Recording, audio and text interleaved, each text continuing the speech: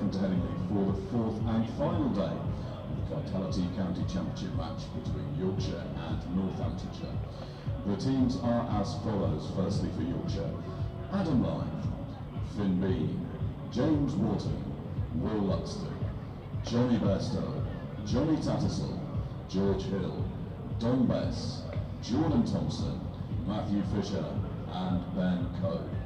And for Northamptonshire: Gus Miller, Luke Proctor, George Bartlett, James Sales, Fateh Singh, Saif Zain, Lewis McManus, Justin Broad, Krish Patel, Ben Sanderson and Jack White. The umpires are Hassan Adnan and Chris Watts, and your scorers are John Potter and Terry Owen.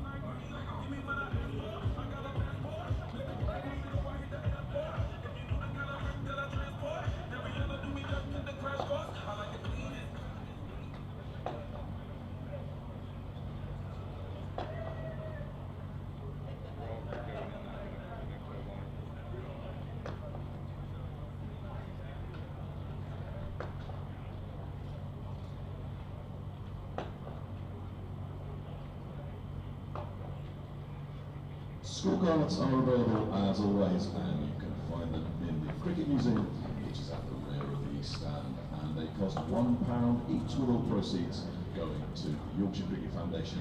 However, please be aware that the museum and the ground as a whole is cashless.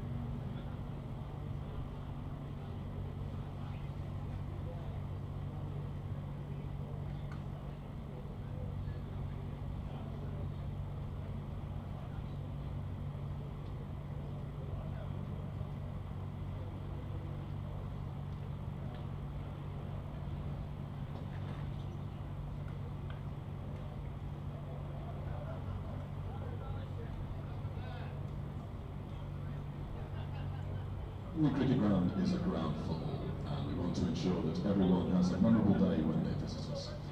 Here at Headingley, we have a zero-tolerance policy against any forms of discrimination and antisocial behaviour.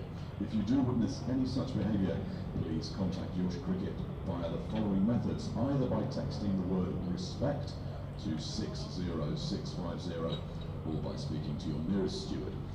In the interest of safety and security, we ask you kindly to keep your bags and belongings with you at all times. Should you see an unattended bag, please do inform your nearest steward. Also, please note that spectators may not come into the playing area at any time. Our stewards are on hand to make your day as enjoyable as possible. Please follow their guidance at all times.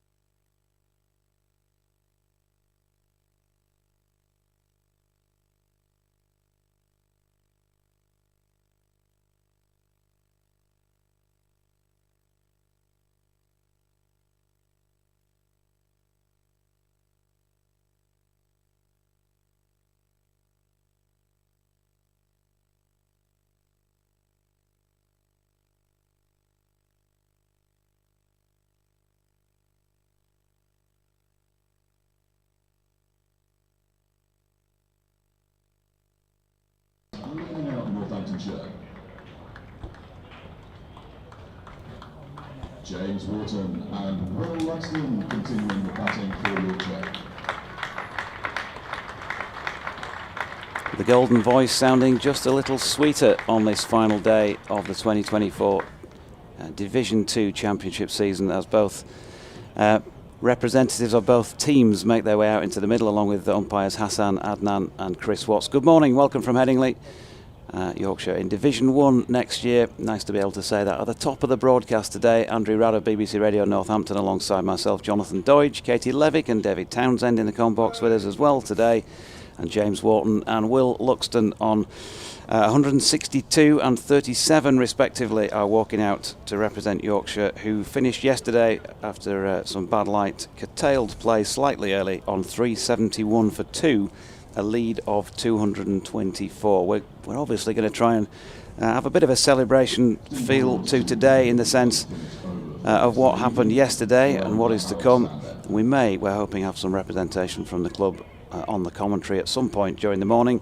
But of course we understand the players have got a game to play out there, and we don't expect Yorkshire to be batting for too long if they are, as we all think, serious about finishing the season with a win. And respect, of course, to Northamptonshire, who knows, might fancy doing the same themselves. Good morning, Radders. Morning, Torchy. Morning, everybody. Yes, I think realistically the best Northamptonshire can hope for is a draw. And talking to Rory Kleinveld last night, he hopes that having won the last two games, Northamptonshire won't want to go out on a bit of a damp squib, on a whimper today, and just fold meekly. And those of us of the Northamptonshire persuasion will, of course, hope that is the case.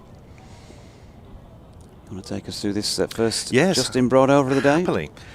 And it is going to be Broad from the Howard stand end, with two slips in place. Miller at first, Sales at second, and he's in bowling the first ball of the morning to Will Luxton, who runs it down just wide of backward point, runs straight away for him, running down towards the boundary, and it's going to cross the rope now. And so the first ball of the morning, Yorkshire carrying on in much the same fashion as they finished yesterday. 4 to Luxton. Yes, and the 100 partnership as well came together at 275 for 2 when Adam Lythe was out last night for 147. 100 partnership off 155 balls between James Wharton and Will Luxton. They congratulate each other. Will Luxton even gets a hug for his pains. Northamptonshire still without the captain Luke Proctor, who's not out there this morning. Ben Sanderson is, but Lewis McManus is captaining the side. And here is Broad in bowls, and drive by Luxton out into the onside. Can't get it past Krish Patel at mid-wicket, and there's no run. Before we go any further, I'm going to say a very happy birthday today to a great man of cricket, Northamptonshire cricket in particular, David Steele, who celebrates his 83rd birthday today. BBC Sports Personality of the Year, of course, in 1975. Here's Broad in and bowls to Luxton, who drives pleasantly up to mid-on, but no run to be had. And with that, although she never has won the BBC Sports Personality of the Year award herself, she is a great woman of cricket. Happy 80th, Mum. Absolutely right. She'll be tuned in. Well, they're in very, very illustrious company then, both your mum and David Steele, to share a birthday. Here is Broad, and again to bowl short, and Will Luxton has absolutely nothing to do with that. That completes the over from last night when they came off for bad light. So 375 for 2, 162 to Wharton, 41 to Luxton. David also one of the initial inductees in Northamptonshire's Hall of Fame at Wantage Road, and gave him a ring this morning from the box after I got here, and he's in very, very good form. Had a chat with David and with his lovely wife Carol, and they're off for lunch in one of the Northamptonshire villages today, so I hope they have a grand time. Sure they will. I think we've said it before, and I'm sure you have many times, Steele by name and all that. Well, I did say in my social media post this morning that I was hoping for a bit of Steele-like application from Northamptonshire today, because if there's one thing David never did, it was give his wicket away.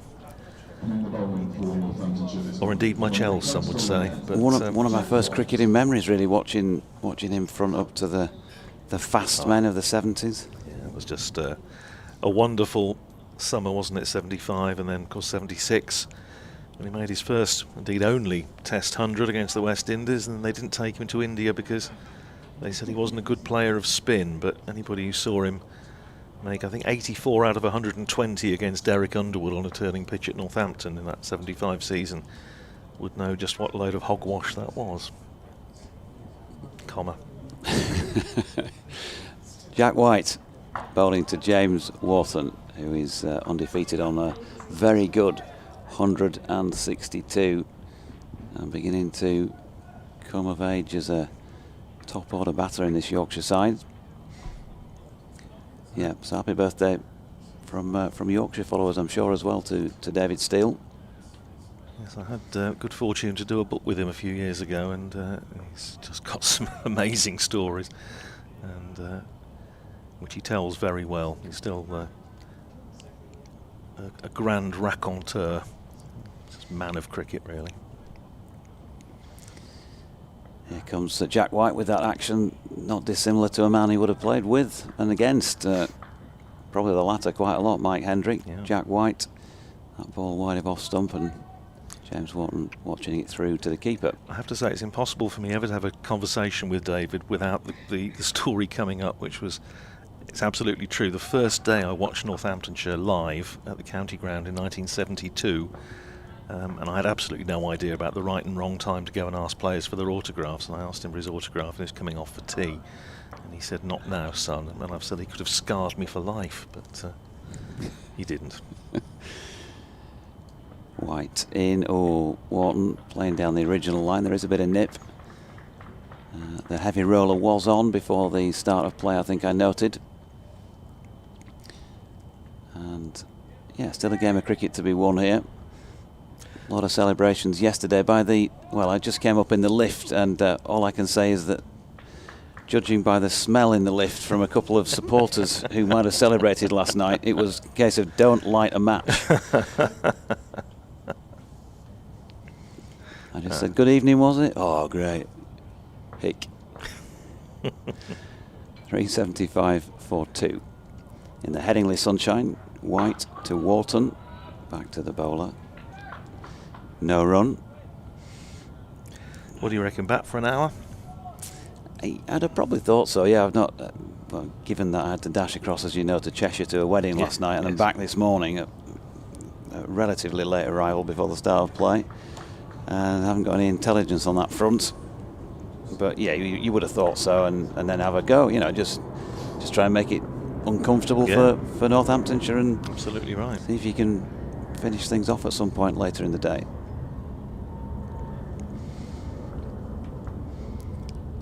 White turns again. We have the first passing air traffic of the morning, and Wharton gets his first run of the morning with a little flick through mid-wicket. Well, we're going to miss all this, aren't we, Runners? Whatever the respective outcomes of the season for our teams that we follow around. Yes, it's what's known in our house as the start of the 6-month sulk. Yeah. Yeah, bit like that. There's always something to do, but you'd rather be doing this, wouldn't you? Of course you would. Every single day. I should be going back to the day job at BBC Radio Northampton, doing the news, and yes, thoughts will turn obviously to grounds around the country. Hope we're back next year. White then.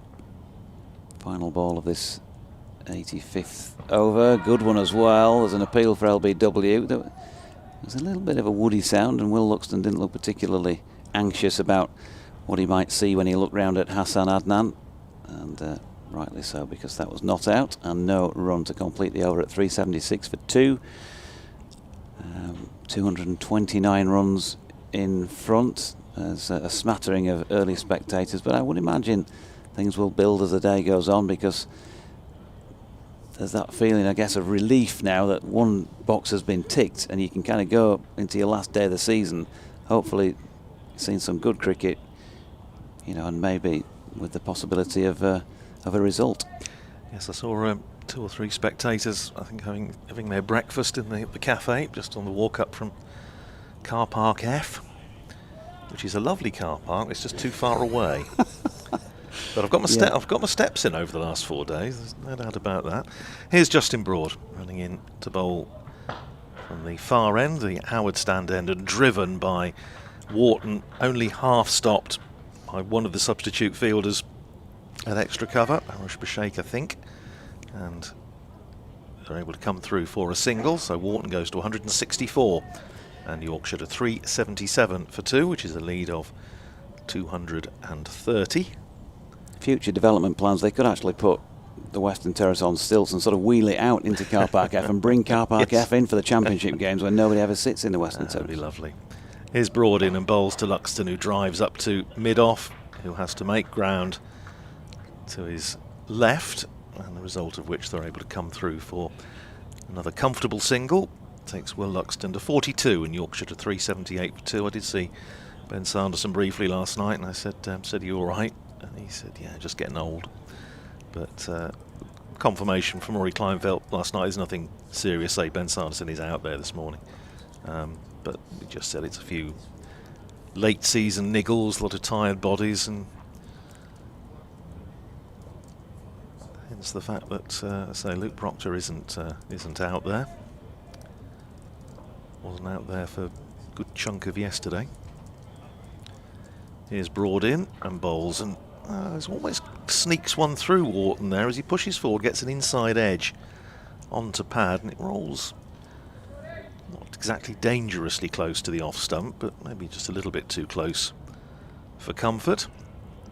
Lots of very high, rather hazy cloud around this morning. The forecast is dry, I think, for pretty much the whole day, but they did say there might be a rather less sunshine than we had yesterday, when it was a beautiful day for a good chunk of Saturday. Here's Broad in again, bowling to Wharton, who's pushing that out into the covers, and there's no run.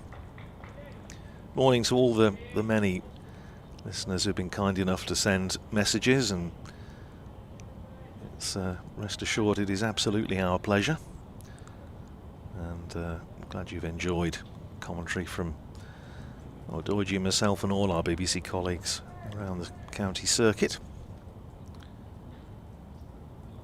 Still 2 slips in as Broad runs in to bowl short, and Wharton takes it on, and he's pulled it down just wide of long leg, and he's just having a little look to see whether it's 4 or 6, the umpire, and it's signalled as 4. Jack White down there at long leg might have thought he was in business for a little while. Wharton took it on, didn't really attempt to hit it down, and he very, very nearly succeeded in clearing the boundary. White stuck out a despairing hand, but it bounced just inside the rope and went for 4. 168 to Wharton, 382 for 2, and it does rather suggest that the charge is on, and that Yorkshire will not be wanting to bat much into this 4th and final day. Here's Broad in again, bowls a little bit slower ball, took a bit of pace off it, driven crisply by James Wharton, but can't get it past mid-off. Bartlett fields, and that's the end of the over. 382 for 2, 18 minutes to 11 on the Dickie Bird clock here at Headingley. 382 for 2, Wharton is 168 and Will Luxton 42. I should imagine it would have been an emotional Dickie yesterday, seeing the team back on the rise. Timings for today, by the way, folks, just to confirm this, 10:30, of course, we kicked off at 12:30 lunch. We have set timings, don't we, on day 4. So 1:10 through until 3:10 for tea, the afternoon session, and then the evening session 3:30 until 5:30, or if there's no prospect of a result, they're probably going to shake hands at what would be 4:30. Yeah. Ish. Yeah. I was trying to wind that back from the normal. Yes, yes. Likewise, yes. We'll get there. Jack White to passing Jackdaw traffic. He's in and bowling. And Luxton turning that one back at a square. 43 to him now. Thought they were the Vultures.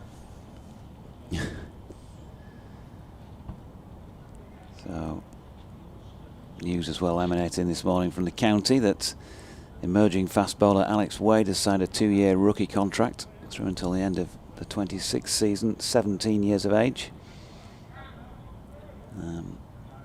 He's earned his contract just a fortnight after making his debut for the England under-19 side, product of the Ollie Canian Cricket Club in Ilkley, which is actually where I played my official last ever game of cricket. Really?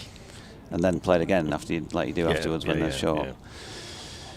And currently plays for Bradford and Bingley, the club where Will Luxton, who's out there in the middle, has been involved. So congratulations to Alex. Player with a bright future as this ball from White is flicked away down to fine leg by James Wharton. Yeah, it's an exciting time of year, isn't it, for players like Alex, and like the 3 lads that have signed rookie contracts with Northamptonshire, and they suddenly realise that they're in the professional game, and you never know where the journey, as they say on Strictly, is going to leave. So yeah, it's a wonderful time of year, and we wish them all the best. I think I'm right in saying Bradford Grammar School boy. I'm sure somebody will correct me if I'm wrong on that front. Jack White with a couple gone in this over, coming into bowl to Luxton, who drops one into the offside, and again there's that intent to just keep it ticking and try and put some any bad balls away. There was a safer piece of fielding there at cover than we saw on a couple of occasions yesterday. The throw was slightly wayward, but we'll let him off. Yes, it was one of the things that Rory Kleinveld was saying last night, that he was talking about. Obviously, we'd doubtless have a longer chat, I would suspect, after the play today, but we were just talking about what things particularly needed to be worked on in the winter, and one of them he said was sort of catching and fielding. Obviously that is something that does require, on the evidence of yesterday, a little bit of work in a few respects. Absolutely. Here's White, who now then an appeal to a delivery that was shaping away down leg. It's James Wharton, tough nut, but he's limping there. That could be sort of dead leg territory, couldn't it? Just in that area, if you flex the knee forward, yes, and the pad flap drops and it catches you below the thigh pad, that's probably going to be yellow by about Wednesday. 169 now to Warts, 386 for 2. They've taken the lead down off the board. And I'm not in a mental position this morning to be able to calculate what it is. Just to keep us on our toes. 238. Partnership at 111 now as White bowls to Luxton. Lovely little open face run down to third man for a single. How is Congleton, by the way? I don't think I've ever been there. It was dark last night. Very dark. In fact, the venue for the wedding was in a barn on a farm, and you turned off the main road from whatever the does Congleton have suburbs? Anyway, it was an outlying village somewhere near Congleton. And he said turn right. The sat nav was saying turn right and then take the first right again. Well, had I done that, I don't know quite where I would have been going, but I just saw a sign for the second right, which was a few yards further on, which was to the barn. Wharton solidly behind it, pushing into the onside. And there is no run. James Wharton asking for gloves and a drink, I think, at this stage, which I think probably means, do you want us to go hell for leather at this stage, chaps? We've been out here 20 minutes. We've not lost a wicket. Let's just confirm what we think we ought to be doing, and then we might have a bit of fun. 240 in front, that's back on the board. Yeah, Katie and I were talking before the start, and we just felt that Yorkshire would just want to be far enough ahead that even if Northamptonshire were to bat really well, they would not be able to wipe off the arrears in the rest of the day's play, which probably means getting a lead of something in the order of 300. 240 ahead now. Where are we? About 20 minutes into the final day's play. Still lots of overs to go. Yeah. 93 to be precise. Obviously knock off a couple for the interval between. Here's Broad running into bowl to Will Luxton, and that's turned away into the onside. Krish Patel still wearing one of Lewis McManus's cast-offs at mid-wicket fields, and there's no run. Hopefully by next year he'll have have something of his own. There's an element of sort of second-hand, I was going to say second-hand Tudor rose about some of the Northamptonshire fielders. Fateh Singh in one of Karen Nair's old jumpers, number 69. Here's Broad, in and bowls to Luxton, who plays it back down the pitch, and there's no run. But of course Northamptonshire having used, as we were saying, on the second day of the match, first day we actually had some play, Northamptonshire have used now 26 players in the championship this year, which is the most used by Northamptonshire since they used 27 back in 1923.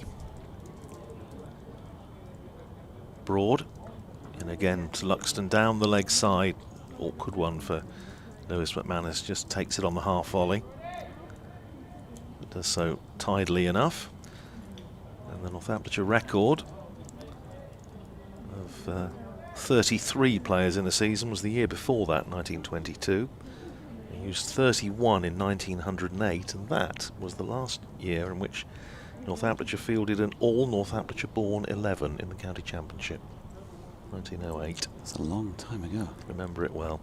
Here's Broad in, bowls and driven by Luxton away through backward point, down to the boundary for 4. There's no third man. There's a backward point in there, but found the gap.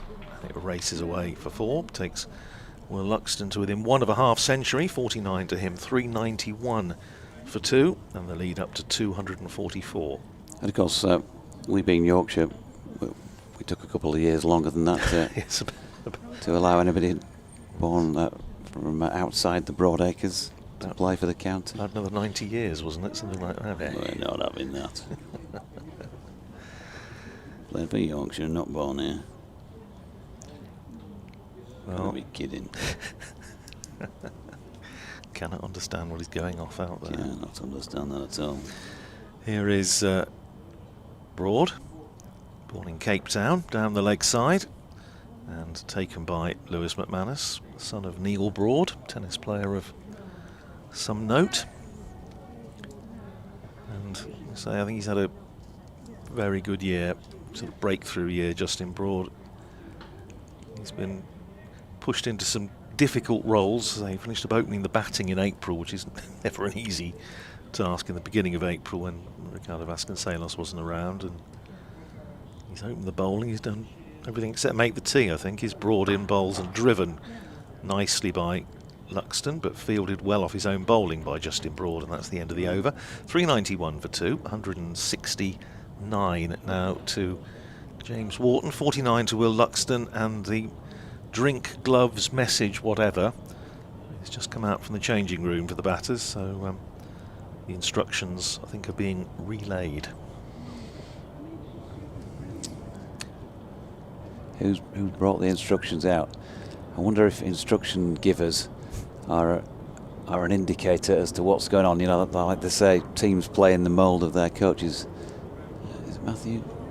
Tom Leach, in fact, it's Tom Leach, I think, he was running the drinks on by the looks of it. Well, he better get used to doing it for the other side next year, because he signed a 3-year contract with Northamptonshire and has already played, of course, for Northamptonshire this year. And indeed last year, one game at Old Trafford. A big vote of confidence for young fast bowler, give him a 3-year deal, which Northamptonshire have done.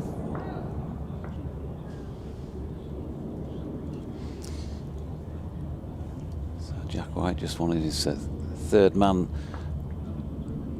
repositioned. 1 slip in place. Wharton on strike. 20 runs more than he has now will give him his another highest first class score. Pushing back those boundaries in 2024. He just pushed and missed at that one through to McManus. Is there an end of season dinner imminent, or awards evening or whatever, George? You know, Northamptonshire's got theirs next week. No, they haven't had one. I think I'm right in saying since 2018. Okay. Or if they have, I've not been invited. It's been clandestine dinners. It's been a wonderful evening, but we'll keep him out. Yeah, we hear enough of him during the season. Get rid of him. White in and Wharton pushing back to the bowler. There is no run. Well, I shall be there at the one on Wednesday night, which is always fun, which is the Northamptonshire Pathway Awards evening, which I seem to sort of get the task of comparing or whatever, and it's a terrific function. You usually get sort of upwards of 350 boys and girls from the player pathway, mums and dads, coaches, family members, and so on, and get through about 100 plus 110 awards, something like that, in a couple of hours. So it's a pacey evening, but I think the main one is on Tuesday. There's White to Wharton, who's playing across that one and diverts it straight back to the bowler when he's looking to flick it into the leg side, as his replayed shot suggests. 116 between this pair. You can get in touch, of course, on BBC West Yorkshire Sport at gmail.com, or also on at Old Man Rad, or at Sporting Lives 1, or for our other guests for the day, other commentators, at Katie_Levick and at DO_cricket. Bit of a delay while they're just putting some sawdust down, where Jack White is taking off, and there's a long chat in progress between Will Luxton and James Sales, and it occurred to me, of course, they'll know each other through England under-19s. They would have played in that World Cup a couple of years ago out in the West Indies when England got to the final. Yeah. So White making his way in again. Bowling to Wharton, who's getting a bit of something on this. Lewis McManus is going to have a go at throwing down the stumps at the bowler's end, and Will Luxton takes a bit of a tumble on getting to the striking end. James Wharton gets home safely, and they pick up one leg by 392 for 2. I've had a couple of emails as well recently from the Northern Cricket Society. Apologies, folks, for not having read this out before. But sometimes you just get pile after pile of email, and the earlier they get sent, the lower down the pile they get. I can't remember what triggered this just now, but anyway, I'll read it to you in a minute, because Jack White is turning again. And Will Luxton is bowled off pole, out of the ground, beaten neck and crop really by a very good delivery by Jack White, who now has 1 for 66, and Will Luxton, well, falls just short of what would have been a second first-class century, but a nicely played 49, and a player I'm sure we're going to have plenty more of in time. 49 from 104 deliveries, and that included 5 fours. He was out there for a minute short of 2 hours of batting. Shared in an excellent partnership there with James Wharton. And we might now be in for a little bit of fun, because next in should be a certain Jonathan Mark Bairstow. And if he gets going for whatever it might be, 45 minutes an hour, then the game may move forward. Yeah, just make sure that you've got some protective equipment on out there in the crowd.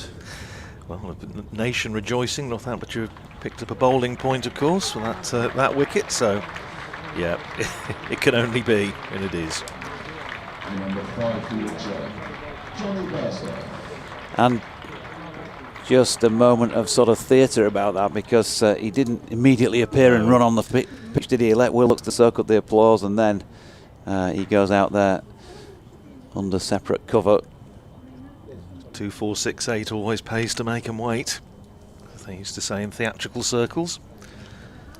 And Johnny Bairstow indeed coming out to the middle, and more Dom Leach conveying more, I don't know, instructions, going out with a towel for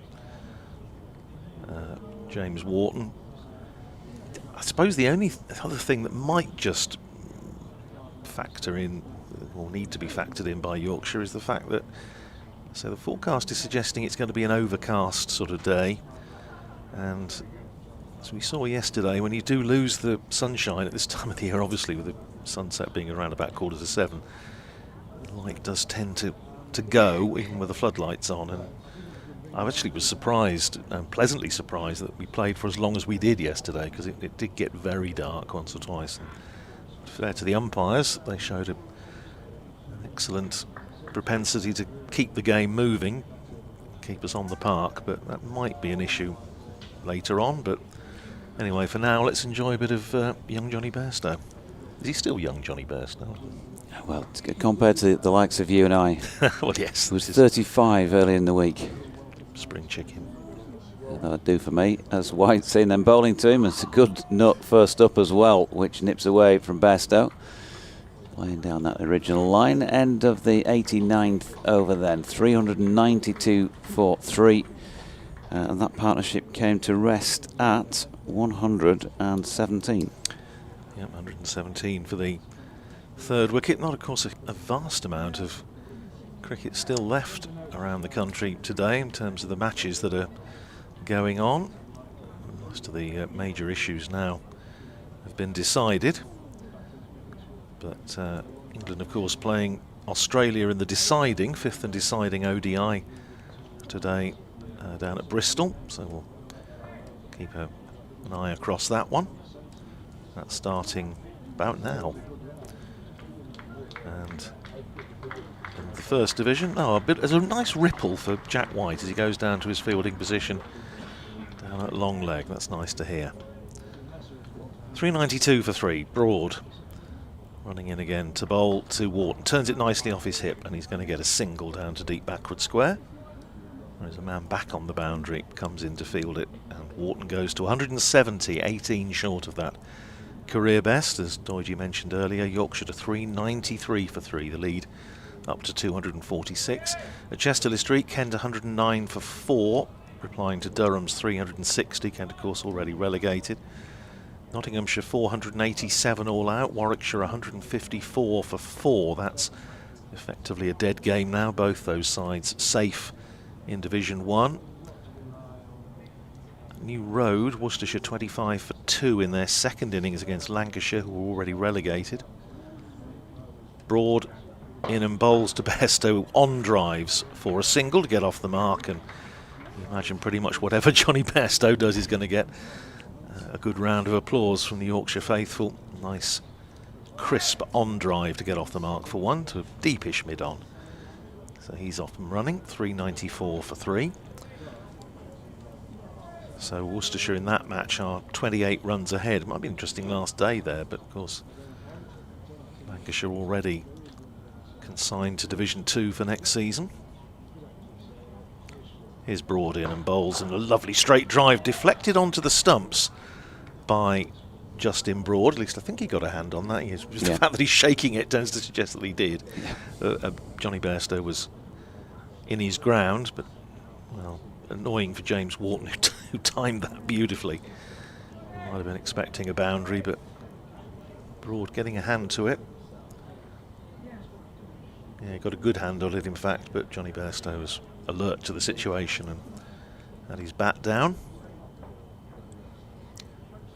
Broad in and bowls short, and Wharton just sways out of the way, doesn't need to do anything other than that. The umpire, Chris Watts, indicates that's one short ball for the over. At Chelmsford, Essex 508 for 8 declared, Surrey 53 for 1 in reply. In Division 2, Leicestershire 280 for 9 against Derbyshire. That's at Grace Road. Here's Broad in, bowls down the leg side, and Wharton gets everything out of danger, rehearses a little clip away through the leg side. At Hove, a match that, well, Middlesex being bowled out for 271 yesterday paved the way for Yorkshire to wrap up promotion here. Sussex 144 for 2, replying to the Middlesex total of 271 all out. Tom Haynes had a very good 100 against Northamptonshire, 76 not out today. is Broad in, bowls, and down the pitch comes Bairstow and clips it just in front of the man in there, tight at mid-wicket, and it's going to run away, I think, for 4, which gives you an indication of how well that was hit by James Wharton. The man at mid-wicket looks somewhat nonplussed, because I think he did get a hand to it, but it still raced away for 4. Wharton to 174, Yorkshire to 398 for 3. The lead ticks past 250, 174 to Wharton. Bairstow is on a single, and I shall make way for Katie Levick. Yep, first change. Lev, today. Take your sweater at us for now. Go have a breather down at fine leg. And Johnny Bairstow going to face Jack White. I was mentioning that email from the Northern Cricket Society before. Will Luxton was out. Both Michael and I think John were the two people who've been chivying me along to mention this, because they want me to mention their winter speaker programme, of which I'm not a part, I have to say. We've got 4 face-to-face meetings in the Headingley Long Room in October, November, March and April, they say, and also 2 in January and February on Zoom. All on the first Tuesday of each month, starting at 7:45, and a winter and spring luncheon with guest speakers. It's £20 annual membership to join the Northern Cricket Society, with the luncheons, of course, being extra. I can give you a few details of who might be to your liking as speakers over the coming months, as Bairstow drops the first ball into the offside no run. 1st of October is the AGM, followed by Barry Nichols, Australian broadcaster, acclaimed author of Men, Mental Health and Cricket. 5th of November, Jeremy Lonsdale, author of The Many Cricketing Lives of Bill Bowes. Well worth getting your mitts on a copy of that. I know Jeremy, we've tried to get together, but it's difficult on commentaries to talk about these things. 9th of December, at Sandmoor Golf Club is the winter luncheon. Paul Farbrace speaking. Boxing Day cricket match, North Leeds against the Northern Cricket Society, with monies raised going to St Gemma's Hospice. Great cause. As White bowls to Bairstow, who is pushing forward. They then have Ricky Elcock on a Zoom call in January, 7th of January. Dean Headley, 4th of February Zoom call. Ollie Hallen-Dolby, the 4th of March. And then spring luncheon at Sandmoor Golf Club again. Matthew Maynard, the guest speaker. The 1st of April, Giles Wilcock, author of Forgotten Pioneers, Original England Lady Cricketers and Yorkshire's Influence. Also pointing you in the direction you'll be able to search the Northern Cricket Society website and Facebook page as well, to be able to contact the Society and, of course, join them should you wish. There you go, folks, as Bairstow could well have his first boundary of this knock. The ball is slowing up towards the northeast corner, but he's punched it away. With a bit of width offered by White, and that will take him on to 5. And it will take Yorkshire to 402 for 3, which gives them a 4th batting point, and still further 20 overs if that's what they're trying to achieve here, to pick up another one. Good morning, Lev. Good morning, Doiji. All right. Yeah, just didn't want to interrupt your Northern Cricket shout out. No, sorry about that. It was quite a long one, but as I'd started, as Magnus Magnuson used to say, I thought I'd better finish, or words to that effect. Magnus Magnuson used to present a television programme, and I keep feeling the need to explain all these cultural references to you. I'm going to guess Mastermind. Well done. Yeah. The catchphrase stayed the same. Who presented it post Magnus? That grey-haired dude. Whose name eludes me. I did a Mastermind here at Yorkshire with the Golden Voice Howard. Oh, did playing you? the role. Oh, well. And he got to utter it, so that was great. Here comes White, and Bairstow just dropping the bat on that one. Howard Ferguson doing Mastermind. Nobody would have been able to answer a question, would they? Transfixed really by the, the honey running over the tonsils. Well, I think the other diamonds that did it with me were surprised that the Golden Voice has a body and a physical presence. Yeah. It's just this other being you hear out the speakers. Sort of vocal cords with a bit of Manuka honey to accompany. We've heard him already this morning, and doubtless we will again before the end of the 24 season. one floor up from us. In the gods, just where he should be, as Bairstow opens the face. Johnny has a way of doing this, styles of players and all that. If he runs one down to third man, he doesn't really run one to third man. He kind of walks the first few strides, keeps checking around to see if the throw's coming in, might break into a slight offering of a jog, and then walks the last few to get down to the other end. Minimal effort for the reward of a single. He's on to 6, 403 for 3.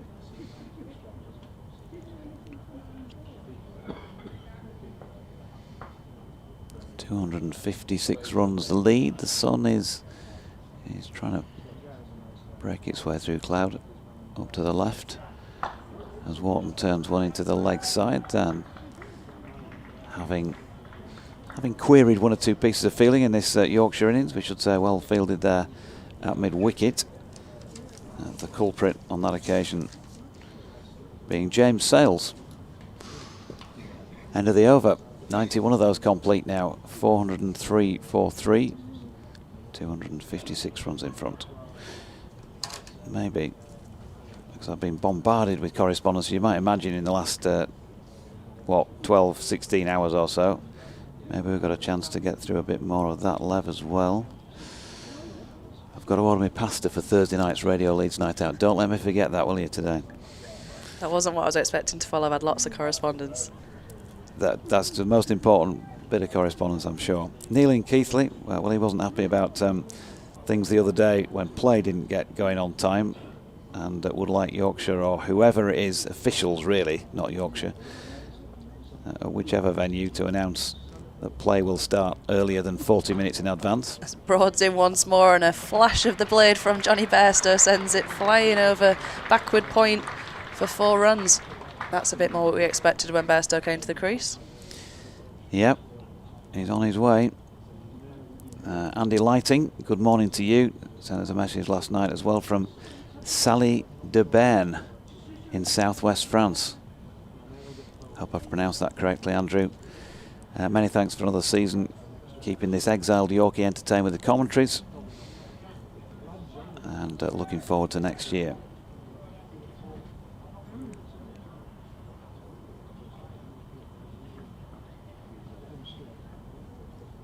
Broad is in once more. He's at the crease, bowls, and Bairstow just lays the bayonet this time, happy to just push it into the covers.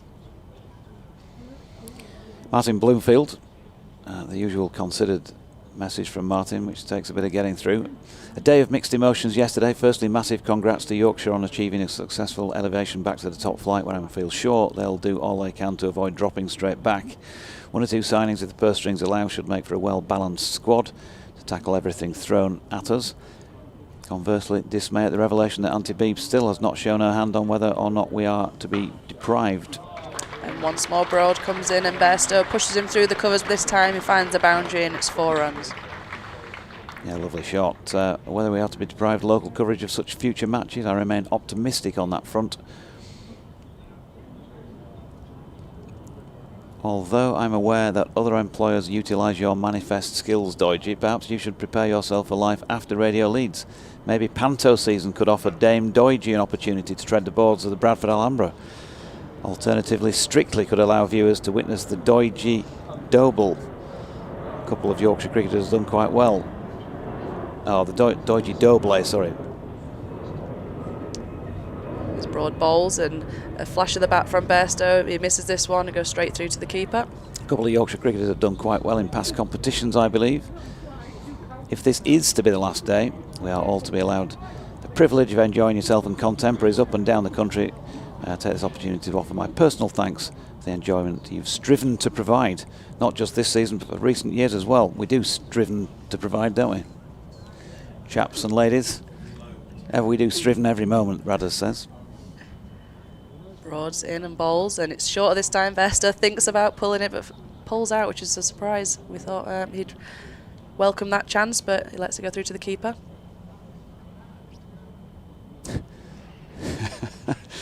For recent years, he says as well, albeit I'm sure on a meagre wage. He's tapped into the BBC psyche there.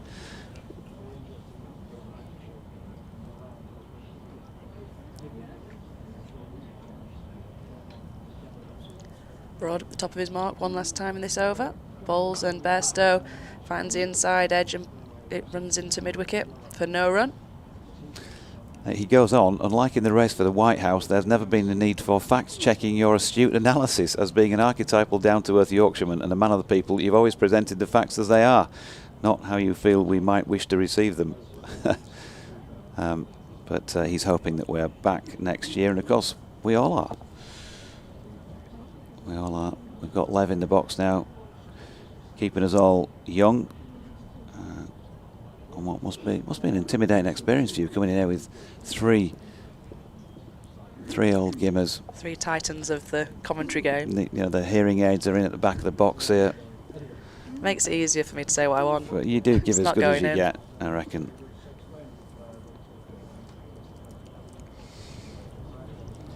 So 4-11 for 3. Good morning to you as well, Miriam in Brighton. Random Scarf Lady, self-titled.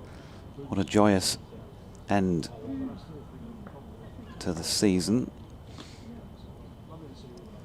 she says, as Jack White comes into bowl here to James Wharton on 174, flicking it to leg but can't get a run.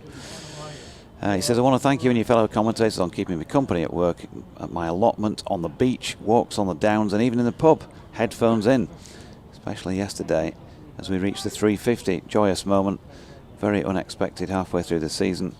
Heading for Hove to watch Sussex today, joint celebrate with my cricket mates. Seems a long time until it all starts again next April. Winter well yourself, Miriam, thanks for that. And all your correspondence this season.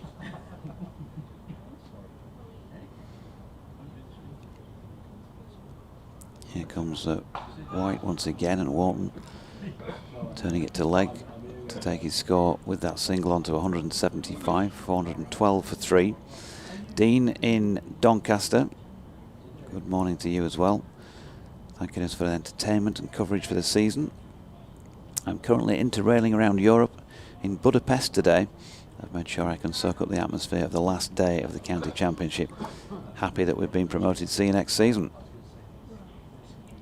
And Adam Harper, what a lovely mood my beloved Yorkshire have put me in today. My thoughts have turned to the cricket fixtures for next season, seeing when the Scarborough fixtures are. Yep, always looking forward to those. Goes without saying. And in comes White. And Bairstow turns that one to leg. No run. You mentioned, Lev, yesterday that it'd be nice to have just one home ground. That was in terms of lifestyle, not in terms of the grounds we visit at Yorkshire.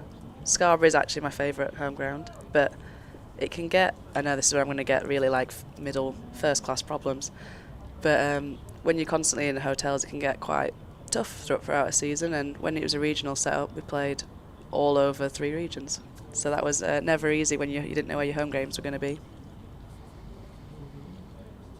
White to Bairstow, turns it to leg. No, I just thought I'd hang you out to dry there and see how you managed to tread water with that response. I will not rise to any Yorkshire slurs, because I'll always be a Yorkshire fan and I've played all my career here until this point. Great to see Jeff Cope seated, centre shot, for those of you watching the streaming, just being joined by Dickie Bird and Don Bess alongside. Dickie looking very sharp there. He is, isn't he, today? Madam President. Oh, we can hear him as well. Just testing something. It might be the... Oh, he's just testing outside. To gold. To gold for Dickie. As in comes White, and Bairstow playing across it. It lands the opposite side of the pitch to which he was playing it. No harm done. He's on 14. And straight back inside for Dickie. Yeah, back in. Yeah. And we also got Jane Powell on the back row there as well. And sister Deborah.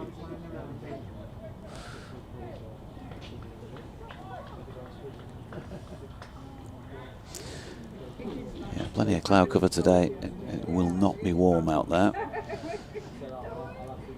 Final ball of the 93rd over sees White to Bairstow. Keeps it tight round about off stump, and Johnny can't make anything of that in terms of runs.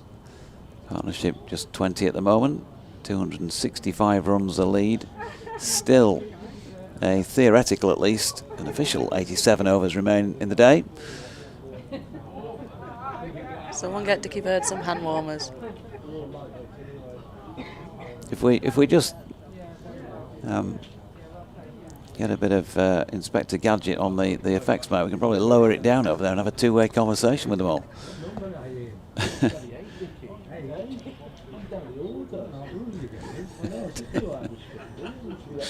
What number are you in?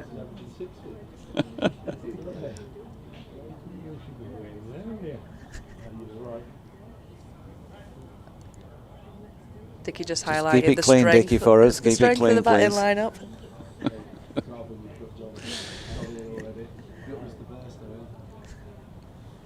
And as Don Best just said, if you heard that on the mic, Mr. Bairstow's in.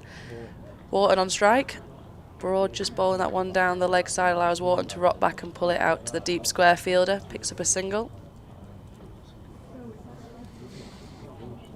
Morning, Dodge et al, says Terry Bean. Thanks for your coverage this season. Enjoyable as always.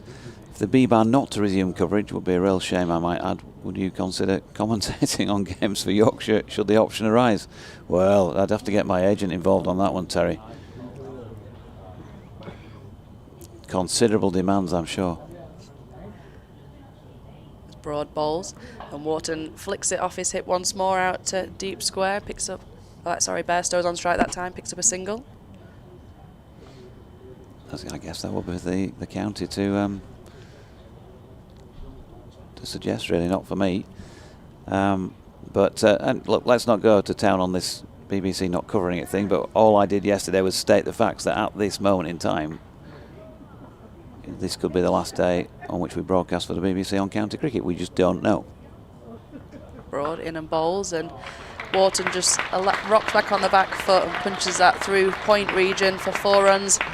Appreciative round of applause from the Yorkshire fans. It was a lovely shot. That is a shot of a man who's on 180 not out. Yeah, cracking shot. Peregrine Pocock thanks us as well. I moved to Sussex from York this year. Why on earth? Well, Sussex does have its merits, I've got to say, but from York. So I haven't seen an actual game all year. Looking forward to watching the Tykes give Surrey a kicking at the Oval next year. Well, that would be something.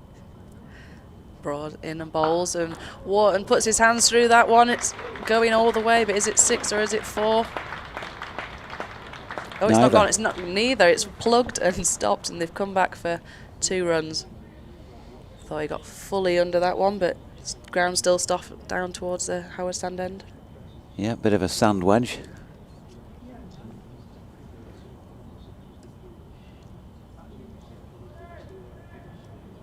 Score moves on to 420 for 3. Wharton, the man still on strike on 182.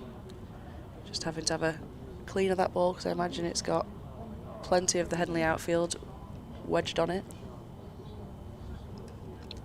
Broad is in once more.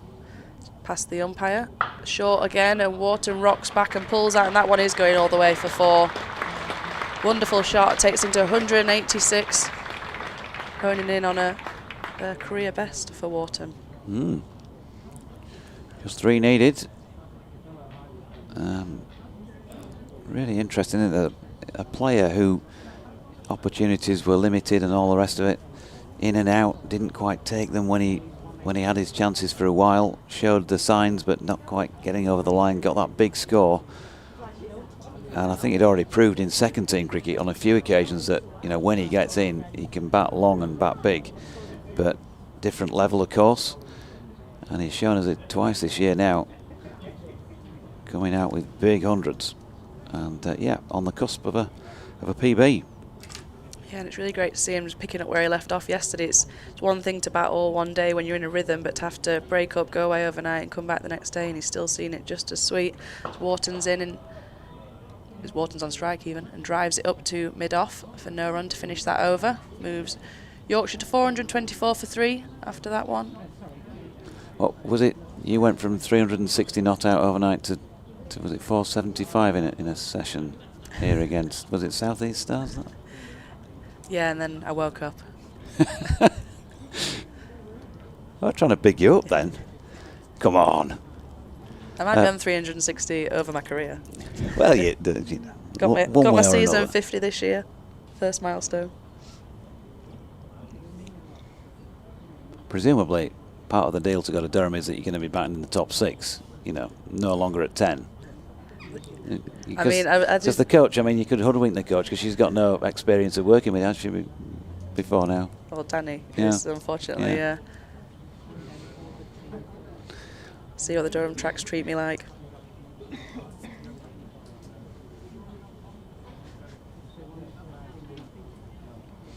I just got a bit of sawdust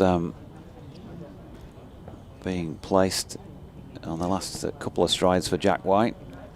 And although we've not had any rain for a couple of days really of any note now, still pretty soft out there. The floodlights are on within an hour of the opening of play on this final day of the season.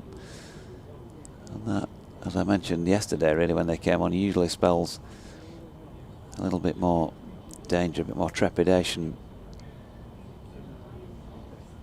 for those with bat in hand out there. Here's one of them, Johnny Bairstow, facing Jack White. Ooh, bit of nip about that. A bit of bounce as well. Plays it down to third man. Has a chat with Jack on his way through, and he does his usual stroll through for a 1. 16 to Johnny, 425 for 3. Neil Dutton, good morning to you. Thanks for your message. And yeah, look forward to seeing you around the grounds in 25. And also to referee Ian, a regular with his ex-messages.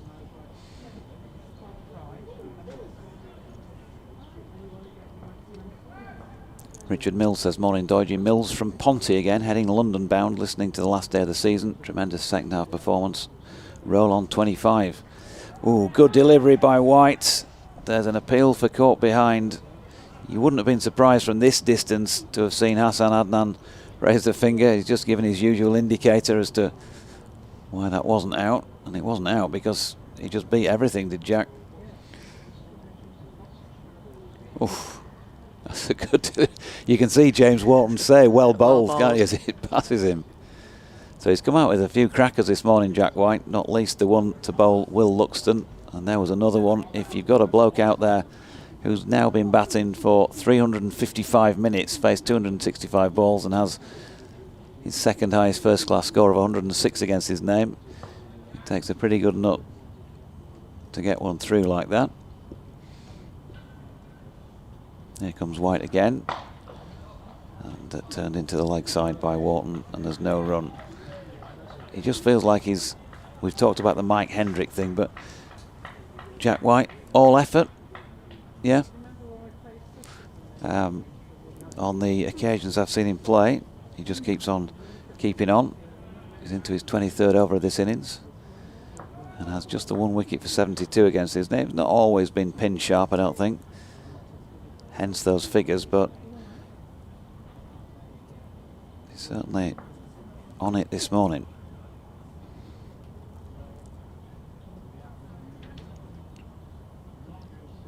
Here he comes again, short ball, pulled by Wharton. And there you go, James Wharton has his highest first class score, 190. Very well done to him. Not sure if Johnny will be aware of that. Probably, possibly. But either way, he'll just want to help cajole him across the line for these next 10 runs now, if he can get there, James Wharton. And nothing we've seen so far, apart from perhaps that delivery from Jack White a few balls ago, has been a negative this morning for him. Taking his time, got himself back in. 162 he was overnight. White bowling to him again here as a flick at one down the leg side.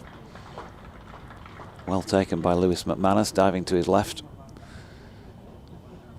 Yorkshire support applauding just about anything this morning. I think even if Lancashire were here, they'd be applauding that.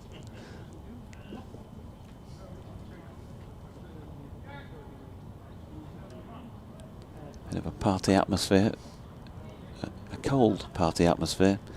Could probably do with some of those heat lantern things, just popped around the various seating areas.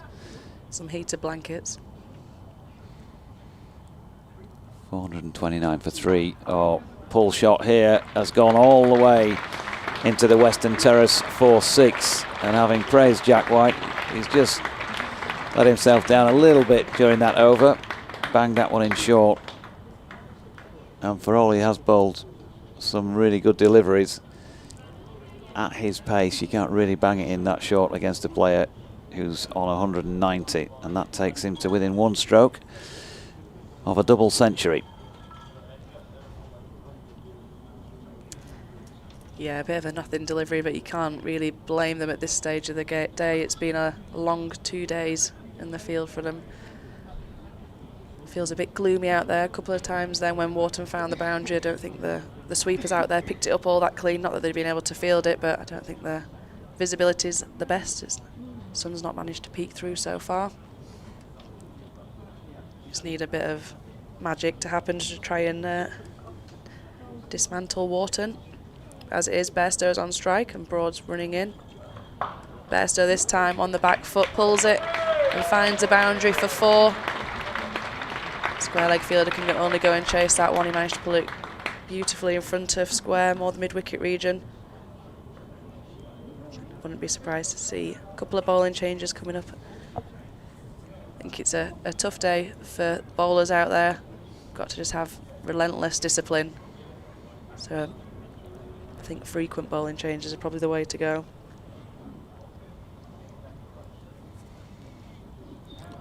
Northamptonshire Brains Trust just deciding what they might try next against a 100 test player.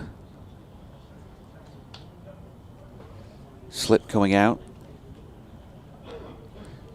Somebody's brave, standing at about 15 yards away at short mid-wicket, because if he gets hold of one there...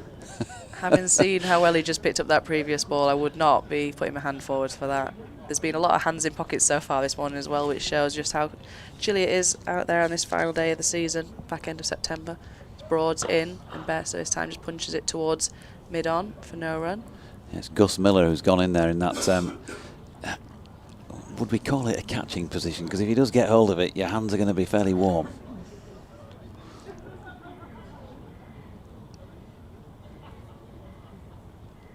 I'll just hang around for a few more minutes with JW on the score he's on before I step off.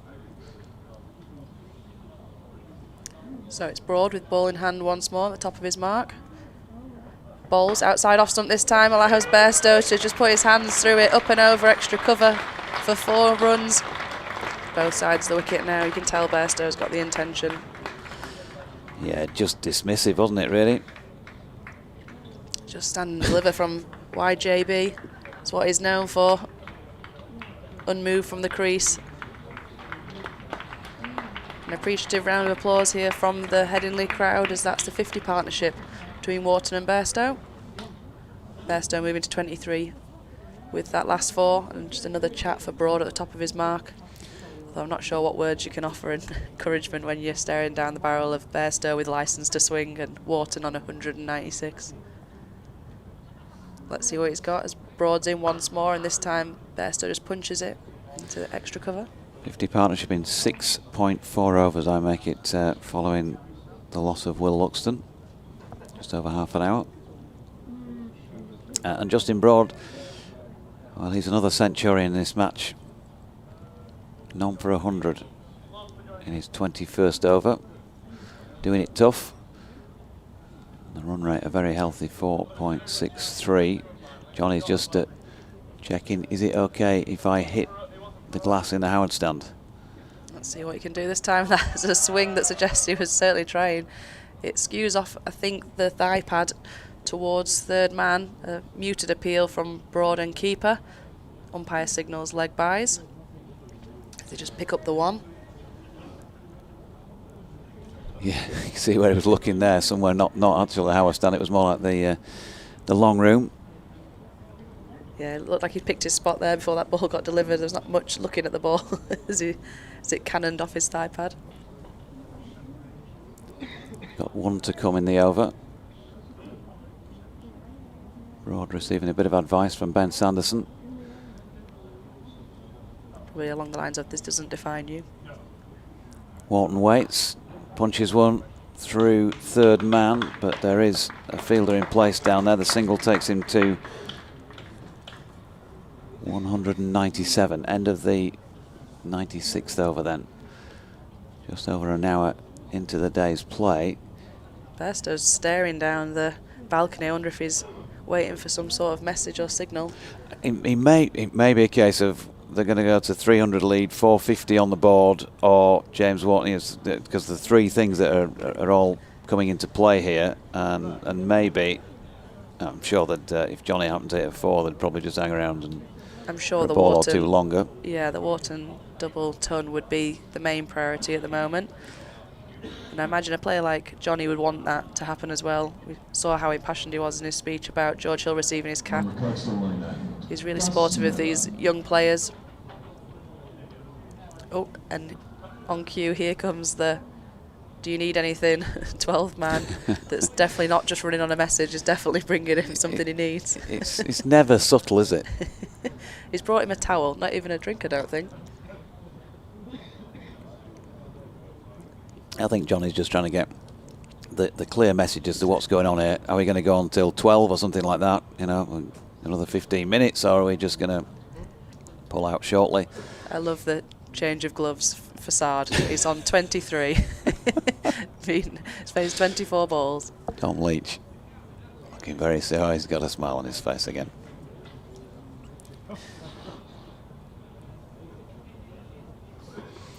So we move on, and it's going to be Gus Miller, who is taking over from Jack White at this Kirkstall Lane end. 5 overs for 32 so far for Gus.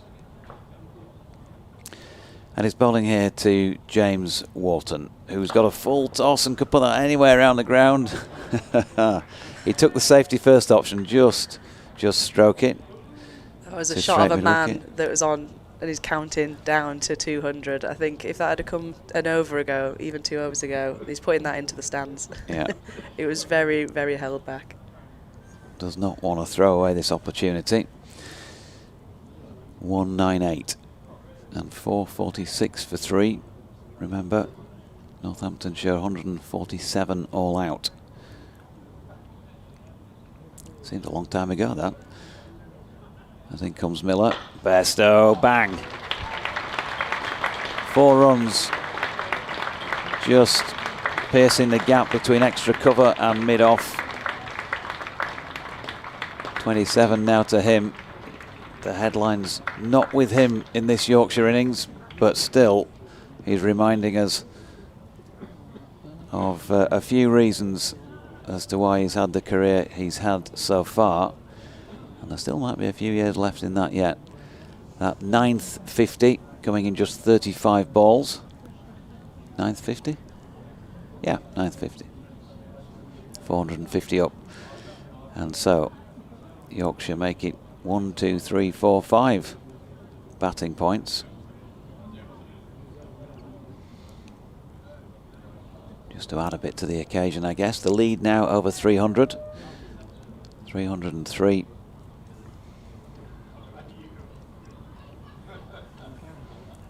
And in comes Miller again. And as you were, Bairstow slaps it in exactly the same spot as he did the ball before. And that's 4 more. I don't want to chuckle, but just watching that passage of play before, Sanderson was directing that fielder who's in a close extra cover to get tired, move towards him. He must have moved an inch, and then he's punched it exactly where Sanderson was trying to move him. Sanderson, knowing as a bowler, that's nothing more frustrating. I've heard about the Adam Lyth push through extra cover that we saw yesterday. And those sort of shots, the strokes, but he hit that one hard, didn't he? Got over the top and bang. I can understand why the extra cover fielder doesn't want to get in the way of it. No, I'm all right here, thanks. I can keep watching it go past my right shoulder. 454 for 3. And he comes again. Oh, not third time. Didn't quite catch that one right. and fielded an extra cover. Partnership already worth 62. And Miller suffering a little here, 5.4 overs for 41. I really hope that the light doesn't bring things to a premature conclusion here. It's not terrible or anything at the moment. Sort of also not feeling like there's going to be any significant improvement for quite some time, if at all, as Bairstow goes over the top this time. Well, if I can't get it through the gap at my third attempt, I'll just go over. And although again he's not caught that one absolutely spot on as he did with those first 2 fours, it trickled its way over the boundary rope. Still the same result in the scorebook. Yeah, I can imagine Bairstow doesn't want to be the one on strike at the moment. He'd like Wharton to be there to try and reach his milestone, but if he's going to have to face balls, he might as well put them away, and this over has been brutal so far. Didn't even get the full face of the bat on that one. He had to run a one in between because he wasn't confident he was going all the way. It could plug, but still gone for another boundary.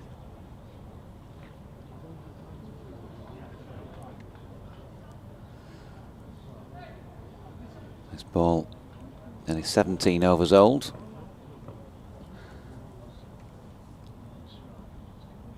As Miller's in again, and Bairstow punching this time to cover, who was backing off, really just to make sure he could take measure of the bounce. End of the over, 97 of them now complete, 458 for 3. Wharton on 198 and Bairstow 35, and the lead 311. Richard Robinson. Very kind of him to stick his tongue out to the camera.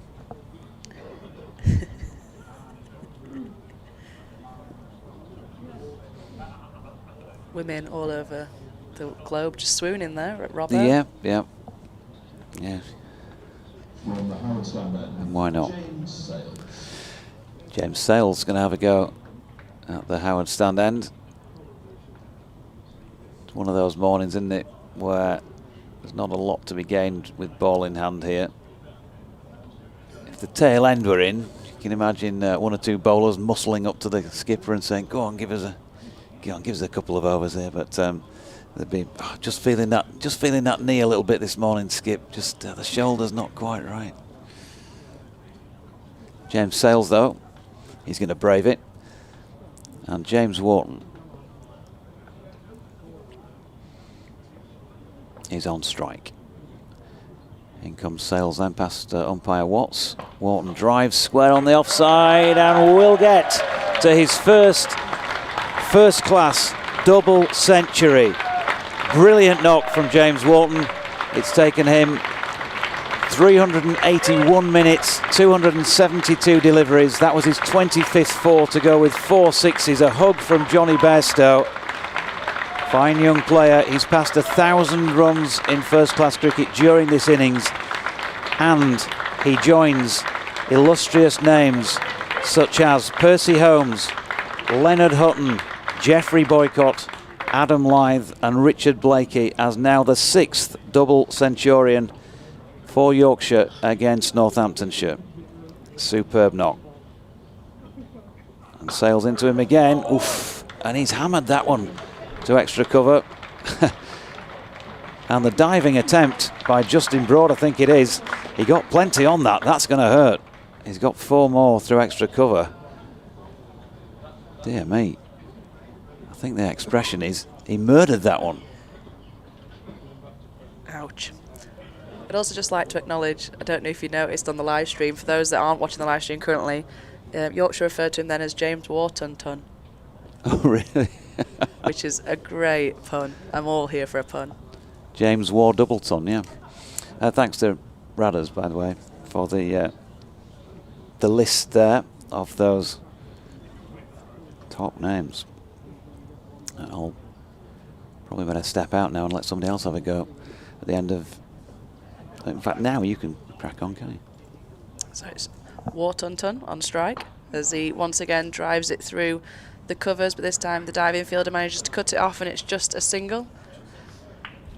Brings Bairstow back onto strike, and Now it'd be interesting to see what the message that was run on in regards to Yorkshire and the rest of this game. Wharton's now reached his double ton. Yorkshire with a lead of 320 runs. How long will they want to have a go at the Northants batters today? As Sales is running in. Bairstow on strike. Short, and Bairstow, unlike Bairstow, just soft hands, plays it down to third man to pick up a single. I thought with that short delivery he might try and put his hands through that and murder it anywhere onto the leg side, but reserved, just happy to pick up the one.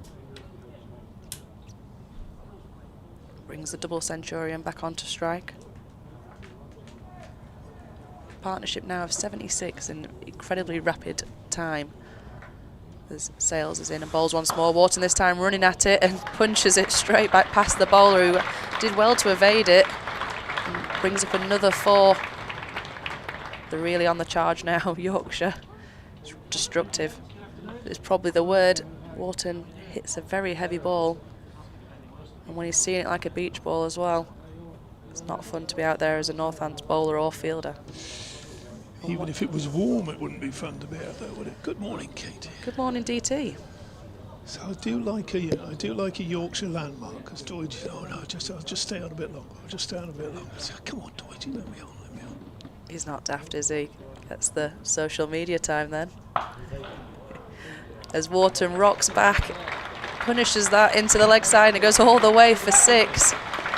Didn't even seem that short. It's just held in the pitch, and Wharton picked that up so cleanly. It's gone over deep mid-wicket for 6. Moves him on to 217. Yorkshire and 478 for 3 at the end of that over.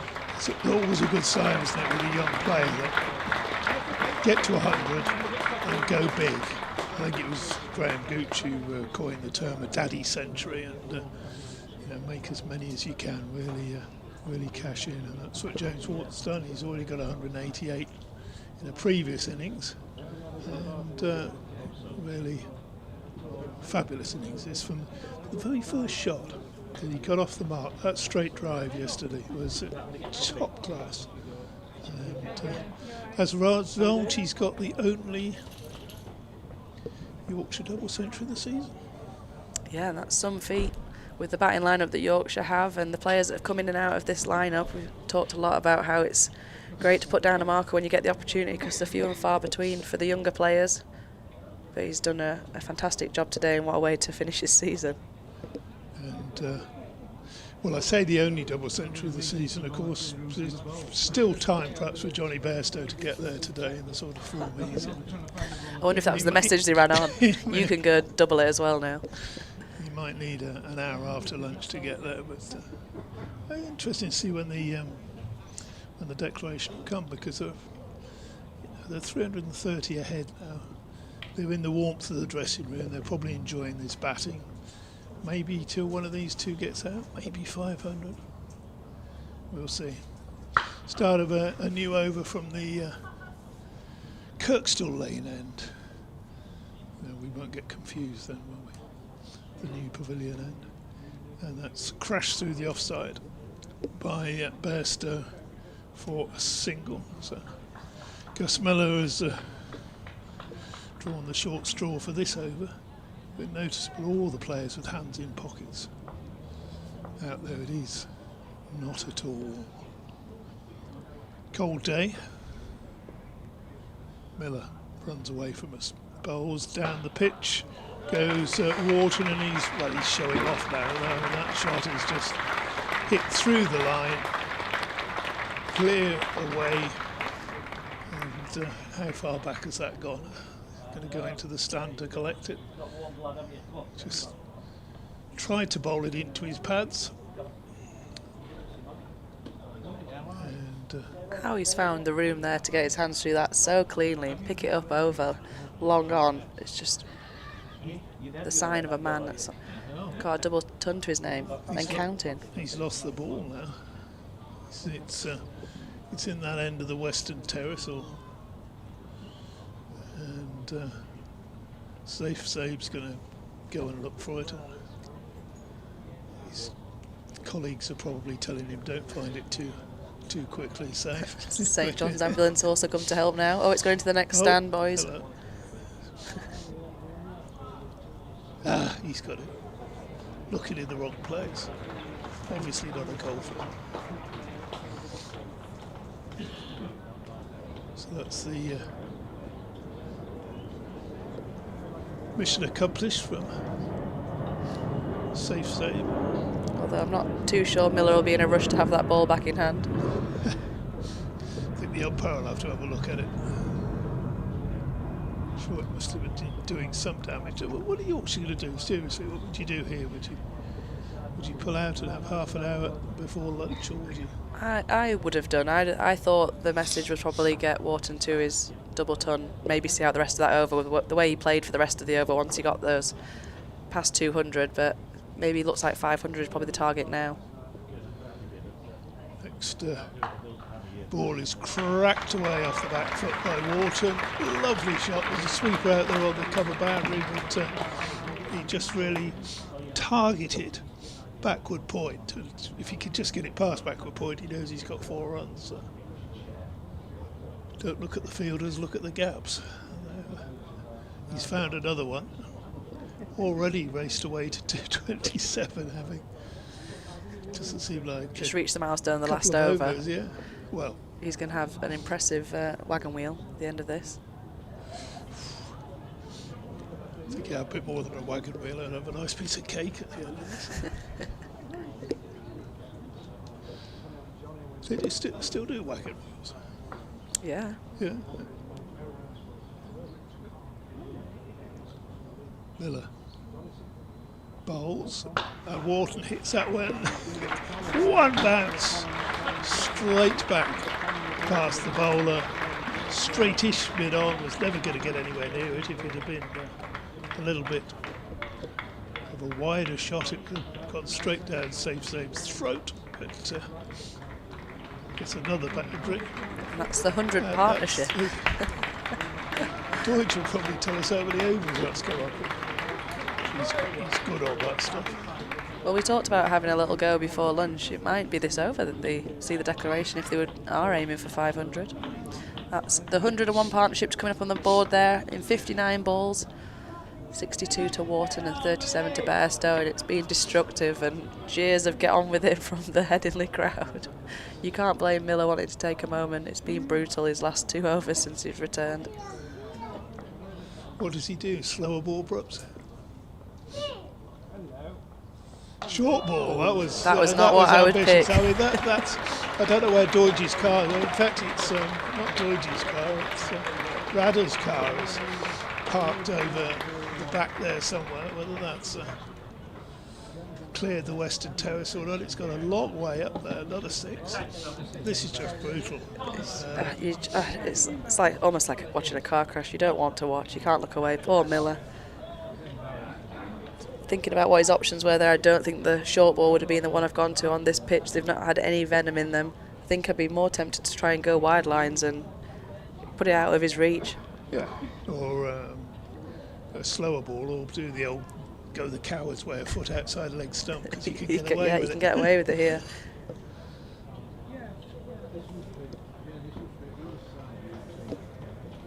This is a brutal over. Ball's been found.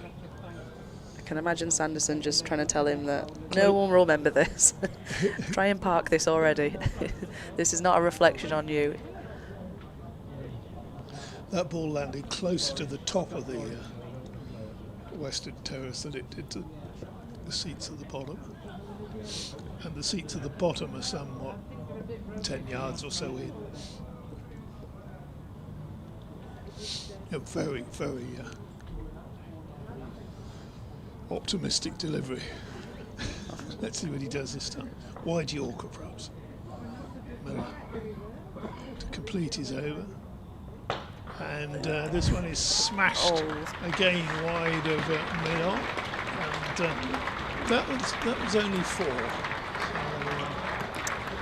That's what you'd love to hear as a bowler on commentary. That one's only 4. Well, that brings the 500 up. 503 for 3. So absolutely storming away James Wharton. He won't want to come in, will he? He'll be eyeing up a triple here. Well, I thought I was being optimistic saying we could get 500 in that over, and they managed it. Still seems to be no sign of a declaration. There, 2 batters in the middle unmoved. What do we have in that over? 4 4s and 2 6s? We probably had some tears as well from Miller. That just felt like bullying. Yes. Yes. It's like the over-enthusiastic dad in the backyard, isn't it? Another bowling change. I don't know. Bringing some spin on. Let's see how this goes. I feel for the young man. Oh. I wouldn't be surprised if all the bowlers were just making. Do you want to hide under there? What would you do if your captain brought you on at this stage, Lou? I would have avoided eye contact at all opportunities with the captain. Oh, my shoulder's tweaking a little bit. Just feels like an open net at this stage for these two. Well, how many we got on the boundary? 1, 2, 3, 4, 5 on the boundary. 2 trying to save 1 either side. Singh is in for his first ball, and it creeps through. Is it stumped? No, not quite. So I think it was a very full ball. Yorker might have hit Bairstow on the foot with how he's hobbling around. Let's have a watch on the replay. Oh, he's hit it into his own ankle and almost caused his own downfall. Oh. Interesting. I'd be disappointed there if I was McManus and Singh. Just watching on the replay, it doesn't look like Bairstow managed to get back in time. His bat was still in the air. It happens very quickly. It's tough, but I'd be very disappointed watching that back on the replay if I was the keeper. But as it is, Bairstow is still there. Singh's in once more. Flighted it this time, but Bairstow can only find the fielder at cover. No, given Bairstow had hit that into his Achilles and it's dribbled back past the stumps and the keeper's whipped the bails off, would that go down as a stumping or a run out? As Singh's in once more and Bairstow just punches it out to the deep cover fielder for 1 run. I think it's a stumping, surely. Attempted run. I know nothing. They didn't attempt to run, so it would be stumping. He knows, Rat does, he knows all these little intricacies. Singh in once more, bowls it wider this time to Wharton, who has a flash outside off stump. Dot ball. Make sure I say that, because I've not said it for a while. Singh in once more, gets through his balls quickly. Wharton on the back foot just manages to squirt it out to backward point. 1 run off this over. Yeah, it's been an eventful over so far. It's not. Thought it could have been disaster scenes, but he's doing very well, the young man. He's in once more in this over, and Wharton just opens up the blade, only manages to find a dive-in point, and that's the end of the over. Managed to stem the flow of runs there. Yorkshire just on, I say just, 504 for 3. Yeah, so the lead now approaching 360, 357 lead. That is surely enough. I mean, Northampton are not going to get into the position where they can get into credit in the 2 sessions that are left. Yeah, I thought that would have been the main concern, making sure that there's no option of having to bowl again, but now, bat again. Now I'm just wondering if they've got no intention of trying to win the game or really back themselves to punish a demoralised Northampton who've taken a bit of a hammering this morning. I can't see them coming out. If they declared at the end of this over, they'd be out for just, 20 minutes before. Can't see them doing that. So maybe bat on to lunch and have a couple of sessions up. Maybe bat on all day. Actually. Yeah, maybe it's a reflection of how hard they celebrated last night. There's a few still napping in the changing room. Could possibly be that. Miller, it's Ben Sanderson's going on. Possibly will be treated with a little bit more respect than Miller was in the last over. First delivery to Bairstow is just angled down to 3rd man. Bairstow, he had a word with Sanderson as he walked back past him, but probably something along the lines of good luck. Let's see what the experienced Sanderson could do. to stop Wharton. Comes in now, bowls to him, and Wharton just punches that one past short mid wicket, but only gets a single. It's a little bit puzzling session of play, this one. Yeah, you could understand when they were going all guns blazing. It looked like they were working towards a target as quick as possible, but now they're just, yes, could be seeing that it was better bowling from Singh and now Sanderson, but there seems to be a bit more respect and a just desire to just bat and play the ball on merit. Sanderson, 26 on his back, bowls and defended by Bairstow. So after that onslaught of 28 runs for the final, Miller over. Just a little bit of quieter play. Doing some very short gardening there, Bairstow. Not sure what he'd just seen out of his eye line, but he was practically in the other half of the pitch. Just wonder whether he came down to just say something to Wharton. Sanderson bowls and Bairstow ankles that down to third man for a single. 507 for 3.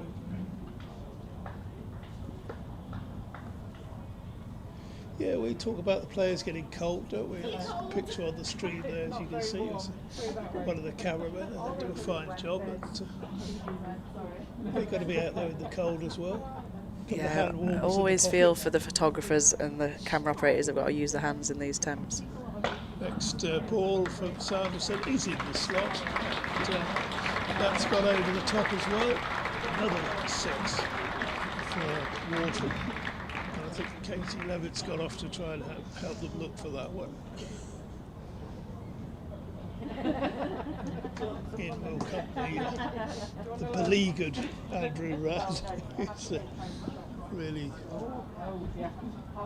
well, he will have enjoyed what he's been watching in one sense this morning, but not for the Northamptonshire sense. No, it's been a tough watch, as Katie was saying, but just got to stick at it, haven't you? Well, you've only taken 3 wickets, so I suppose, yes. Sanderson, tempted Yorker there, well bowled, and that's dug out. So a relatively successful over with just the 9 runs coming from it. Yeah, well, I mean, I say, but for the 6. Yes. No, I mean, obviously Ben Sanderson, that's his first over for a while. Wasn't on the field for a good chunk of yesterday. Back on the field this morning, but clearly not really fit enough to be bowling at anything like full pace. Got a bit of a knee niggle. Talking to him last night. No Luke Proctor, who's been off the field for a while, again with a sort of end of season niggle. So yeah, Northamptonshire's attack, which was a little bit thin coming into this match, has been denuded further. However, Fateh Singh, who I think should have had a wicket in the previous over, but there we go. Round the wicket he comes, and he bowls to Johnny Bairstow, who's pushing it back down the pitch, and there's no run. 513 for 3, so the lead now what? 300 and plenty. 66. Is Singing again, and Bairstow going inside out, driving it away through extra cover. Good bit of fielding on the boundary by George Bartlett, but they come back for a couple. Takes Bairstow to 42, and Yorkshire to 515 for 3. Johnny Bairstow, 42 off 39 balls. James Wharton now 248, facing Fateh Singh. Bairstow and drives it hard into the ground. Highest score by Yorkshire for Northamptonshire first class cricket, 277. So still time, driven by Bairstow away through extra cover, and he's going to pick up another single. Out to George Bartlett on the boundary. Bairstow to 43, 516 for 3. Bit of chattering going on down below us. Well, yes, there's I think there's all sorts of dignitaries down below us. Here's Singh bowls, and Wharton gives himself room, carves it away through backward point.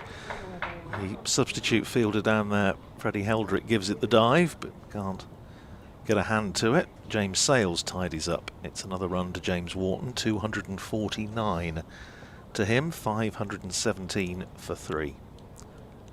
Here's Singh again, bowls and carved away by Johnny Bairstow. Doesn't really time it. It goes out again to deep backward point where James Sales fields. So the carnage has eased a little bit in the last 3 overs. A couple from Fatih Singh, one from Ben Sanderson, as DT said, apart from the 6. 518 for 3 it is, with Wharton on 249, Bairstow on 44, and we've got 25 minutes or thereabouts to go till lunch. So Northamptonshire are not going to have long to bat before lunch, but I don't think they are. You wouldn't put a team in really for 15 minutes or well, 10 minutes. That's it. you might do. I suppose it's a basis of do what the opposition would least like, and I suppose if you're one of the opening batters, then probably going in for 15-20 minutes wouldn't be a huge amount of fun. So Sanderson bowls again, and that's Johnny Bairstow looking to run that one down the third man, doesn't make any contact. Sanderson's got 3 men saving one and a deepish mid-on who might just about be saving one if he hadn't got his hands in his pockets. There's a long leg and a deep backward square, a fine-ish third man. Who am I missing? Somebody somewhere. In comes Sanderson again, and that's down the leg side. Taken by McManus. No, there were 3 men out on the offside, the other one's at deep extra cover. Dorji was mentioning that list of the double hundreds for Yorkshire against Northamptonshire, of which this is the 6th. Only 2 of those have gone past 250. Ooh. Who would that be? That's Percy Holmes, 277 not out at Harrogate in 1921. 269 not out Leonard Hutton at Wellingborough School, 1949. Next ball is just moving into Bairstow, who looks to find a gap on the offside. Just gets a thickish edge. The other big run scorer in that. In fact, did I say deep extra cover? I meant deep mid wicket, because they are, of course, on the onside. The other big contributor to that innings, in which Percy Holmes got 277 not out, was the man after whom the media centre is named, Roy Kilner, made 150. Yeah. Sanderson to Bairstow in defence. Pushes it a few feet from him, and then goes and does the fielding for Northampton's very kind Johnny. 518 for 3. And Northamptonshire used 10 bowlers, with only Walter Buswell, the wicket-keeper, not bowling, and Ben Bellamy, who was presumably playing as a batter because he was a keeper, but Buswell kept in that match, also had to bowl 2 overs for 20.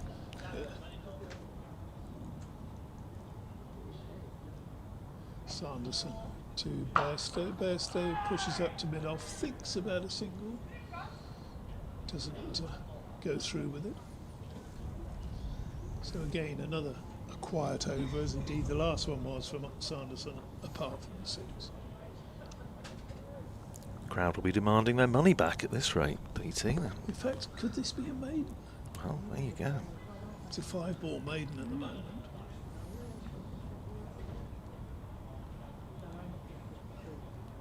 Sanderson. It's pushed into the offside. Wharton wants a run. There's a big shout of no's, you would have heard. And that, I think, is a maiden. Well, then give a round of applause from the Yorkshire fans. It's a lap of honour, I should think, for Ben Sanderson at the moment. He'll be renting the open top bus to parade round the streets of Leeds. Sanderson, I mean, he's operating at about half throttle, you would say, this morning. But Fatih Singh's going to have another go, and it looks very much now as though Northamptonshire may not have to bat in this session. We're now looking at, what, 8 minutes past 12. So, not going to be long for Northamptonshire to bat, unless, as I say, they have a target in mind. But here's Singh to start a fresh over from the Howard stand end and bowling to James Wharton, who cuts it down to deep backward point for a single, and that takes James Wharton to 250, and he becomes only the third Yorkshire batter to score 250 against Northamptonshire. 289 balls, 8 sixes, 34s. Take a bow. Well batted. Super knock. Yeah. Congratulated by Johnny Bairstow. As we said before, going all the way back to that first shot he got off the mark with. Yeah, the on drive, which was a just corking shot, wasn't it? Bairstow picks up a single, driving Singh out to Bartlett at long off. Takes Bairstow to 45. Wharton on 250. Facing Singh, and just tucks him up a little bit, follows him, saw him giving himself a little bit of room, fired it in a little bit quicker, and he plays it out into the covers, and there's no run. Singh in again, ball down the pitch comes Wharton, and not quite in control of that. It skews off a thick outside edge down over the head of substitute fielder Freddie Heldrick at backward point, and runs down to the boundary for 4. One of the few strokes in this wonderful innings of James Wharton's that you felt he wasn't really in control of, but it's another boundary, his 31st for 254 now to James Wharton. 524 for 3 the total. And Singh in again, bowls to Wharton, who's at a better stroke on the back foot, punches up to long on for a single. 255 to Wharton, 525 for 3, fielded by Justin Broad on the boundary in front of the Howard stand. Long on and long off, both out on the fence. As Singh is in, bowls to Bairstow, cuts hard into the ground, can't get it past Gus Miller at extra cover, and that is the end of the over. 525 for 3. Wharton 255, Bairstow 45. Golden tonsils of Howard give you the figures for James Wharton's innings, and greeted with well-deserved applause around Headingley. Yes, the very good scoreboard away to our left keeps those figures up to date, so most of the spectators would have been able to see that, but it's always nice to hear Howard. Oh yes. Just coating them in a bit of honey and delivering them again. So Sanderson bowls, and that's turned away by Wharton to deep mid-wicket for a single. Ticking over. 277 you say is the highest. That's the highest for Yorkshire against Northamptonshire, yes.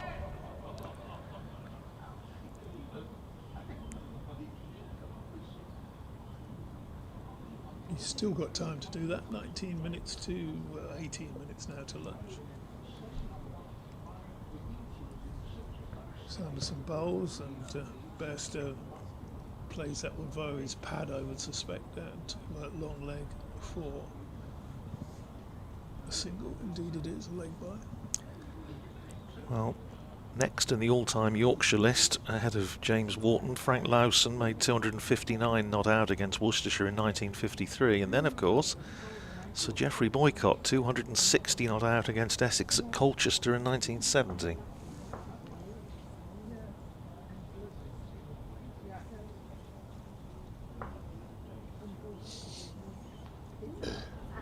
Sanderson to Wharton, who has a bit of a hoik at that, looking again for that area down to wide long on, but gets a thickish inside edge out to deep square leg. One more to him. I just wonder, DT, and I mean, you say you know the conditions here much better than I do, but I just wonder, it might be, we did mention this on commentary at the start, whether Yorkshire might just be thinking, well, you know, we may do well to get through, because of the light, and we don't really want to be bowling for any more than length of time than we absolutely have to.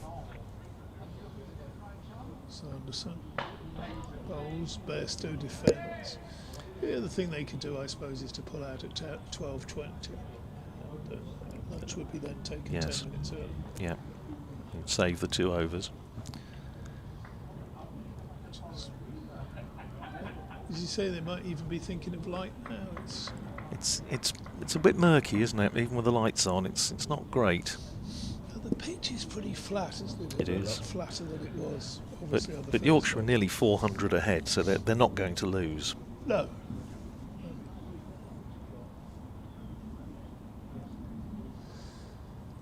Sanderson bowls, and Bairstow happy to leave that alone. It goes through to McManus. So there's 255. He goes past. So it's 257 rather. James Wharton goes past Herbert Sutcliffe, 255 not out at Southend in 1924. It was the first year he played for England, of course. Of course. Forming that partnership with Jack Hobbs. They could play a bit, then ours. Slow it down, Sando. He's in no hurry. Or they might lose a point for a slow over rate. Next delivery is pushed up to back past the bowler. Actually, DT, that's not the daft comment at all, because the over rate on the board is level. So they don't. One thing Northamptonshire don't want, with all the carnage that's been going on this morning, is to actually finish up. Just going to see how many overs will be overnight. 0-1. Yeah, we don't really want to. Well, they're now having Lewis McManus is having a chat with Hassan Adnan. Lewis McManus, as we say, is acting captain. He's the red ball vice captain, and Luke Proctor hasn't been seen on the field today. He wasn't on the field for a good part of yesterday. Lewis McManus having a chat with his senior pro, Ben Sanderson. They're looking at the scoreboard. And I can reveal, Lewis, that yes, it is indeed right. It is 528 for 3. 381 lead. Fatty Singh. On the street was that's Ben Coates down there. Well wrapped up. Here's Fatty Singh in bowls and hammered away off the back foot by James Wharton, running out towards the boundary. Is it going to get there? No, it's not. It's a terrific bit of fielding by James Sales out there on the fence. Tidied up by George Bartlett. Big slide from Sales out there, but they come back for 2. 259 to Wharton, Yorkshire to 530 for 3. Singh round the wicket, bowls to Wharton, who forces it up towards mid-on. Mid-wicket comes across to field and cuts off any chance of a single. Robbo, the groundsman's getting cold. Oh dear. Here's Singh in bowls, and up and over goes James Wharton. He's a little inside outer out towards the western terrace, the extra cover boundary, and it lands just inside the rope. It goes for 4. 534 for 3. Wharton to 263, and he goes past Sir Geoffrey Boycott's highest score for Yorkshire. 263 next on the list. Well, he's level now with Maurice Leyland, 263 at Hull in 1936. Next ahead of him, Wilfred Rhodes, 267 not out against Leicestershire here in 1921. Here's Singh in bowls and driven by Wharton, but he can't get it past Fateh Singh, who makes good ground to his left to field, and there's no run. 2 balls left in this over. Here's Singh in bowls, and on the back foot goes Wharton, punches it up to long on and picks up a single. 264 to James Wharton, 535 for 3. The lead 388. Bairstow on strike on 45 or 54 balls. Singh is in bowls to him, and he whips that round the corner. He's going to pick up just a single, should be just a single, and it is. Ben Sanderson fields just behind square, so nicks the bowling. Johnny Bairstow, he goes to 46. Partnership 144 in very quick time, and the umpires are going to have a chat. Total 536 for 3. Now they will have taken a reading yesterday, of course, when they came off. So I wonder if we're going to, I think we might see the light meter come out of its magic pouch. Lewis McManus, I think he's trying to get in their ears a little bit. Let's say my fielders can't see or something. But I think he's trying to get in the dressing room. I'm quite sure he is, and I'd be doing exactly the same, I think, in his position. But they've had a look at it, and they will have taken a reading, and it is presumably okay because they're not coming off. I suspect it must be fairly close, though, just thinking back to when they came off a bad light last night. But anyway, the umps have said it's okay to continue for now. 536 for 3 it is. Wharton 264, Bairstow 46. But it's interesting, isn't it? Because if they'd left it a little bit too late last night, do they have to? Does it have to be that dark again before? Yes, well, it does. Well, yes, it does. It's the reading at which they come off. The first time. Yeah. And they will have taken a reading, and they will use that as a base. That said, I mean, and we saw it. I know Northamptonshire saw it at Cheltenham a couple of years ago when both teams were desperate to play and get a result. That on the last day when the light was not great, they just played through. Both teams were quite happy, and the umpires and the match referee said, "Okay, that's fine. Let's get on with it." So we've got a bowling change with Zabe coming on. Safe Zabe bowls to Bairstow. Played the first 2 balls of the over, 2 short extra.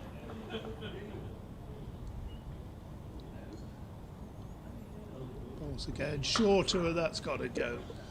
Yes, over the top of wicket. 50 for Johnny Bairstow, or 58 balls. Superb way to bring it up. 1 6 and 8 fours, so he hasn't done a lot of running. No, Doesn't need to. Doesn't need to with Wharton going so well at the far end. Balls again, and that's carved away by Bairstow. Back with it, going to quicker delivery, and that's gone for 4 as well. So maybe Zabe wants to just tighten his line up a little bit. Yes, just gave himself a bit of room there, didn't he? Short delivery followed by not exactly a wide one, but a little bit too much width.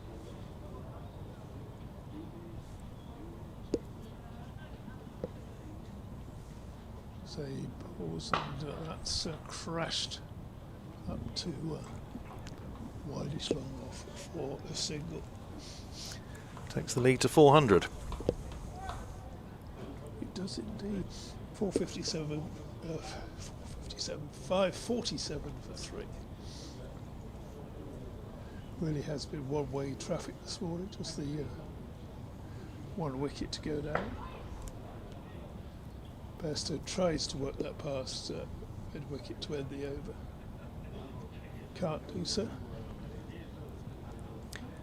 Lewis McManus is coming down having a chat with his bowler as Howard gives us the details of Johnny Bairstow's half-century, greeted with applause around the ground. So the lead is 400, and now we are past the point at which Northamptonshire would have to bat before lunch, so that possibility has been closed out. It's now, you can see on Dickie Bird's clock if you're watching on the stream, 23 minutes past 12. There's jet overhead taking people away on their holidays. I bet Northamptonshire's bowlers wish they were going somewhere. Flat batted by Bairstow. First ball of the over from Fateh Singh. He's just laid back and smashed it back over the bowler's head like a forehand smash at Wimbledon. Couple of bounces, skips into the rope in front of the Howard stand, and takes Bairstow to 61, 551 for 3. Here's Singh, and Bairstow forcing that off the back foot out to deep point where James Sales fields on the boundary, and Bairstow walks the single. 62 to him, 5.52 for 3.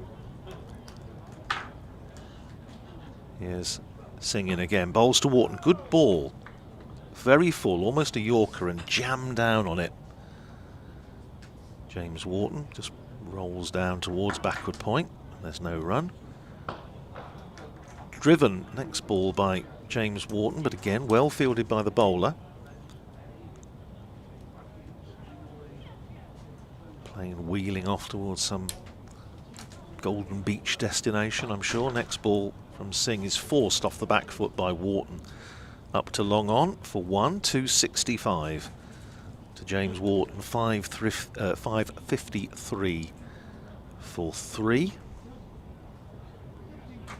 Singing again, bowls to Bairstow, who plays that with one hand out to deep extra cover. Touch of the Lionel Tennysons.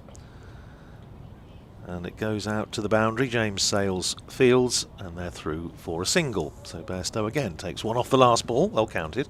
63 to him, 265 to James Wharton, 5.54 for 3. The lead is 407, and we've got, well, if I was Lewis McManus, I'm not sure I'd be keeping Fateh Singh on from the point of view of it. Actually, possibly may mean that we have 3 overs before lunch rather than 2. But presumably, as we said, they do want to make absolutely sure that they're not in the realms of losing points because of overrate. So, safe Zabe to continue at the Kirkstall Lane end. Hello, Toiji. Hello, Radders. DT's not feeling great, I think it's fair to say. And there's been some comment about the sound quality when DT's on, and I think that may be just because he's not feeling in the best of condition. Hopefully, we are coming across loud and clear. Do let us know if the sound quality is okay. Hopefully it'll pick up as the day goes on. As Bairstow pulls one just off the straight for a single. Could be worse. He could be a Northamptonshire bowler. Yeah, going down in this match in terms of being stricken, that is, and struck, I suppose, around the ground as Wharton pushes one to long on, where there's a miss of a dive from George Bartlett on the finished up doing like a sort of, what do they call it, the snow angels on the floor, but there's no snow. There is Zabe. Bairstow steps back. Dear me, he's hit that hard. Oh, safe Zabe. Just make sure you have a hand still attached to the rest of that right arm. He won't be playing the banjo for a while, will he? No. 3 to come in the over. We've still got 4 minutes to go before the lunch break, so we'll get another one in here. Unless Safe calls for the ambulance. Here he comes. Left arm round. He's almost bowling it and then just checking on which way Johnny Bairstow is going to hit it. This time he strokes it, relatively speaking, at least, out to cover for a single. I think, actually, we talked about the possible declaration, when it was going to come and those sort of things. 410-run lead is obviously just far too many. As Wharton strokes one into the offside, no run. But actually, they bowled sides out reasonably quickly in the last few weeks.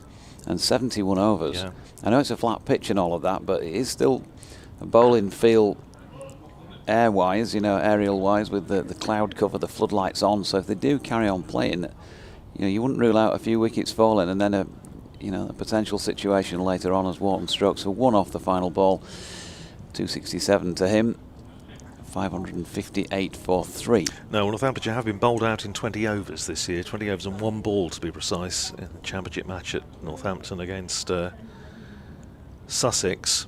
And 1 or 2 other instances this year when they haven't lasted too long. And I'm sure the Yorkshire coaching staff will have done their prep. That last day at Merchant Taylor School when they bowled out in 60 overs. So yeah, there's previous. You're only going to get one ball, of course, but you can at least let your seamers tear in, really, can't you? Knowing they've only got a couple of sessions in the season left. Absolutely. Fatty Singh's first ball of his new over to James Wharton. He's just dropped down on the offside, tidied up by McManus.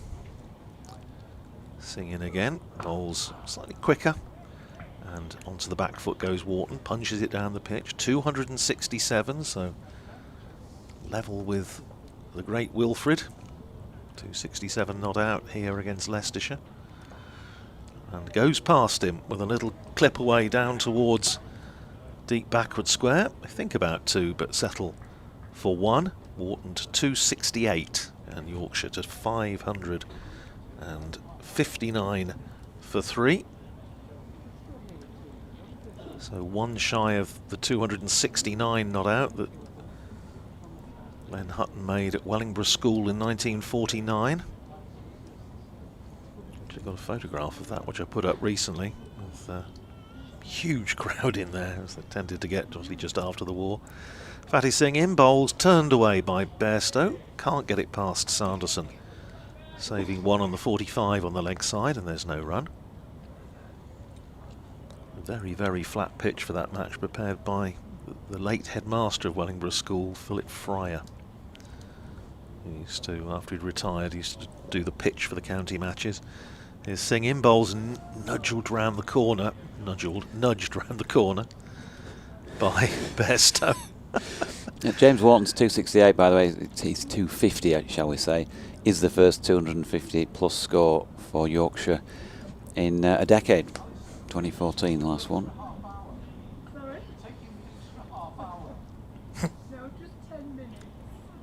Pulled away by Bairstow, but doesn't time it at all, and game's just slightly gone to sleep at the moment, and that is lunch. So the interval arrives, 5:59 for 3, and well, stand by for a huge and very well deserved round of applause for James Wharton on 268 at lunch.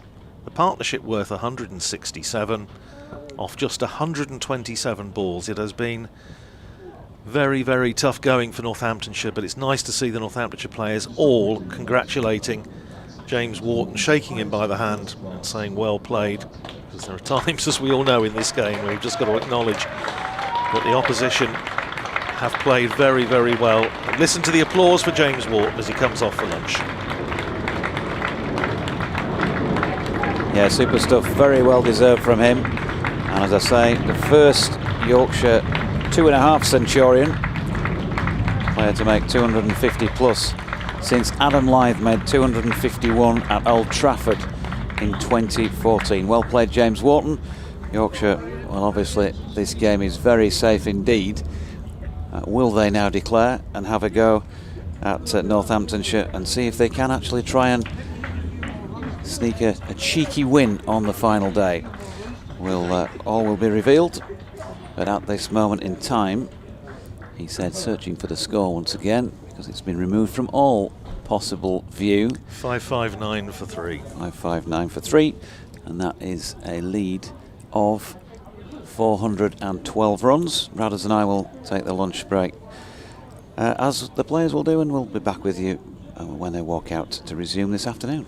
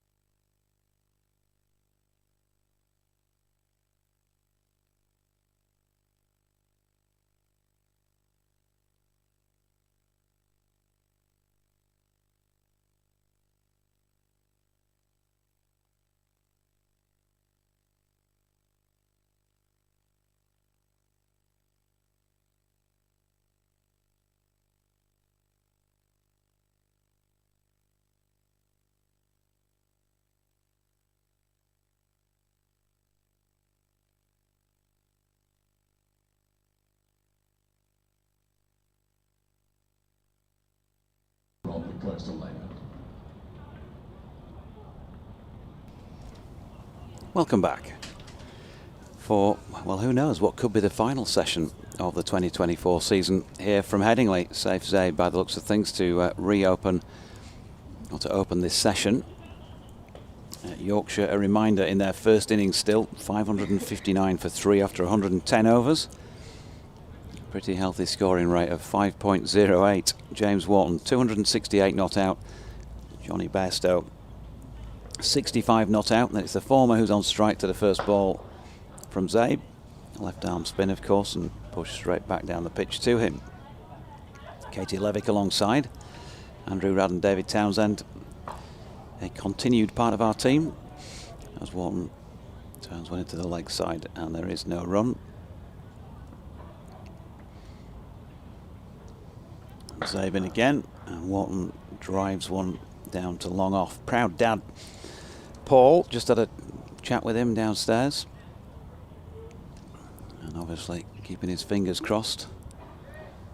I did mention that he's not so far away from being Yorkshire's highest scorer of all time, and he said, what's that then? I said, I can't remember. Bairstow pushes one out into the square cover region for a single. Well, he's certainly going to be right up there in the top few, and of course there are a few who've got a triple century for Yorkshire. Wharton moving on to 270 now with a single up to long off.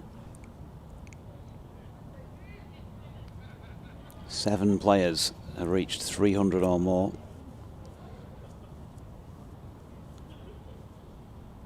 Zabe in. Bairstow, who has a double ton to his name for the White Rose. Strokes one up there to long off for Sanderson to field and complete the first over back. 111 of those now bowled in this Yorkshire first innings. 563 for 3. The lead 416, feeling completely academic. We were wondering if they'd declare, and have a go at Northamptonshire this afternoon, but 65 overs remaining. A couple to come off for a change in innings. Bad light around as well. Maybe any thoughts of pushing for a win in this match have gone. But still a good feel about the place after the events of yesterday. And it's Fateh Singh to continue at the Howard stand end. He's in and bowls. Bairstow just on the back foot, pushes it up to long on. Field now spread for both spinners. 5 out on the boundary. Got a deep square, deep mid-wicket, long on, long off, and deep cover. Try and quieten down these 2 Yorkshire batters. Singh, and Wharton runs it this time, puts his hands through it. He's only able to flay it out to the deep cover fielder, comes round and collects. It's just 1 run. 271 takes him level with Sir Leonard Hutton's 271 not out against Derbyshire at Bramall Lane back in 1937. Bairstow on strike now, drives it up to long off, and they once again come through for a leisurely single.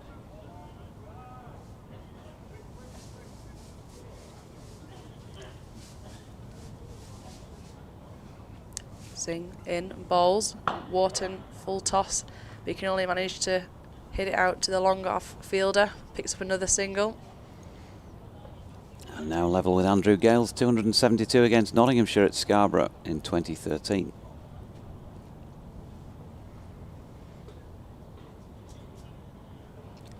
So it's Singh in once more. Bairstow this time just allowing the ball to drop down on the front foot.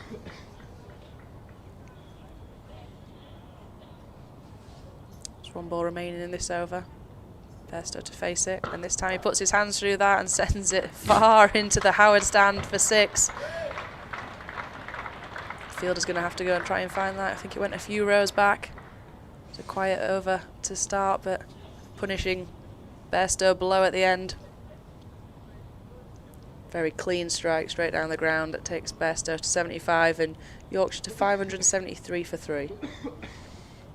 Yeah, technically he just gets into position and everything still, barring the bat, of course, at the point of impact there. And he knows very clearly his range. If he gets a fair bit on that, he knows that's going to clear that boundary, and it did so by some distance. So 573 for 3.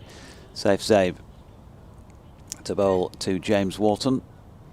Still 64 overs theoretically remaining in the 2024 season as far as these two counties are concerned. And Wharton goes big again, this time through Cow Corner, and just clears the ropes to take him into the all-time top 10 run scorers in an individual innings for Yorkshire. Past Percy Holmes' 277, and therefore the highest scorer individually for Yorkshire against Northamptonshire. Leonard Hutton, his highest of 280 not out in 1939 against Hampshire at Bramall Lane, the next landmark in sight.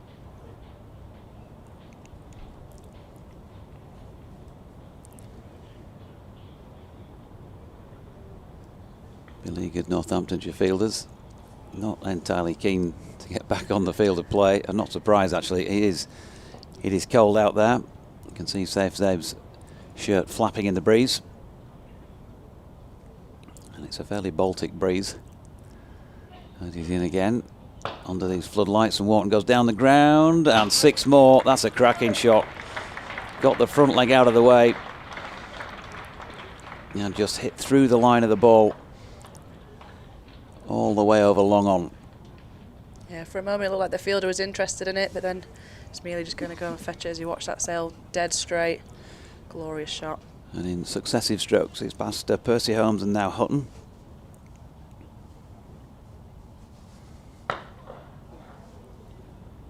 And moving on to 285. Equalling another Percy Holmes score against Nottinghamshire at Trent Bridge in 1929.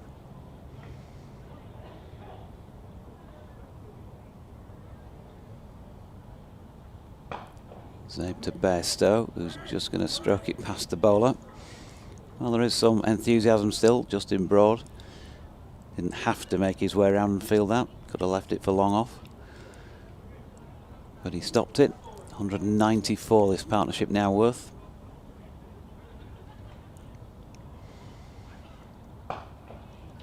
Bairstow stroking it back once again to Safe Zabe.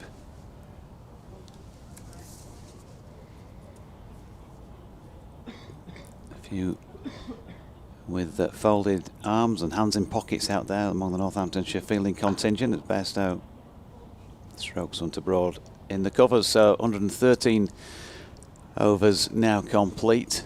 Doesn't seem that long since Will Luxton was bowled by Jack White Jaffa for 49. The only wickets have fallen today, but that was at 10:57 in fact, and the pair of them have put on 194 since then. Yeah, in a rather brutal fashion as well so far. They've been really fast scoring. You wondered at one stage whether they were working towards a target quickly, but now I think they're just working towards personal milestones. Wharton ticking them off with pretty much every scoring shot. And he's on strike here again against Fateh Singh, who's going to continue from the Howard stand end.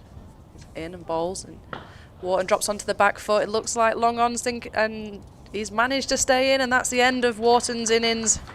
Long on took the good catch, thought about the rope for a second, but what a fantastic innings from James Wharton as the Northants fielders come over to shake his hand.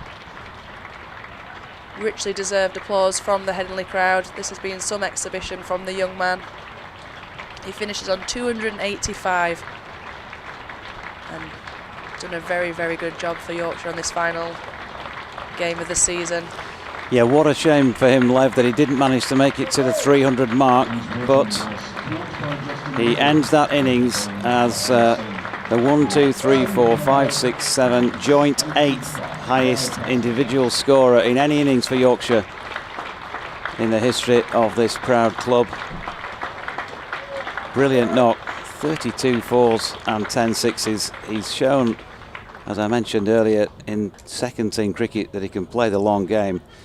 And I can go right back to the night that I was announced as the new Radio Leeds commentator at the Leeds United pavilion down there in October 2018, because the first interview I ever did, if you like, was with James, because he got the individual award for the highest score in the second team that year.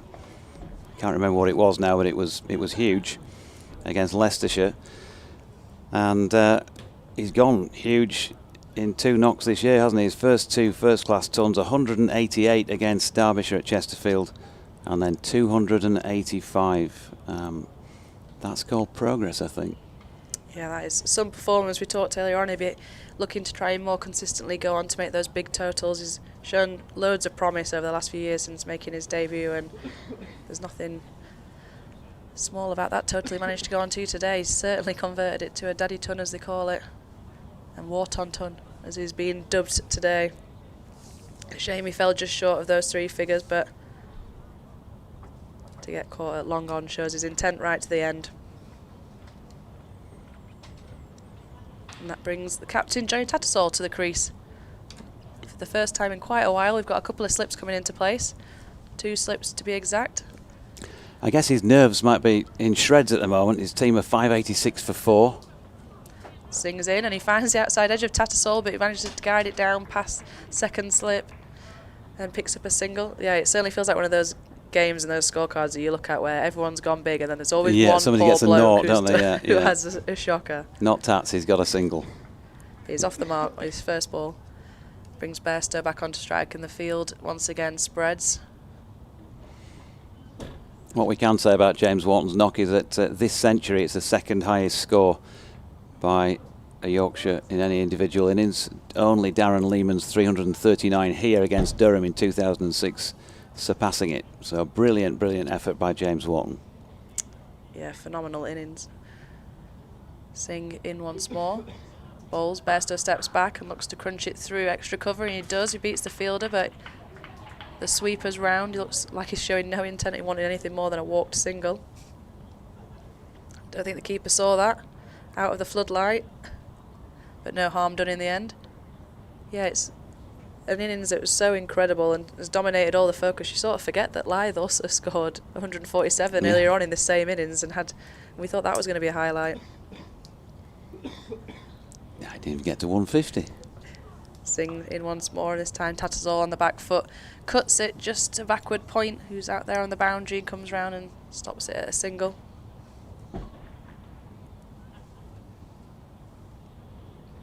Northamptonshire have got some work to do now. They're in and out every time there's a single. They'll keep them warm at least. Singh at the top of his mark once more, bowls it, and Yorker length that Bairstow just manages to dig out. End of another over for Singh. Yorkshire have moved on to 589 for 4.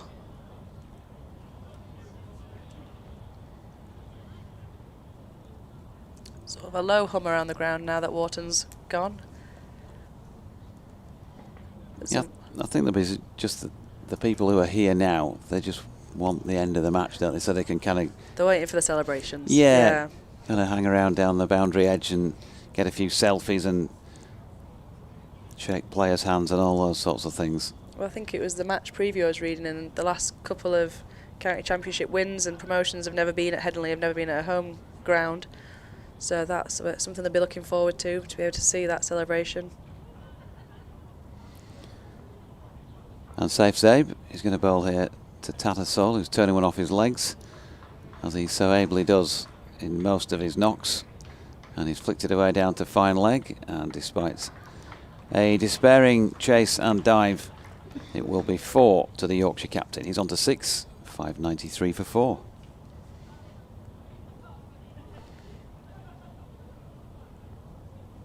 Oh yeah, that poor fielder just brought up some turf with him there. I think he looks a bit damp now, bless him.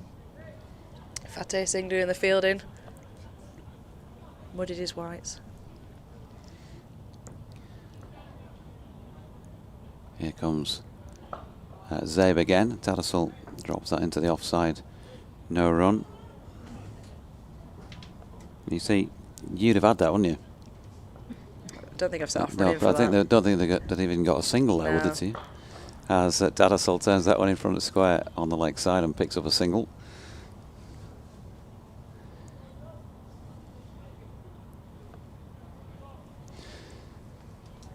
So Bairstow, I suppose the next thing to mark off could be a YJB ton. 24 runs more required, and he's punching this one away past extra cover for another single. 77, 595 for 4. I suppose we probably need to pay lip service to the other scores in the competition on this final day as Tattersall is pushing forward, and again there will be no run. Still in the first innings here, of course, Yorkshire. So the umps haven't changed ends. Hassan Adnan still standing at this Kirkstall Lane end as Tattersall blocks the final ball of the over. Quick dip in and around elsewhere. Durham 360, of course, all out the other day. Kent 220 for 5, already relegated, of course, down to this division. That's up at Chester Street. Sussex, for the record now, I guess, 267 for 4, have nearly made it up to Middlesex's total, and will, of course, be promoted as Division 2 champions. Middlesex just missing out in 3rd place.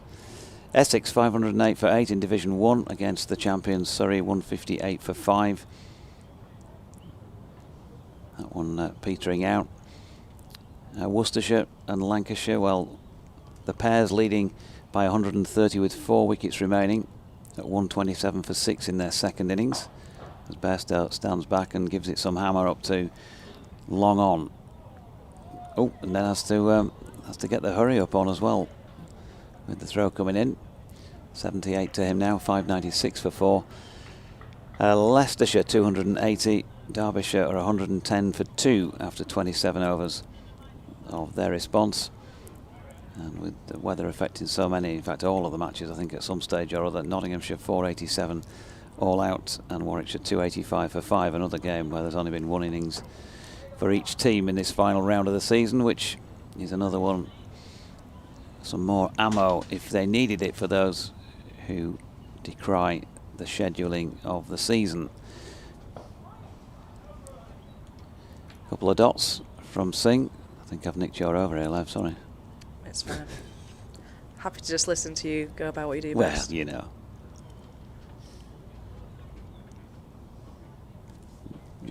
Oh, shall I have a go now, yeah?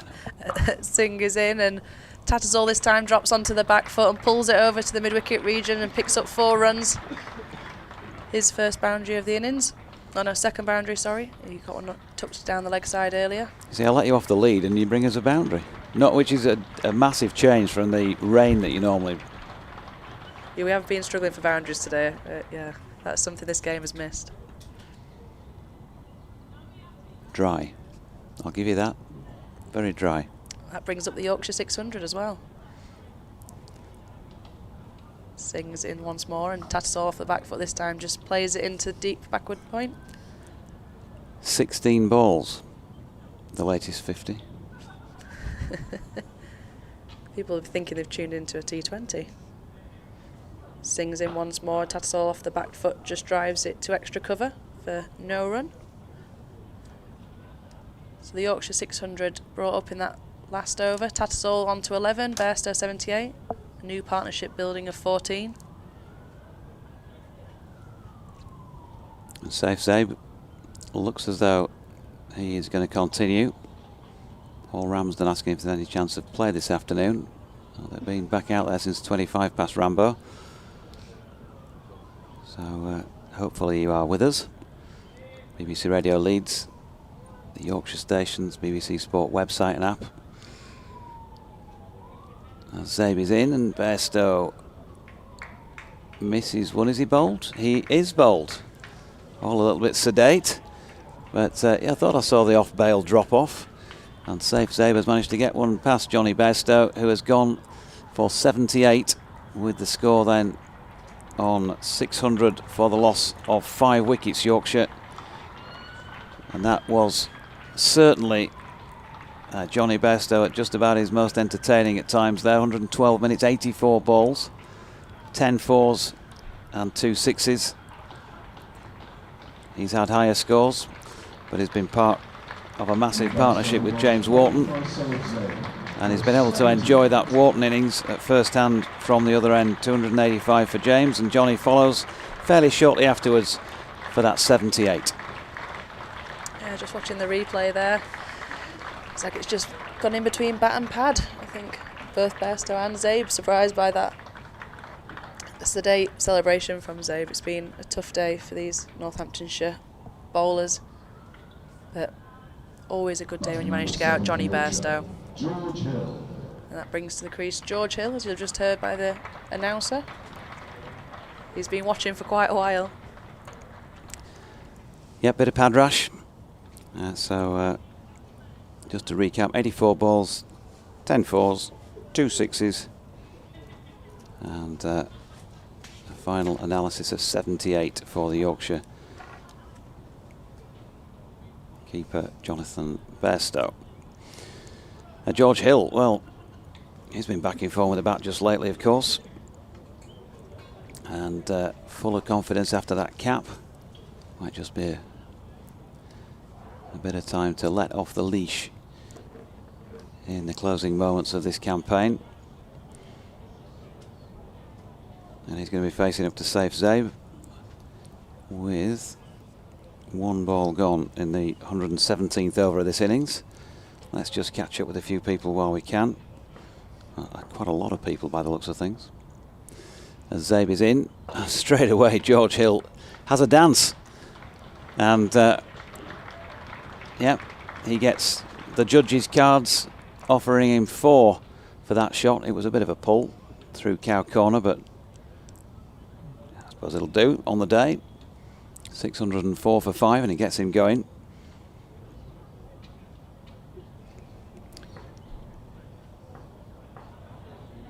And Zabin again.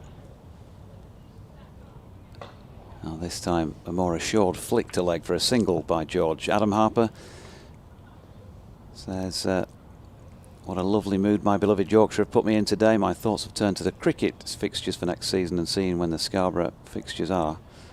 That's reminiscent of an email this morning, so maybe I did already read that. As Talisal pushes one into, he's been a bit mad on the last 24 I think I was on air hours. for that as well, because I thought this sounds carbon copy. Yeah, I well, know it feels like Groundhog Day out there today. Double bubble there for you, Adam. As Talisal turns one into the leg side, and there is no run.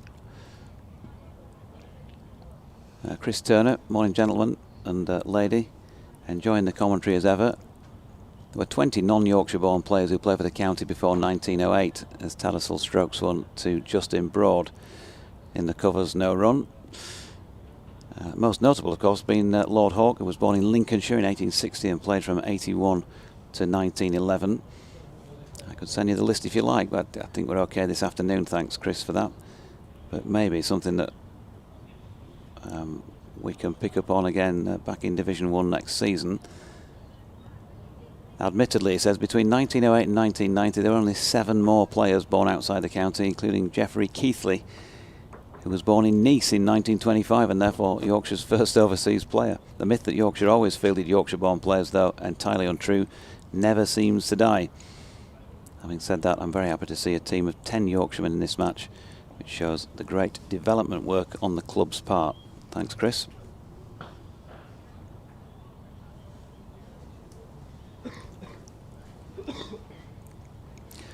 We might just oust you for a minute or two while you're going to need to turn and curtsy at this moment in time. You know who's behind you. Yeah, I will. I won't give her my seat. I'll just kneel and she can sit on me if she likes. Jane Powell is in the building as Fateh Singh is in again. A couple of dots to Johnny Tadasol. Thanks for now, Lev. As Tadasol just pushing forward to this delivery, drops it into the offside. And there is no run. 606 for 5.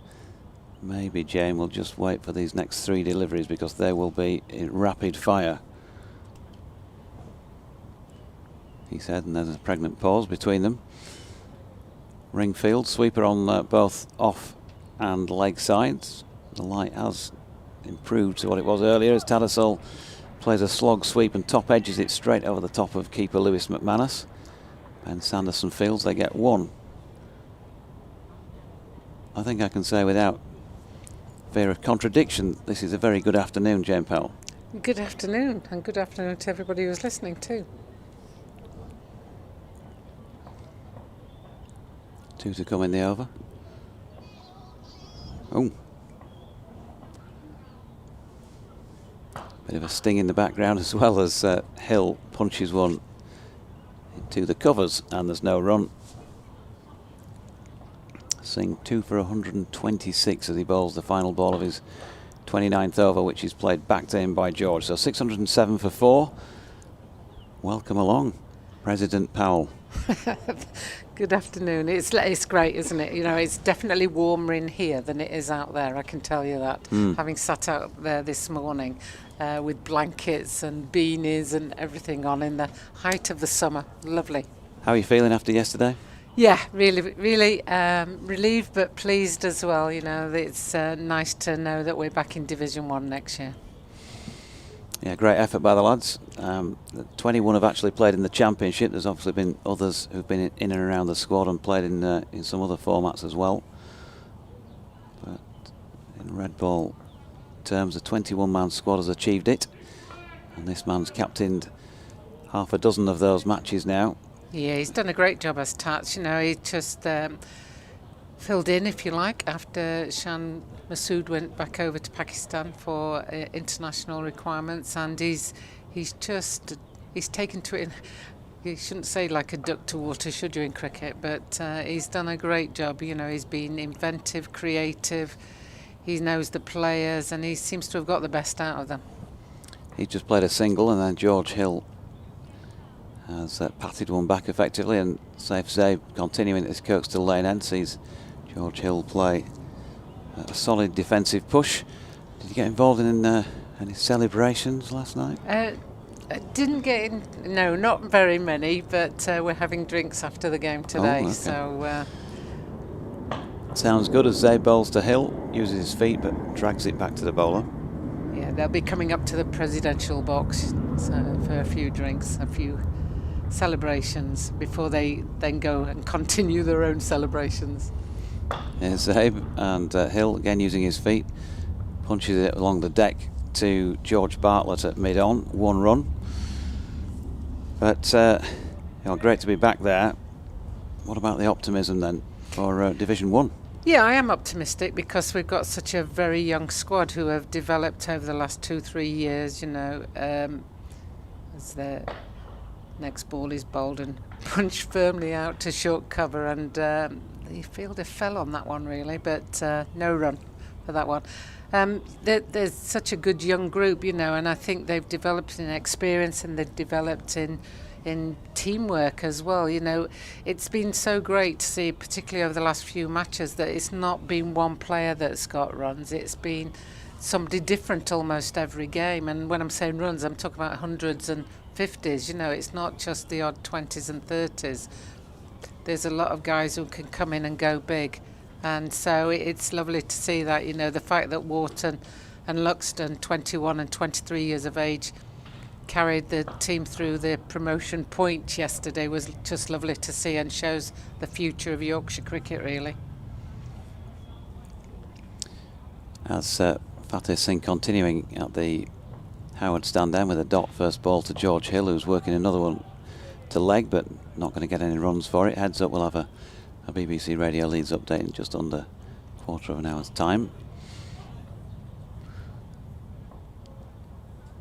Singh at the Howard stand end. George using his feet, gets it away through the gap between cover and mid-off, and 4 from the moment it left the bat. It does look like maybe Otis Gibson has just said, go on lads, we'll just bat, have a bit of fun, get what you can.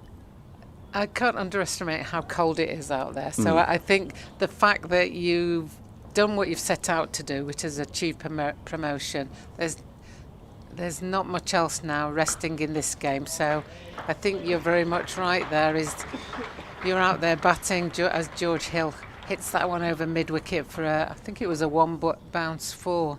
And they're just showing what they're capable of, I think, now. I think probably the Northampton bowlers have had enough, if I'm honest. They're probably thinking, God, how much longer do we have to stand out here? But all credit to them, they're still going, and they've picked up 2 wickets in the last 5 overs. Yeah, Lewis McManus just going out to speak to Fateh Singh here. I wonder what he's saying to him. Can you just exchange the ball for a grenade in your pocket or something like that? Might have a chance of getting a wicket here. Oh, we're altering the field with that discussion, and there's a deep mid-wicket going out now. And Slip, is moving out to short mid-wicket? Yeah, we've buzzed a couple on the Howard stand roof and 1 or 2 in the long room. Singh then.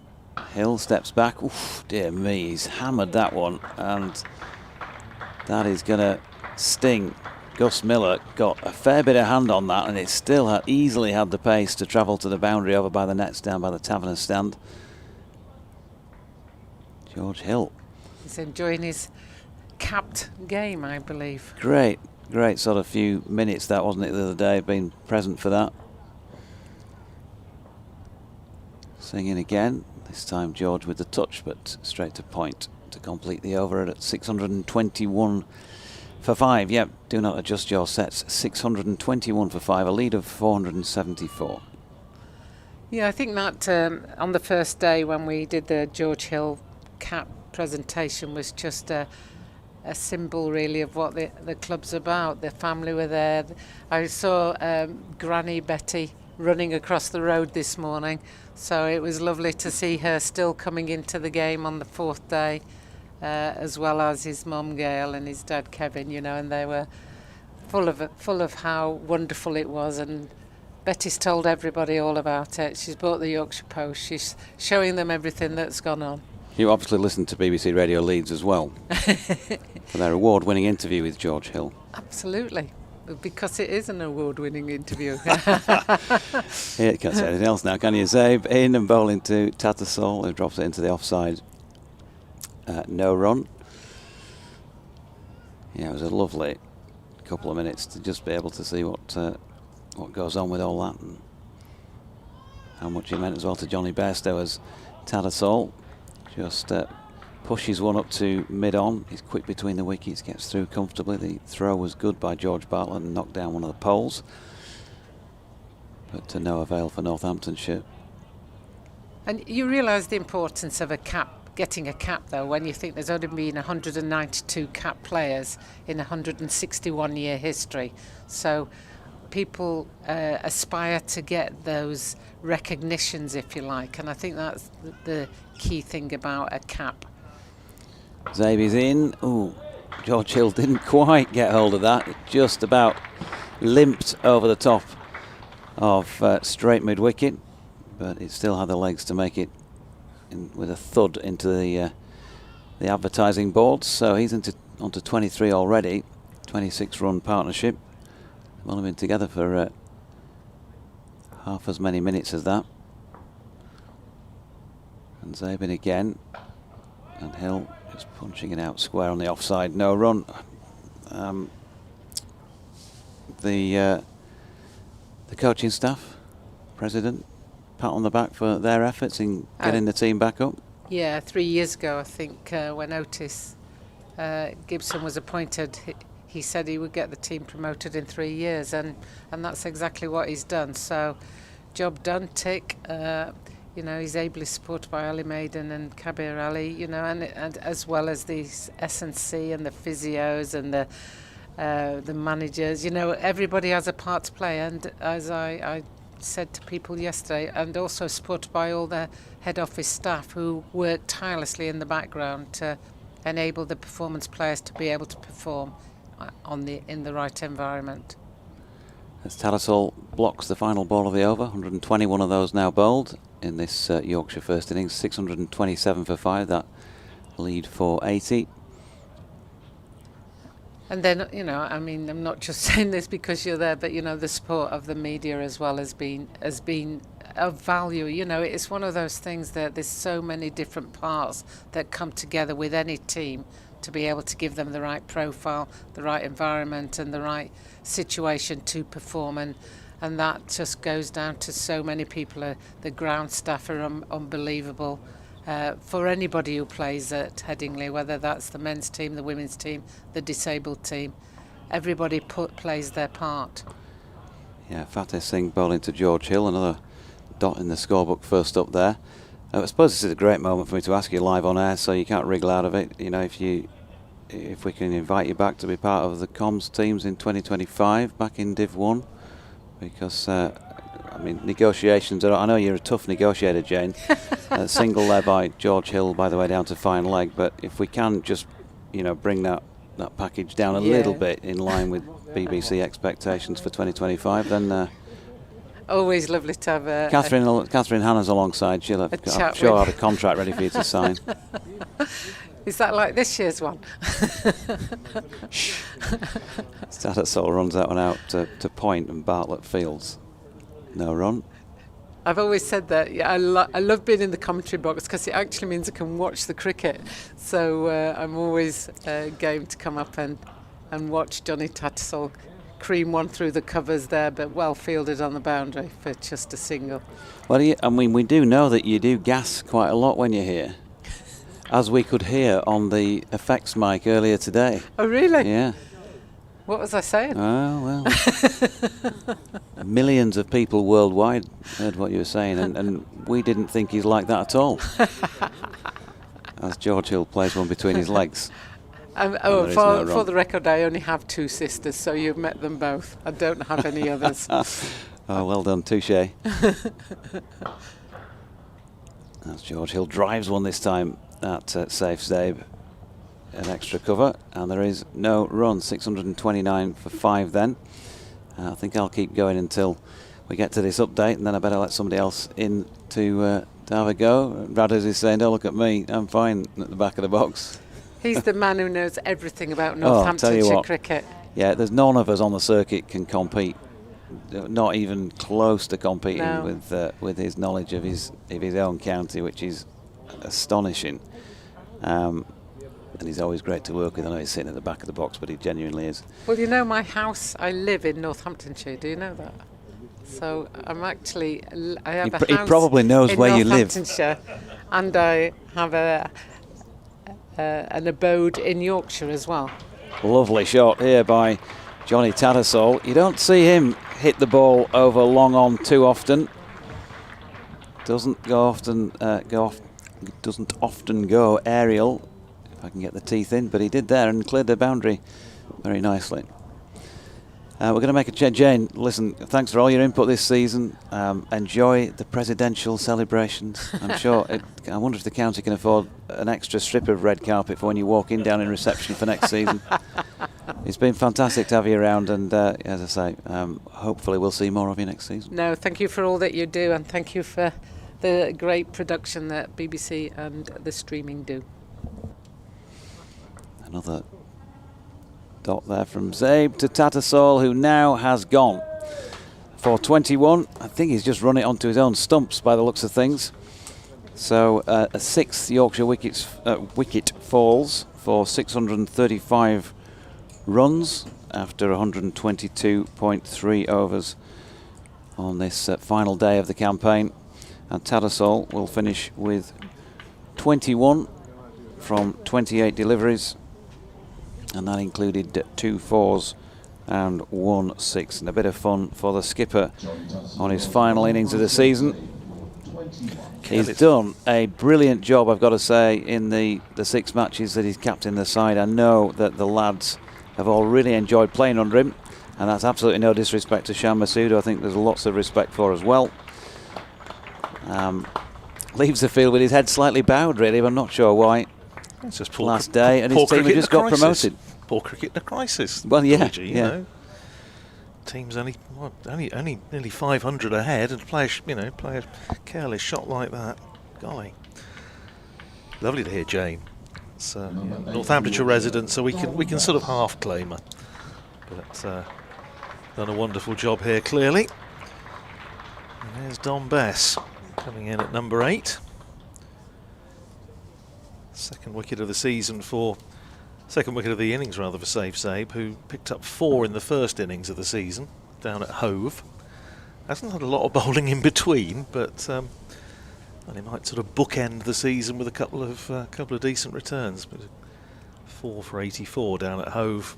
I was going to say it seems like a long time ago. That's because it was a long time ago. Back in just about 6 months ago. January, I think, wasn't it, when the season started? Well, as I was saying last night, it's you know, we're just wondering when we're going to start next year, and whether it's going to be February or March or. Ben Sanderson's trudging off with the drinks crate and not moving very freely, I think it's fair to say.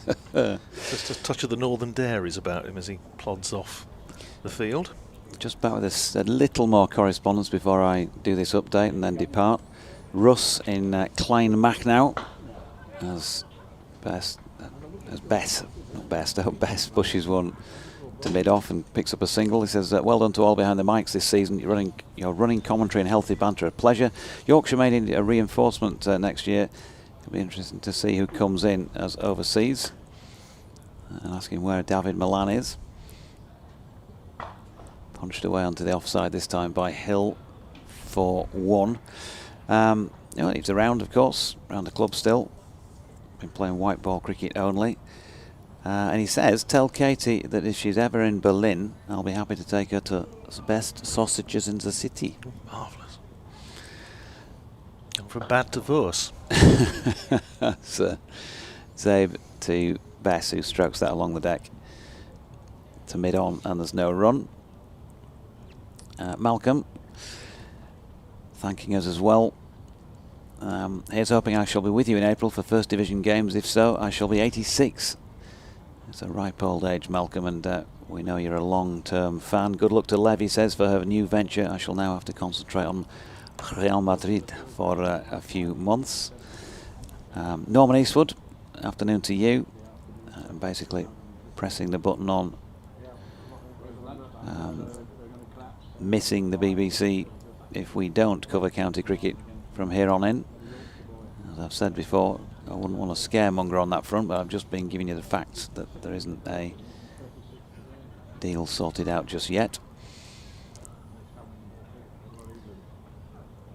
As if you don't mind, Andrew, I better just carry on until we get to the update, just in case it comes a moment early or two or whatever, as George Hill punches one into the offside, no run.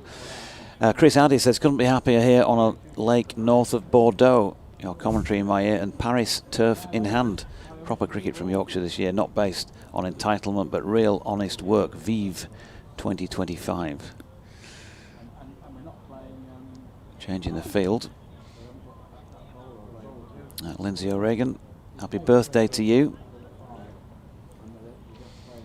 And a few thank yous from him, as that's turned into the leg side by Don Bess, and there is no run. Thanks to all Yorkshire players for giving me a wonderful early birthday present of promotion yesterday. Exciting group of players. I think there's plenty more to come, he says. Best blocks again. Thanks to all the coaching staff whose efforts over numerous years have given us this crop of players. 10 of today's 11 are homegrown. Bodes well for the future. Thanks to Otis Gibson for the skill he's brought to the role and the grace and dignity with which he's conducted himself through turbulent times. We owe him a great debt of gratitude. As Bess this time pushing one to mid-off but won't take it on the field. And a huge thank you to the commentators for the pleasure you've given to so many throughout the summer. It's very enjoyable to do so as Bess steps back and cuts away to deep backward point for 1. He says, no service better fulfills the BBC's brief to inform, educate and entertain. Long may it continue. Very Reithian, splendid. Well, I concur entirely. John's shocked to hear the BBC is even contemplating not providing commentary on county cricket next year. As an exile living in London, I don't get to many games apart from the annual pilgrimage to Barbados, so the service is invaluable. And if it helps, tell your BBC overlords I won't be renewing my licence if they cancel the service. Well done to the Tykes on promotion. At the end of that 124th over, 639 for 6. Still waiting for this update incoming from BBC Radio Leeds. Adam Harper says, what a ton with respect to James Waugh. Ton? James Waugh, ton. Indeed. What else have we got? And Paul Dyson has messaged in to say that he thinks James Wharton has passed the previous highest score for an uncapped Yorkshire player, Alex Leesy's 275 not out against Derbyshire at Chesterfield in 2013, being the previous best.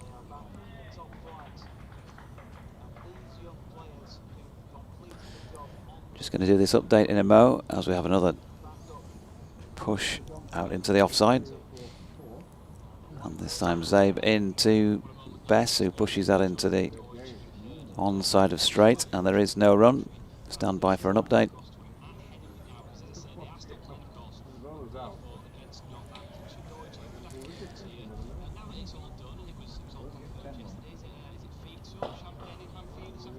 Oh yeah, there's actually crates of champagne in the commentary box, Jack.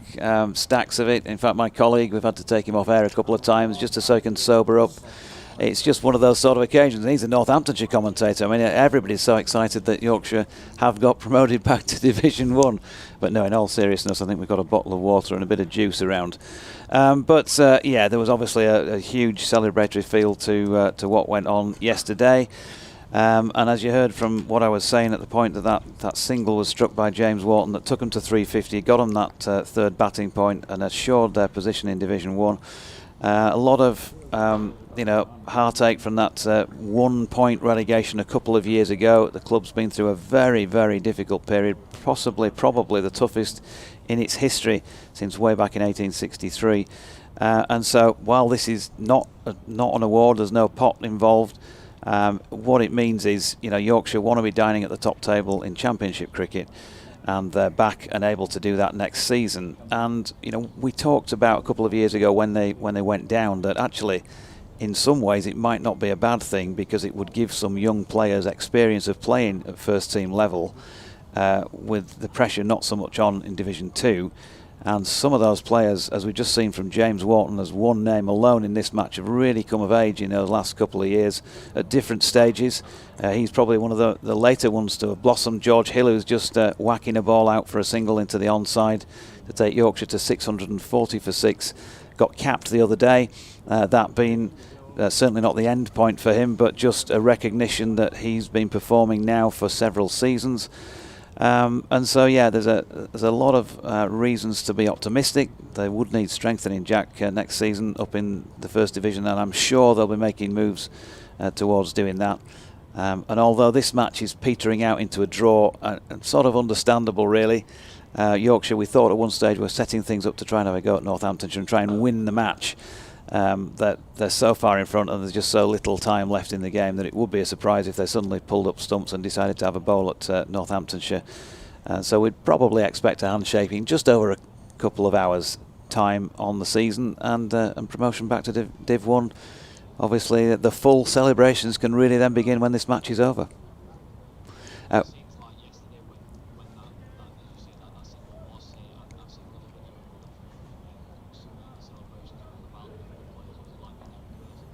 Yeah, it was a wonderful moment. Of course, the two players who were out there in the middle at that moment in time were giving the celebratory hugs to each other, and then really just a bit of a wave around the ground and to the players who'd all lined up on the balcony just beneath our commentary position. So yeah, a feeling of euphoria. But of course, while the game is ongoing, it's not like you've just hit the last ball of a cup final to win it. You've still got a game to see off, as it turned out, on the day. And with a view to trying to, change the shape of the game today. So, but yeah, still, it was a great moment. And I think by the sound of things, there may have been a few great moments after play finished last night. So that's probably all I should say on that matter. 643 for 6, by the way, here, and we're still trying to do ball by ball, Jack. So just to say that we'd seen a single there from Dom Bess, and George Hill is back on strike, trying to keep up the pace with the game, as well as answering what you've got to ask me, as George Hill turns one into the leg side, and there is no run. So end of the 126th over here, 643 for 6, a lead of 496. The figure's all really academic, but yeah, I think, Jack, just optimism for next season.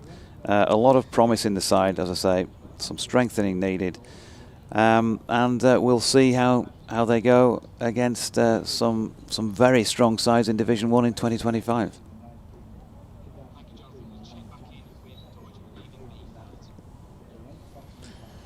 I think that's me done for now, and time to go wet the whistle. I'll leave it with you, Radders, for a moment. Thank you very much. Sounds a good idea. And the sun is coming out as well, so concerns about the light have been shelved, at least for the time being. His safe Zabe in again, bowling from this Kirkstall Lane end, bowls short and punched away out to deep extra cover by Dom Bess, who goes to 5, and Yorkshire to 644 for 6. This is now Yorkshire's 9th highest total in first class cricket. Next on the list is 660, as that next ball brings them a run closer to that, punched away up to mid-on by George Hill for a single, 30 to him, 645 for 6. Here's Zabe round the wicket and turned away by Dom Bess, but straight to square leg, and there's no run. Still 49 overs to go after this one in progress, as Zabe bowls and driven up to mid-off by Dom Bess. Jack White wasn't exactly herring in to cut that single off, fairly deep at mid-off, and they come through for a comfortable single. Bess to 6, 646 for 6. Zabe is in, bowls and on driven by George Hill, but straight back to the bowler, and there's no run, who's has this towel tucked into the back of his trousers, which then was shed in fielding that last delivery. He's back in place, and Hill trying to turn that one away from safe Zabe, which was a little flatter and a little quicker. Doesn't make contact, end of the over. 646 for 6, 30 to George Hill, 6 to Dom Bess. The lead a slender 499. Good afternoon again to Katie Levick. Good afternoon. I just wonder, as we sort of drift down towards the end of the season, I don't suppose there are any Yorkshire supporters in the ground who are going to be a little bit miffed that Yorkshire haven't perhaps taken the option to try and win this game? Oh, I certainly think there'll be some in that camp. They're a proud bunch that want to finish on a high. Not that promotion's not a high. Sings in once more and finds the front pad of Bess, and it's given out LBW. Oh. Bess has to depart for 6. So Northamptonshire running through Yorkshire now, 646 for 7. I mean, I suppose we say about as though Yorkshire haven't won the game. They could still win the game. As I say, Northamptonshire have had some poor batting performances this season. They'd have to come up with a pretty poor one here, but as I say, a side that's been bowled out in 20 overs and 1 ball by Sussex at Wantage Road earlier on in the season, then there's still plenty of cricket left in this match if the light holds. And I say at the moment it's absolutely fine. The sun is trying to come out, and yeah, Northamptonshire have done a reasonable job here, haven't they? They've just plugged away. Fatih Singh won't have done himself any harm here on this 1 match loan. He's picked up his 3rd wicket. Yeah, absolutely. Just watching that ball back on a replay, looks like it found a little bit of grip and turn, and I think that's what just surprised Bess. But yeah, as we were just talking about before the fall of that wicket, I think there would have been some fans in there that absolutely would have liked to see them go for the win. I think there was definitely a point this morning when we were talking about, are they trying to get to 500, are they trying to get to lunch? They got to 500 well before lunch, and you thought, okay, this is the opportunity now if they're going to take it. But then equally, you can't blame them if they don't want to go out and have another day in the dirt. They've had a really good run of games the last few, put in some great performances, and the most important thing was securing that promotion last night. So I think there'll always be the people that will have liked to see them go for a win, but you can completely understand the Yorkshire logic not to. Well, as Jane Powell said, and I must admit I haven't since coming into the ground at about 9 o'clock this morning. I haven't ventured outside, but I gather it's a wee bit parky, so that's fair enough. Well, this is the first time the sun seems to have broken through today, which is. I think probably annoyingly for the Yorkshire batters, it puts to bed bad light for a while at least. It does, yes. I think, well, I don't think Northamptonshire would be exactly downcast if they came off for bad light now, but it's not going to happen at the moment. Yeah, we're at the state of the game where I think the rules of County Championship cricket and when you're allowed to handshake is probably being questioned a lot by both teams. But as it is, Thompson's now on strike for his first ball against Singh. He's in and just defends it back to the bowler. Well, we all know what Jordan Thompson is capable of. It's a very long ball, and Northamptonshire have found that to their cost in T20 a couple of times recently. Singh balls once more. This time it looks like it just gets a bit of bounce on Thompson, who works it into the leg side. There's just a little bit more energy about Fatty Singh. I mean, I actually think he's bowled pretty well, and Rory Kleinveld was full of praise for him last night, but that wicket just seems to have put a spring in his step. Yep, he's at the crease once more, balls, and Thompson puts his hands straight through that one. Long on looked at it for a moment, and then it sails straight over his head. Many rows back and gone all the way for 6. Thompson off the mark with a lusty blow that you just talked about. He can hit a very long ball, and there it is. Yeah, know what I was saying about spring in his step? Yeah, we'll just wind that one back. 6:52 for 7. Yes, I'm just starting to say the next total that Yorkshire will be looking to go past, 660, made at Leicester in 1896. Remember that one? Just slightly before my time. And the next one, I think DT was there at that probably, one though, yeah. The next one, 662 at Chesterfield in 1898. So we are going through the centuries. Highest against Northamptonshire, 673 for 8, which I do remember here in 2003. It was an awful start to a season that actually saw Northamptonshire in the end promoted. They had a very good run after that, but they started the season here and it was an absolute nightmare. And they got, well, they came a very distant second. We're not wasting time because the ball is, that last blow from Jordan Thompson has possibly just brought things unstitched, so the umpires are having a little chat. Yes, Northamptonshire lost that match by an innings and 343 runs. Oofed. Which is not close, really, is it? No, but you can never judge a season on April. No, well, that's right. Northamptonshire all out for 184, with 3 wickets for Darren Gough, 3 for Chris Silverwood. Yorkshire then 673 for 8, and they got them in decent time, 134 overs, so comparable scoring rate to here, really, with Richard Blakey 223 not out. Matthew Wood made 157 runs all the way down the order, not surprisingly. And then Northamptonshire in their second innings all out for 146, with only 2 batters making double figures. Phil Jakes made 60, and Jeff with a J Cook, the Sydney sider, the left-hander, not to be confused with Jeff with a G, made 28. 4 wickets for Chris Silverwood in the second innings, and Anthony McGrath picked up a couple right at the end. So that was a bit of a stuffing. We've now got the first appearance, I think the first appearance in the match of the executive briefcase full of spare balls. I think it might be. I've never seen the briefcase come out in all its glory. Surely there's a better method of transporting them round. It looks very cloak and dagger. Well, I have to say, I mean, is it even a briefcase of balls or is it money? And Northampton's are saying, look, yes, this could be yours. The light, yes, the light really isn't good enough, is it? Different counties do this in different ways. The ones I rather like are the sort of metallic briefcases that you see in like James Bond films that have usually got some sort of fiendish device in them given out by Q.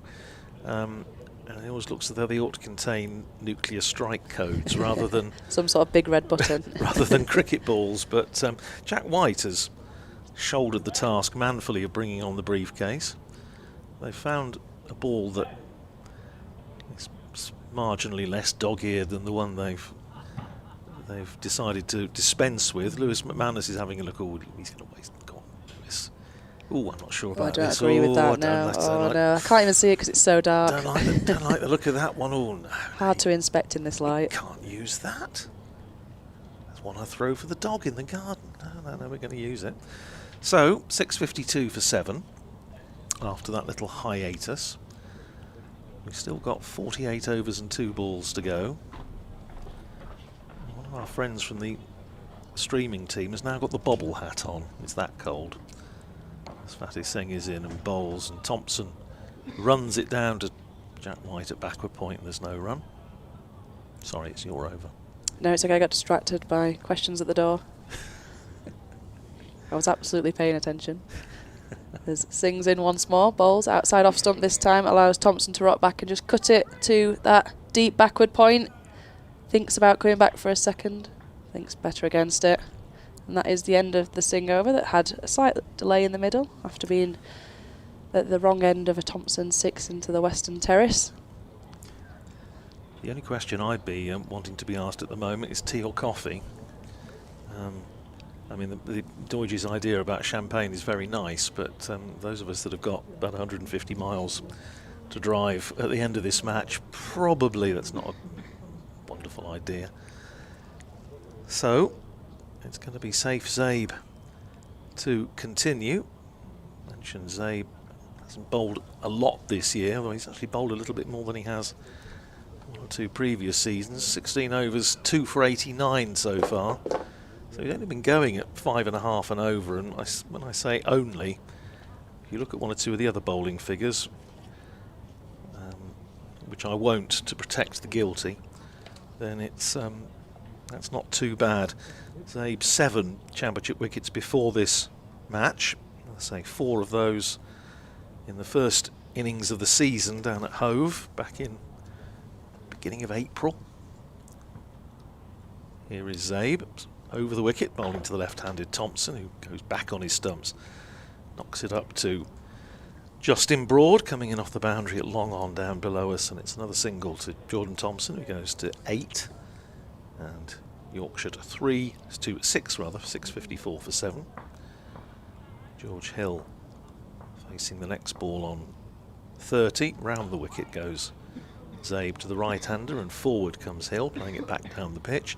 Field for Zabe, academic though it is, backward point, deep cover, sweeping on the boundary, extra cover, long off out, long on out, deep mid-wicket out. Mid-wicket saving 1, square leg just behind and a man on the 45, and that's on driven by Hill up to George Bartlett at long on, comes in off the boundary, and they're through for another single. 31 to Hill, 655 for 7. Zabe, a little bit of watery sunshine in evidence. Forward goes Jordan Thompson with almost exaggerated care. Pushes it out into the offside, and there's no run. Zabe,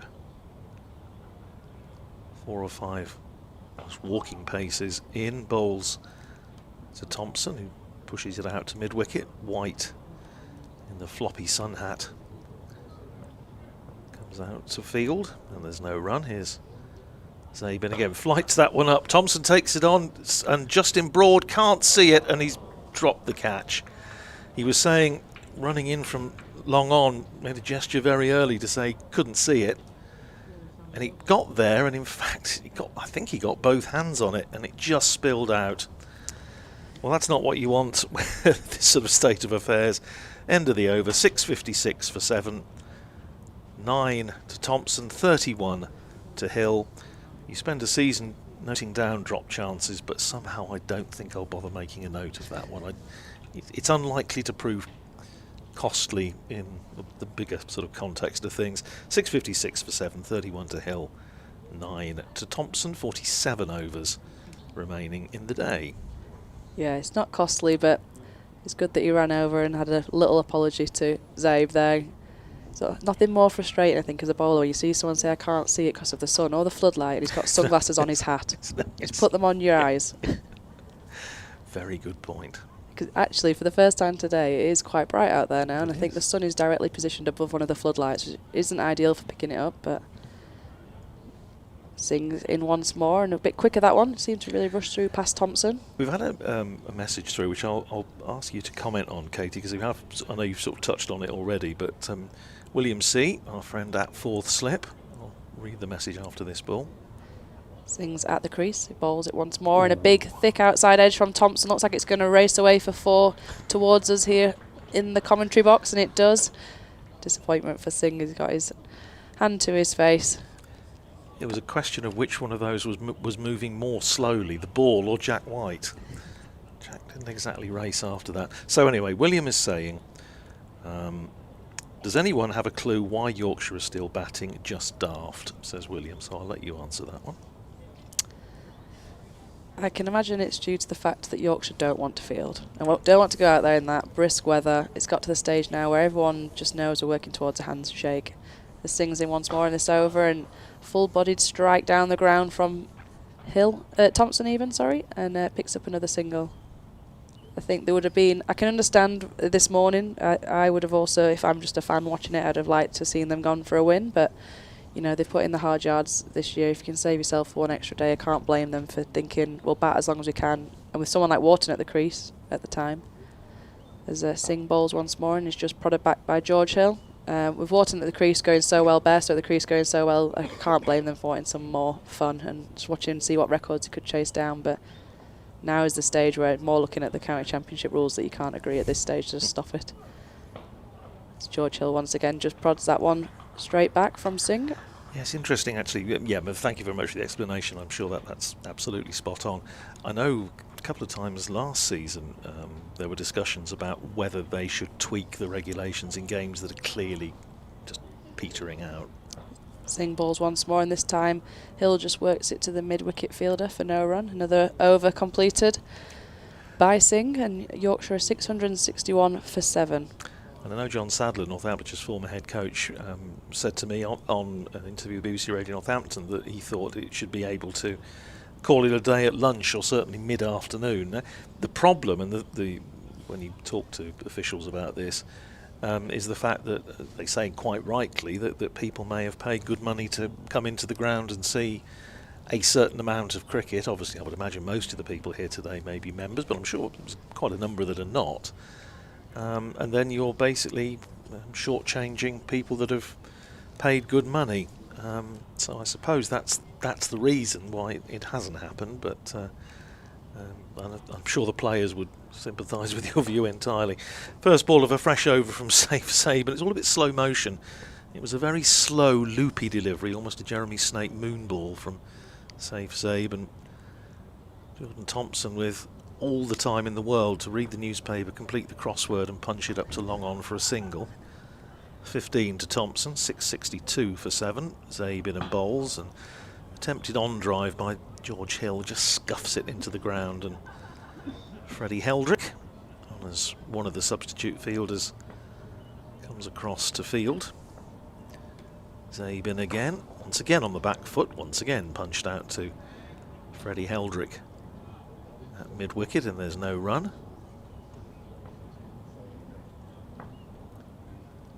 Zabe in again, gives Hill a little bit of width but absolutely no pace to work with, and he again doesn't time, but it goes out to extra cover where the other sun-hatted fielder, Jack White, fields. Zabe in again, bowls short again. This time Hill does get bat on it, cuts it away down to deep point. They're going to come back for 2, which they will get comfortably, fielded out there by Krish Patel in front of the east stand, and there's no run. And here is Safe Sabe in again, bowls, and a square drive by Hill, but well fielded at backward point, cuts off any chance of a single, and that's the end of the over. 664 for 7. 15 to Thompson, 30 to George Hill. This total of 664 for 7, now the 7th highest innings total for Yorkshire.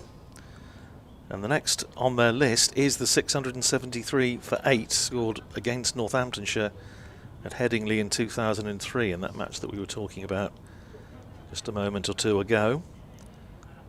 Jordan Thompson has adjusted his dress, as they say, and Fateh Singh will continue the attack, bowling his, let's see how many overs he's bowled now. It's 35th, isn't it? So this will be his 36th over.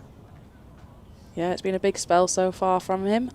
Well, they're getting their money's worth on a one-match loan. He's getting plenty of opportunity to audition as well, as he sings in once more. Thompson able to just work that out to the fielder out at deep mid-wicket, fix up a single. Yeah, and that's absolutely right. I think feeling is I think Notts would want to hang on to him, but there may be ways of long-term loans or whatever. He's in and bowls once more, and Hill just drives it back straight to him. But as somebody made the point, one of our regular listeners made the point to me yesterday, it is slightly odd when you've got Freddie Heldrick, left-arm wrist spinner, who hasn't played a championship match for Northamptonshire, is on the park at the moment, and he's just running around and not getting a chance to bowl. Sing in once more, and Hill just defending it straight back to mid-wicket. Which I think is not an unreasonable point, but I'm sure they have their reasons. Sings in, bowls. This time Hill just steps back and cuts it just out to the deep cover fielder. They pick up another single. Looking at Fateh Singh, the most runs conceded in an innings for Northamptonshire, and I did actually know the one at the top of the list, because it's the chap I wrote a biography of, George Thompson, 5 for 215. Thompson on strike there, just defends another delivery back to mid-wicket. That was against the Australians in 1905, and there were lots of people injured, and he basically bowled one end pretty much throughout the innings. Sings in and bowls once more. A fuller delivery that Thompson manages to dig out straight back to the bowler and completes another over in quick time.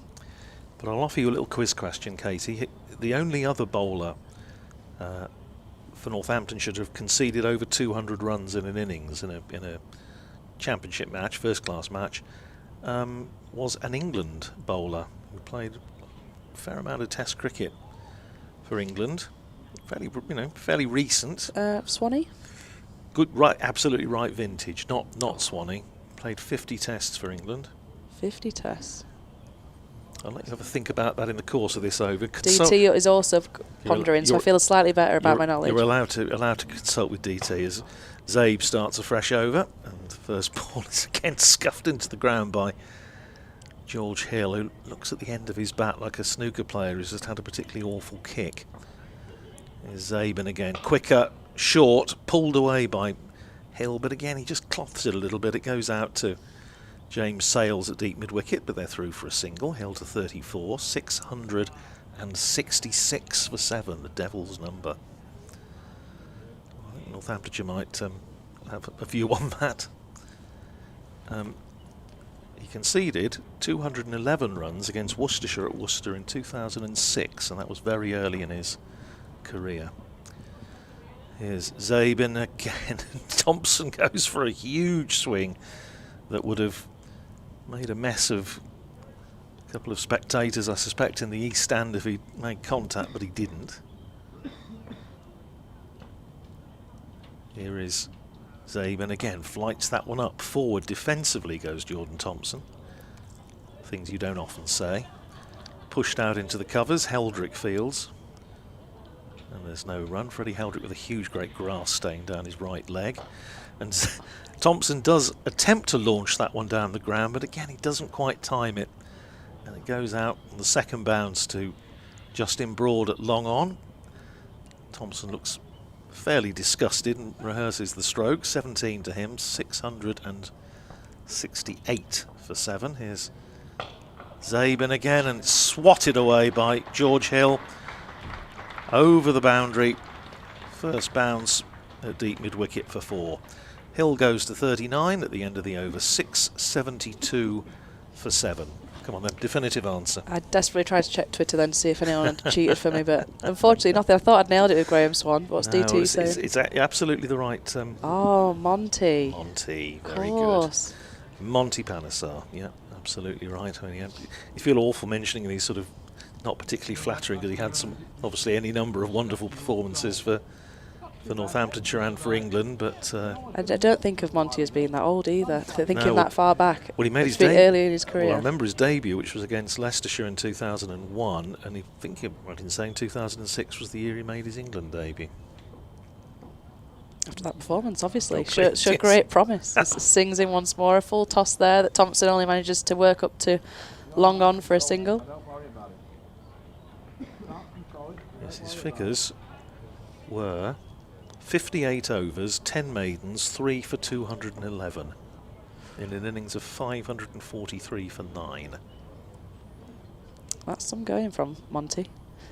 Sings in once more, and this time Hill on the back foot just punched it straight back to him. The whole innings was 500 and he was 300 of it. 211. It's impressive he managed to keep playing after that.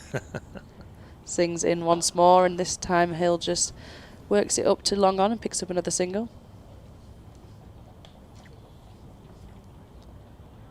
They'd have to take some mental capacity to come back after that. Mental toughness. He just loved bowling, didn't he, Monty? Certainly at that stage, he just couldn't get the ball out of his hand.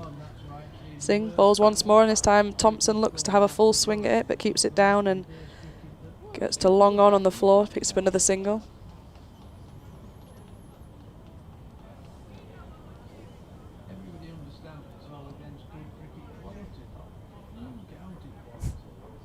Sings in once more. You can just hear some commentary from Dickie Bird, I think, below us there. Hill just works it to long off, picks up another single.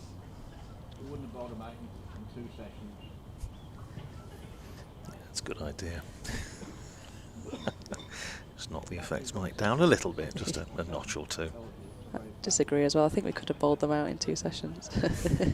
As Sings in once more, rushes Thompson a little bit, who finds the outside edge to backward point, no run.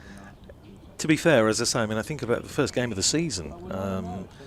Sussex set themselves the task of basically bowling Northamptonshire out on the last day, and there'd been rain, obviously, at that stage of the season.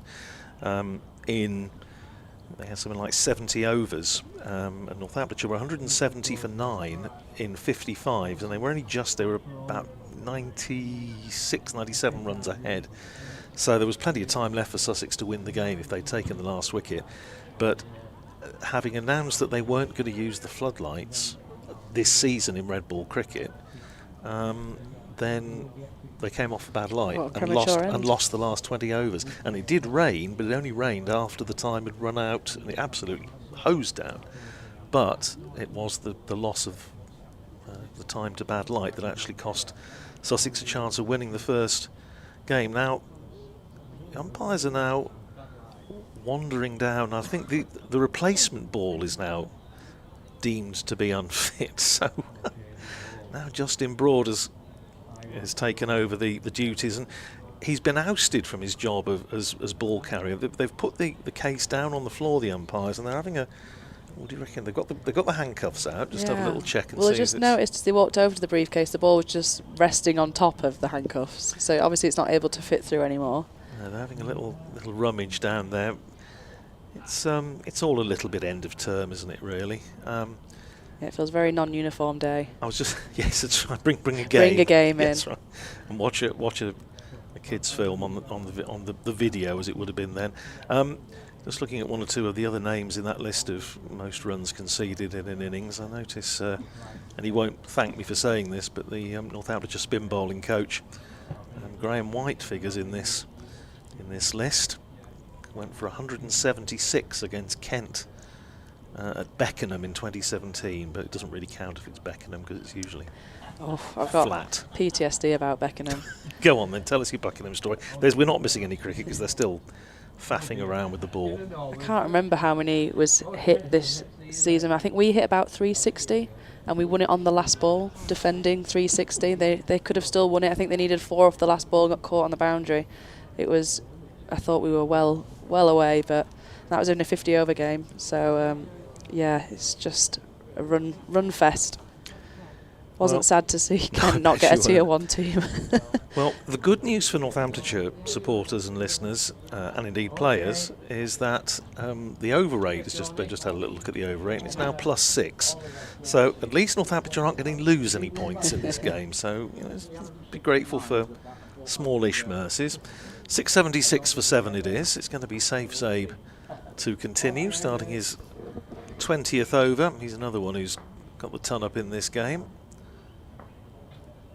There's Zabin and bowls and forced off the back foot by George Hill. Out to man sweeping in front of the east stand on the boundary. One more to Hill, 41 to him, 677 for 7. Save Zabe's figures to date. 19 overs and 1 ball, 2 for 102. Picked up the wickets of Johnny Bairstow for 78, Johnny Tattersall for 21. If you're just joining us for the first time, catching up on the events of the day, James Wharton out finally for 285. Flighted up that next delivery by Zabe, and forward goes Thompson, pushes it out into the offside. Now the sun is out properly, and it has suddenly turned into a glorious afternoon. Not sure how much warmer it is out there. It's warm enough in here. Is Zabin again, and down the pitch comes Thompson. It's gone high up in the air. Is it going to clear? Justin Broad, yes it is. Smashes into the, I think the doors. The doors down to the groundsman's bit, isn't it? I think down there. I actually think it landed on top of the cover directly. Right, okay. Well, it's 6 anyway to Thompson. He goes to 19. He's been itching to do that for a while, and he's finally got hold of one. 683 for 7. Thompson to 25. Yeah, you can tell Thompson's probably in a bit of a two minds, that they want to keep batting as long as they can until they can shake hands. But his natural game wants to get on with it. He wants to get on with it, doesn't he? Zabin again bowls back of a length, punched out to extra cover, fielded by Freddie Heldrick. Goes down with all the grace of a sack of King Edward's, but affects the stop anyway. Zabin again over the wicket, bowls to Thompson, who's defensively pushing it up the pitch for Zabe to field off his own bowling. Thompson 25 off 25 balls, which by his standards is positively pedestrian. Zabin again bowls, and he's gone for a big swing. Thompson, it's beaten the keeper. Now what that came off we will see in a moment, because they've run 2. It's fielded down there on the boundary by Fateh Singh, and there is no signal, so he must have got a bit of bat on it. 2 more to Thompson. Zabe takes his cap and sweater from umpire Hassan Adnan with a decidedly weary air. Let's have a look at this one. Oh yeah, big thick outside edge, and well, it gave the keeper, there's absolutely no chance of him catching that. And it's run down towards the boundary and just flicked back by Fateh Singh. So 685 for 7 at the end of the over. 42 to Hill, 27 to Thompson. 41 overs in theory remaining, and as I say, at the moment everyone was hoping for bad light. Such is the perverse nature of this game. It's now absolutely cracking the flag, because it's gorgeous here in Headingley. Yep, and it's Fateh Singh to continue it from the Howard stand end, all into Hill, who manages to work it out to long on, picks up a single. Yeah, sunglasses will be going on now. Well, so there's plenty of them that have got them, as you say, on the backs of their caps. Or that's a relatively new one. It used to be the front of the cap. You see a lot of them now at Fateh Singh with like round the back. Singh's in once more on bowls, and this time Thompson's just happy to defend it straight down. But he actually bowls in them as well, I think. Yes, he does.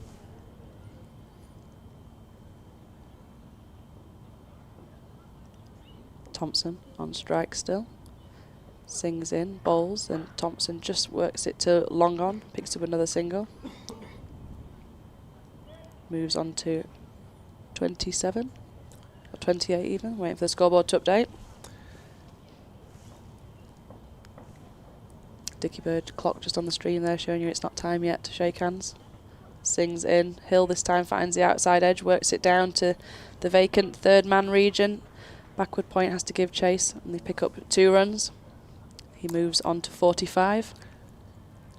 You would think, Katie, that there's every chance of this being Yorkshire's second highest first class total, because that's a mere 704, so 15 runs away. But I'm not sure they're going to quite have enough steam to get to their highest ever. Sings in once more and bowls, and Hill off the back foot punches it down to long on and picks up another single. Which is 887 against Warwickshire at Edgbaston in 1896. I cannot imagine fielding for 800 runs. That'd make me quit the game. 274.3 overs, but I think there were 5 ball overs in that time, so can work that one out. Sings in once more to Thompson, who just is happy to defend it back.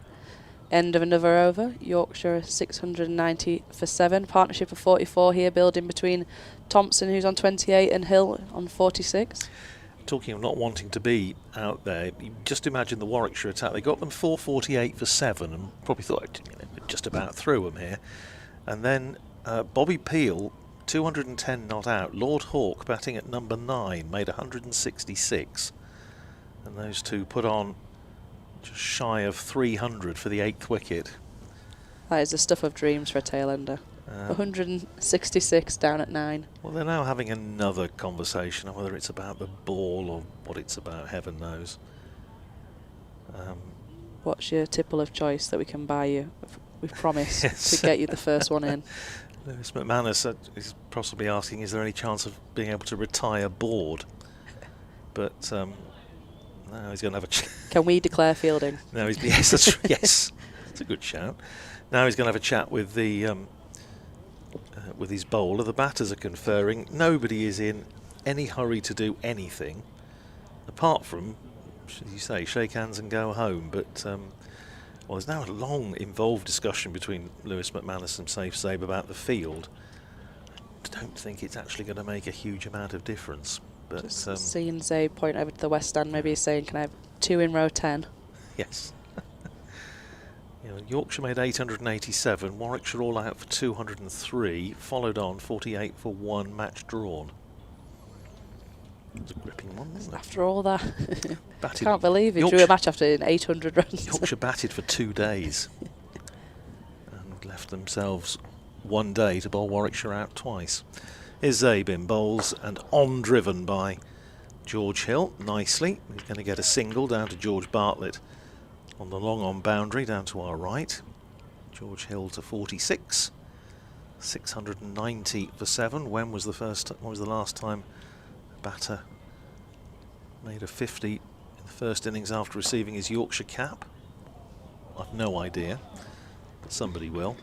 Turned out into the onside. Next ball, Zabe to the left-handed Thompson, fielded by White at mid-wicket. Is Zabe in again. Gives that one a little bit more air. Forward comes Thompson, pushes it out to a man on the perch at short mid-wicket, Gus Miller, who had an unhappy experience bowling earlier in the day.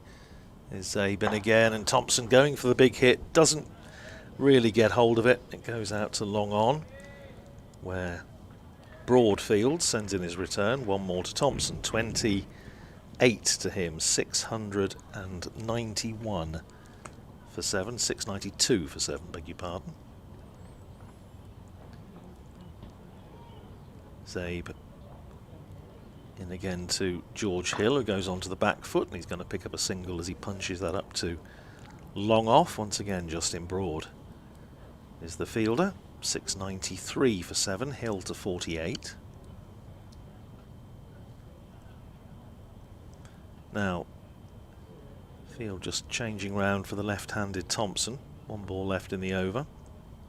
Here is Zabe in bowls, and down the pitch comes Thompson, nudges it round the corner. He's going to pick up a single as Jack White runs back towards deep square. So 30 to Thompson, 48 to Hill. Another over ticks by. 694 for 7, with 39 overs now remaining in the day. Gus Miller's got his arm round Safe Zabe, saying, well, at least your figures are slightly more economical than mine were.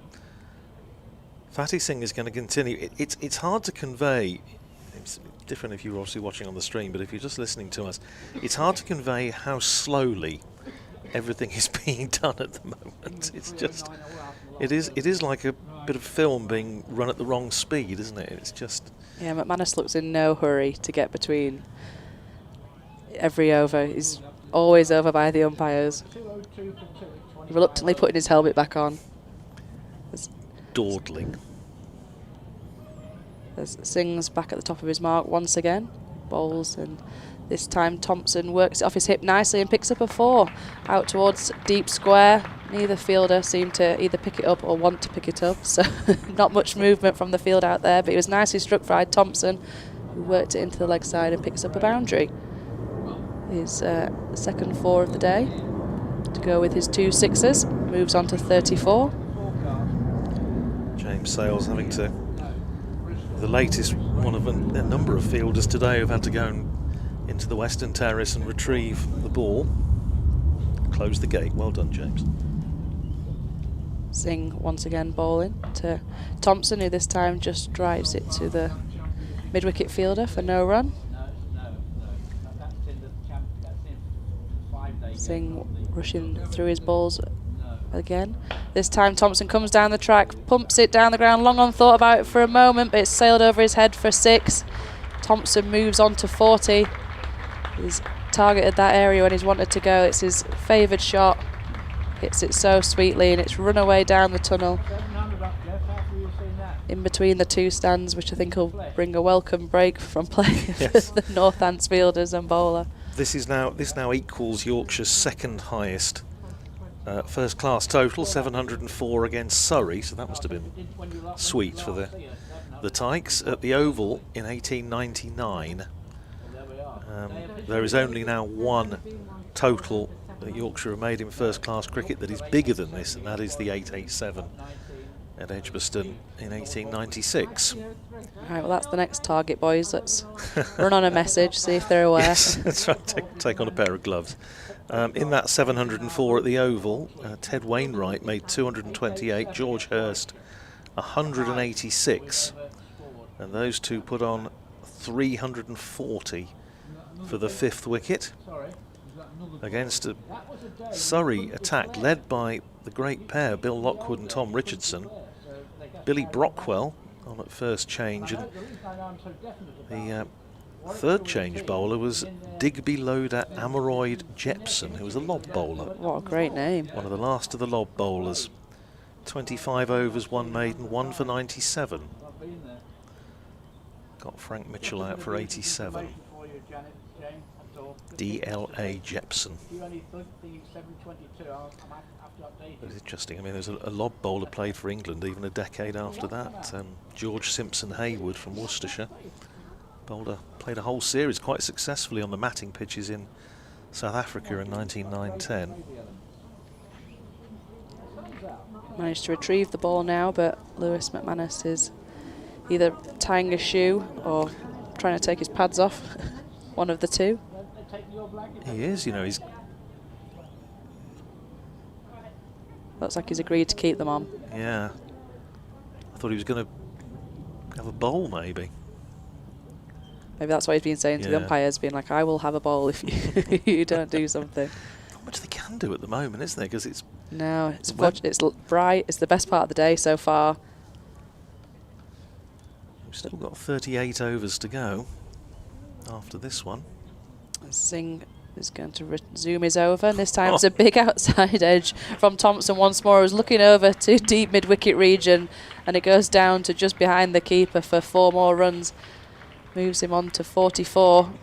It just sums up Northampton's time of late so far. Singh got his hand to his mouth. It's not the best over for him so far, but he's put in a sterling effort so far. It's been a mammoth shift with ball in hand. Yes, I just wonder if somebody says that the next time you fancy just a one game loan in September, in the deepest, darkest September. At Headingley, you know, wonder what his answer will be. I say he's had plenty of overs. And this is, of course, his championship debut, because although he's played plenty of white ball cricket for Notts and for Worcestershire this year on loan, he hasn't played. This is his first championship match, so welcome to the county championship. Figures now 3 for 100 and... Was it 3 for 183? 183, yeah. Well, got to continue this over. Thompson dismissively just clips it over mid-wicket infielder to get fielded by the deep mid-wicket and picks up a single. So to confirm, this is now Yorkshire's second highest first-class total ever. batting at 200 for 8 with a lead of 203. There's no chance of Lancashire getting Singh in once more, and this time Hill just works it off his hip into mid-wicket. No run, that's the end of the Singh over. Quite destructive from Thompson. He's now moved on to 45. Hill still there on 48, and a partnership of 63 now as Yorkshire have moved, as we just said, past their second highest first-class total to 709 for 7. You did very well there, Katie. You were commentating while we had a BBC Radio Leeds news jingle in our ear roll. But Did feel like I was just shouting into the abyss, and I thought I couldn't say anything here. I forget that sometimes it is actually live and other people can hear it. No, you're fine. So, 709 for 7 it is. Everybody is just milling around. Lewis McManus. Yes, he's probably going to have a quiet word, I suspect, with Luke Proctor on the way back home on the bus. He did well there, Skip, to decide that you've got a niggle and not going to field. I'm sure it's more serious than that, otherwise I'm sure Luke Proctor would be out there. Another big hit goes Thompson. Is he going to be caught on the boundary? No, he's not. And in fact, Krish Patel out there does well to stop it. It was one of those where he wasn't sure whether to come in or hang back, and in the end it just bounced in front of him. And they pick up a single. 45 to Thompson, 709 for 7. Bright sunshine here at Headingley. Safe Zabe. In again, bowls, and George Hill on the back foot, punching it out towards the offside. Jordan Thompson's almost caught up George Hill, just 3 runs behind him. Yeah, George Hill seemed to race to 30 and then stall a little bit, but I think Thompson's had the majority of the strike for the last little period of play anyway. Make way for DT in a moment as Zabe comes in and bowls to Hill, who on drives down to George Bartlett at long on for a single. 711 for 7.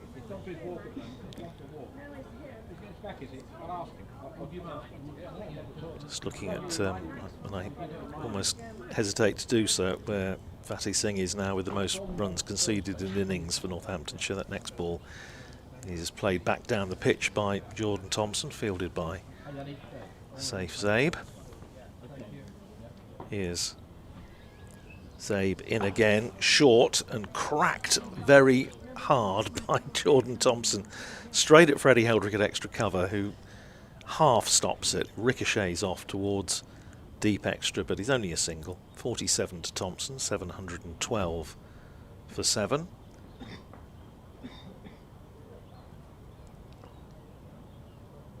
Here's Zabe.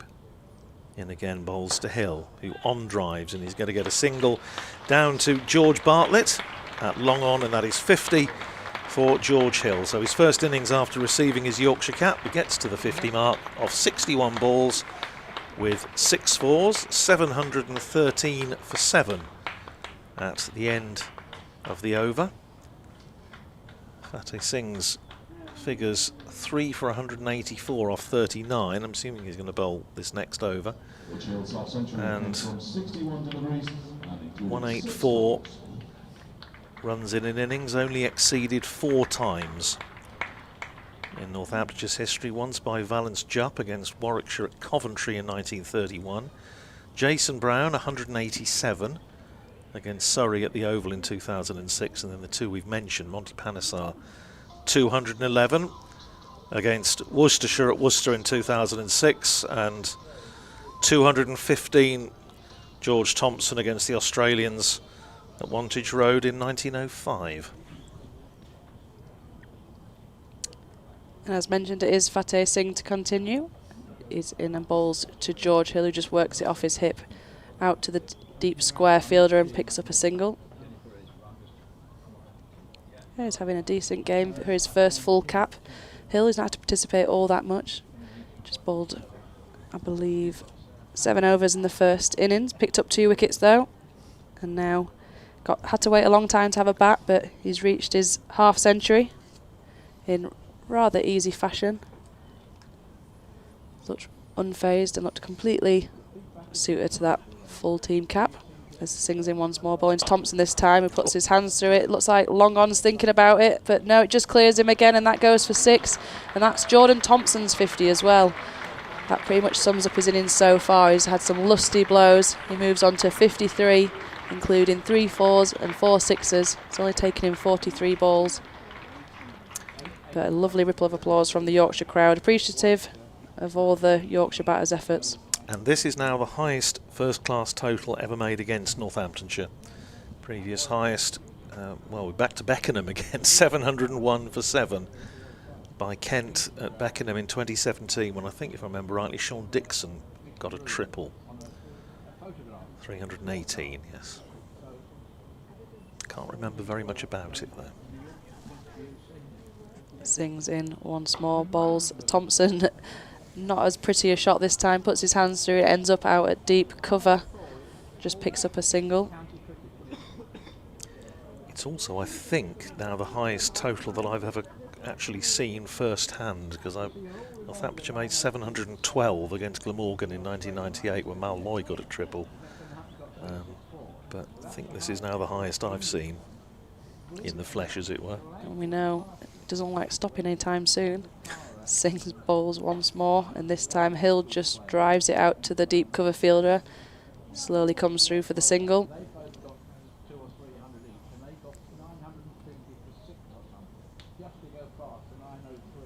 Thompson now overtaken Hill, despite being at the crease for just 47 minutes. Hill has been out there for 80. Thompson on strike now, he's on 54. Sings in with 2 balls still to come in this over. A big swing from Thompson. He goes down on one knee, trying a slog sweep. Playing a miss, goes through to the keeper for a dot ball.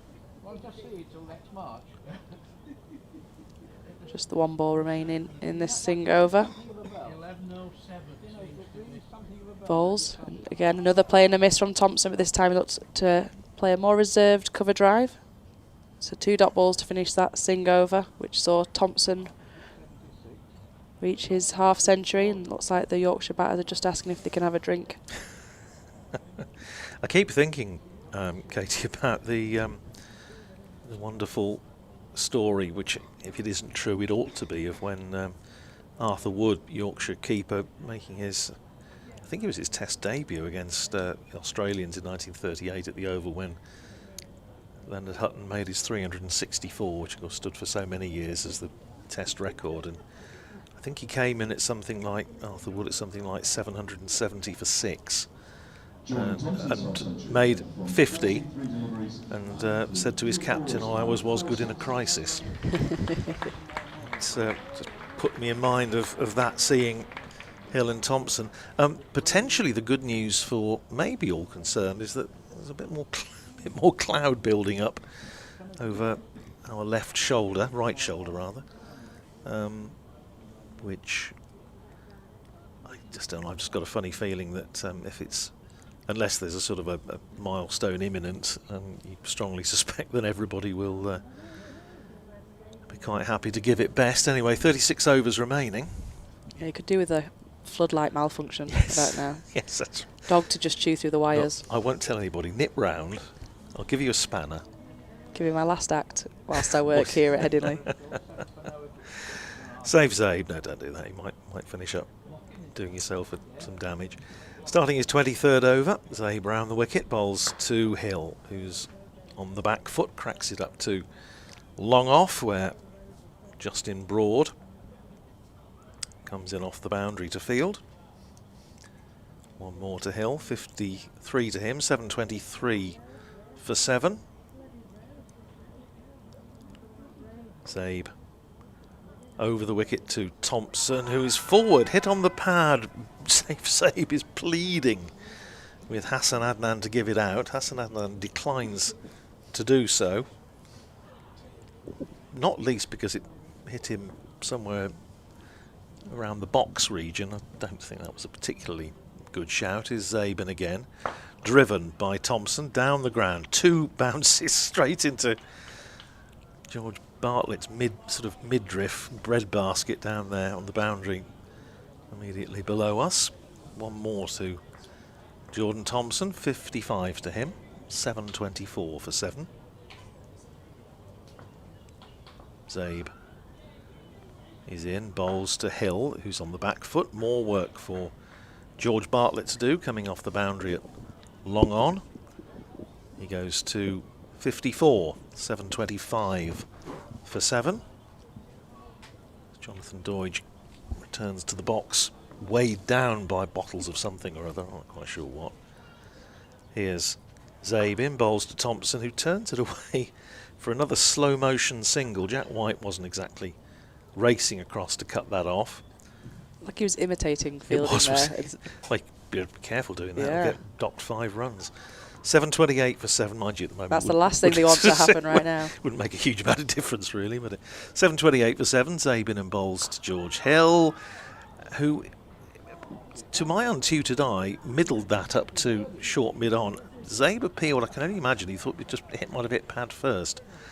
But that, ladies and gentlemen, is tea.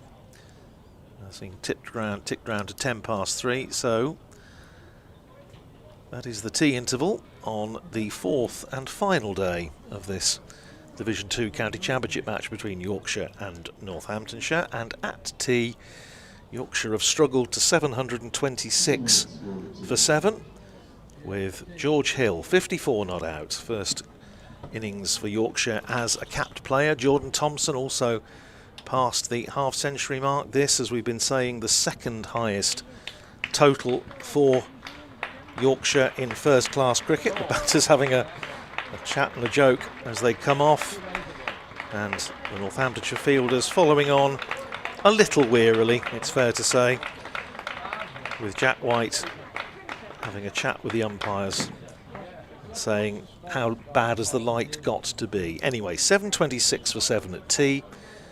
We'll be back for the final session of this match, indeed the final session of this County Championship season, after we've had a quick rub down and a bottle of champagne each, and we shall be resuming in around about 15 minutes' time.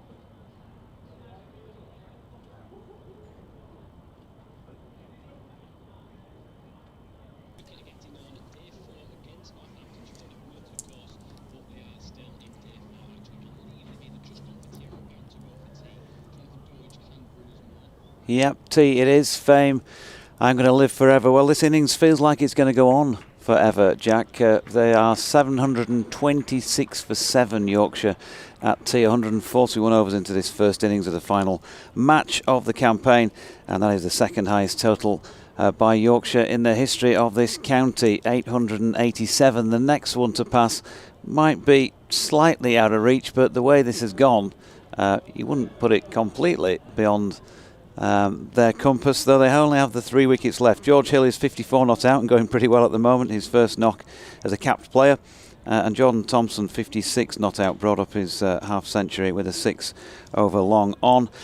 Prior to that, and since you were last with us, James Wharton, of course, I mentioned he made 285, the joint 8th highest individual scorer in the history of the club. Superb knock by him, including 32 fours and 10 sixes. Johnny Bairstow was eventually out for 78, bowled by Safe Save. Johnny Tattersall for 21 went the same way. And Don Best LBW to Fateh Singh for 6. One of those anomalies on an otherwise bulging scorecard in terms of personal scores. So 726 for 7. We're really just playing time now until they shake hands on a draw. We think at the end of this match, which should come at around about the maybe 20 past or half past 4 mark. So an hour or so of the season to go. As I said before, there's been a real celebration feel to this final day, although one or two people scratching heads, particularly those who've paid their money to come in today, because I think they hoped that Yorkshire might bat for an hour, maybe 90 minutes, something like that, whack the ball around and then set up a competitive contest on the final day. But that hasn't happened. We know they're short of promotion, and we've just got an hour or so to go before the party really can begin.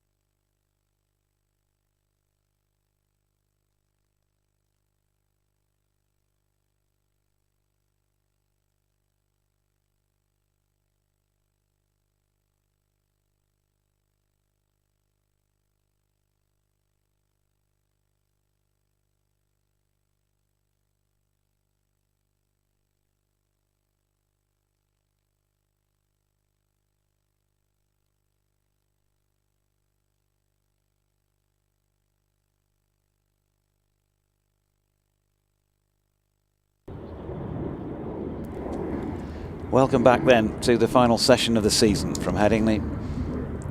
And well, the news is that during the tea break, Yorkshire declared and have given themselves, well, plenty of time, 34 overs to bowl out Northamptonshire second time to try and win this match.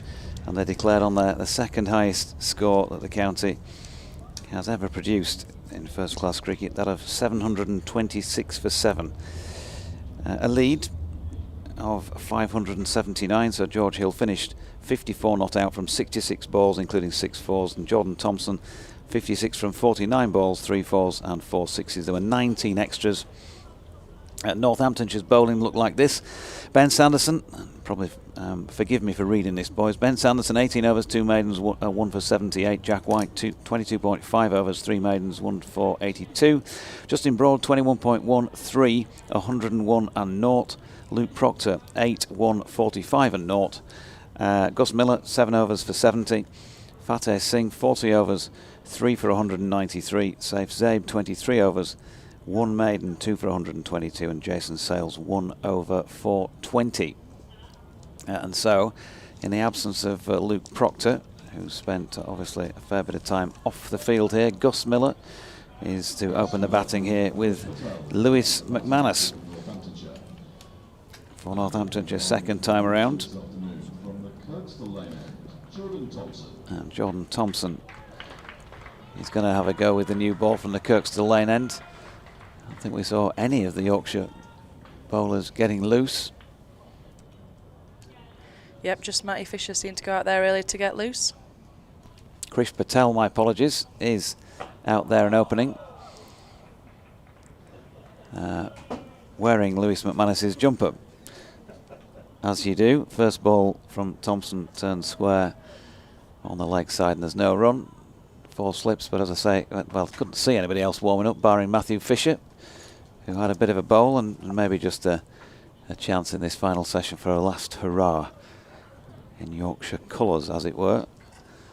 For Fish, here comes Jordan, right arm over the wicket, bit of shape away from the right-hander, and Johnny Bairstow, it appears to be his jog after the ball. He's not able to stop that one going for 4, so Johnny Tattersall taking over keeping duties for Yorkshire in this final innings of the season.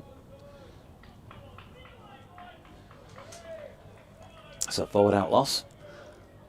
Those 4 going to Gus Miller. Floodlights still on, but it's actually quite a nice start to the, I was going to say evening, it's only 3:30ish, but later afternoon.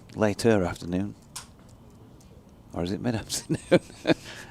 What day Quite is a it? nice start to the last session as Gus Miller drives that one back to Thompson, who rings the hand afterwards.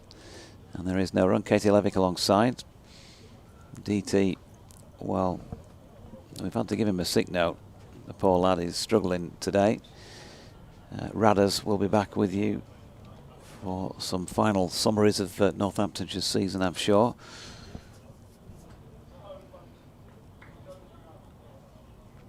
Comes Jordan again, up there and swinging once more. Nice drive by Gus Miller. That'll be 4.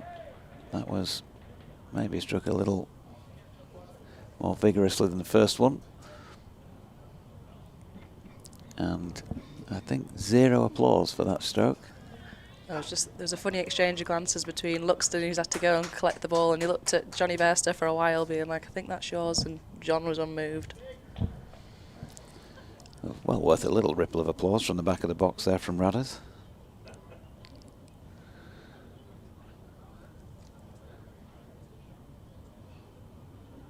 Well, it's caused a field change at least. Brought another man over. So there's Jordan Thompson once again. This time throwing up a wide one. And Miller leaves, so 8 without loss after 5.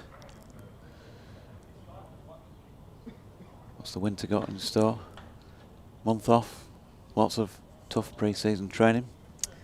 Yeah, unfortunately, staring down the barrel of another indoor winter, but this time in Durham. Excited for a new challenge, but never excited to go to the gym. Quite a nice indoor centre there as well, isn't it, at the back of the ground? As that's a lovely shot by Miller. 2 full this time from JT, and bang into the seat unique advertising boards away to our right. So 12 off that first over, all of them from the bat of Gus Miller. Quite funny silence from this Headingley crowd as well, despite there being a flurry of 4s in that first over. That is not what they came to see. And they're firmly just holding on to see the celebrations of Yorkshire's promotion at the end. But a good start for Northants. Yep, going to see Matthew Fisher. From the bowling for Yorkshire this afternoon, from the Howard stand end, for the final time, Matthew Fisher. And as we just heard there from the announcer Howard, Matthew Fisher coming in for his final spell, and rich applause from the Headingley crowd, being appreciative of his efforts over the years. And he comes from the Howard stand end, and it's a drive back to mid-on, first ball. Lots more energy and enthusiasm. I think people will be delighted to see Fisher take a couple more wickets with him in his final go. 10 would be handy. I think if we got close to that. I think it'd be quite an emotional Matthew Fisher out there as well. He loved playing for Yorkshire. Here he is once more bowls, and Patel just on the front foot, happy to defend it back to mid-off.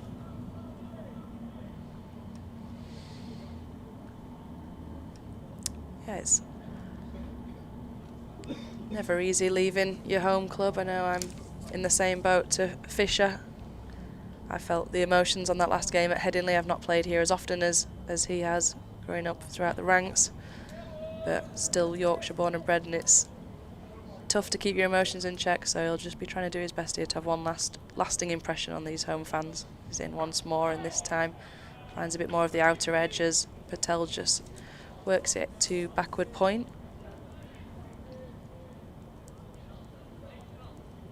A lot more hubbub from the crowd whilst Fisher's bowling. Keen to see what he can do one final time, as this game just slowly comes to its conclusion. And the sun's out once more, so bad light doesn't look like it's going to come into effect anytime soon. Fisher's in once more, and this time a lot more confident drive from Patel to a dive in mid-off. I think that's Johnny Bairstow. Appreciative round of applause from the Headingley crowd and a couple of high fives. Don't think anyone expected him to actually get that. No, Johnny Bairstow getting up off the deck rather like I do.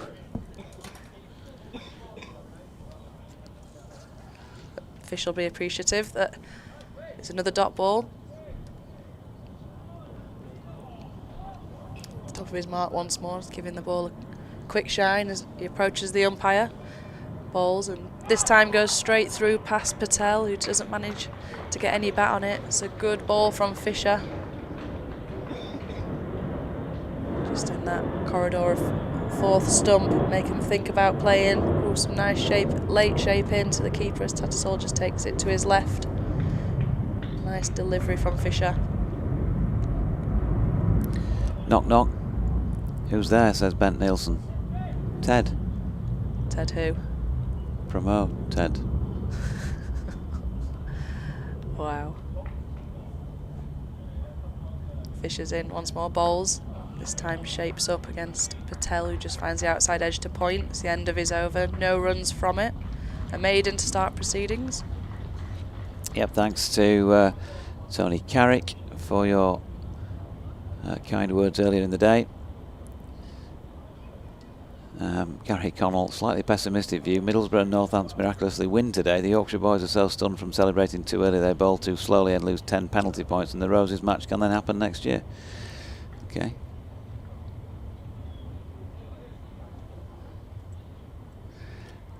We're going to see Jordan Thompson bowl again from the Kirkstall Lane end.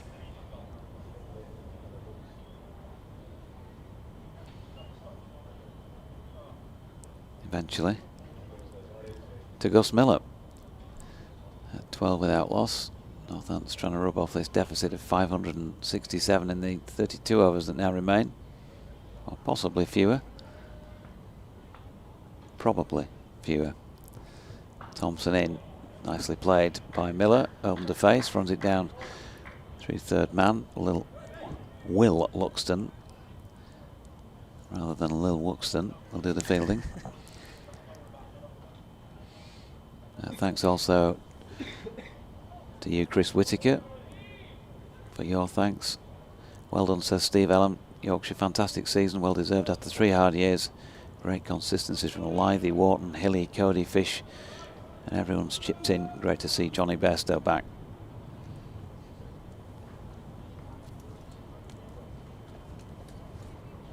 Here's Thompson again, and that is turned into the leg side by Miller, and there is no run. Quite a few of you have expressed surprise that Yorkshire continued to bat for as long as they did, and I know, just having been out in the crowd on the North East stand for a short spell, I heard some of those voices at first hand. That's the way it's been.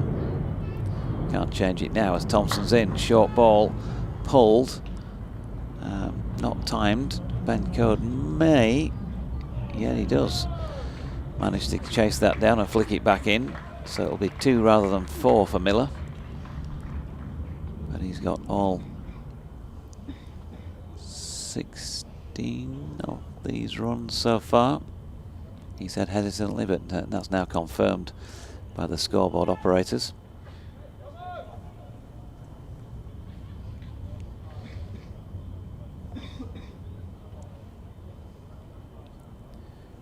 So just checking with Chris Watts, who's going to spend a little bit of the match with a slightly different view from this Kirkstall lane end, that the ball is still okay to use. And Jordan Thompson uses it. Don Best fields it after that push into the covers.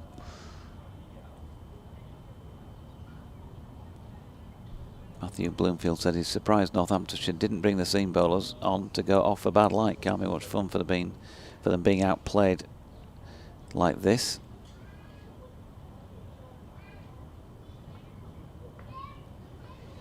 As Thompson turns again and bowls it now. It's flicked away on the leg side. James Wharton is giving chase. Might have stiffened up a little bit after all that batting, but he still managed to keep him to 2.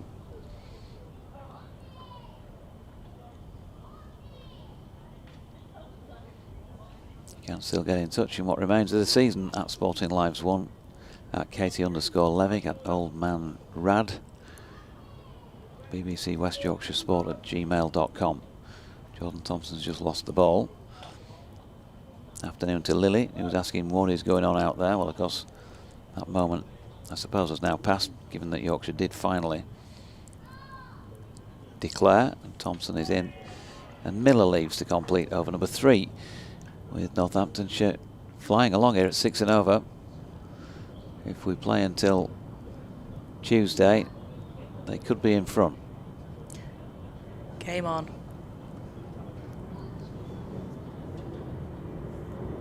Jim Green thanks us for our commentaries this season.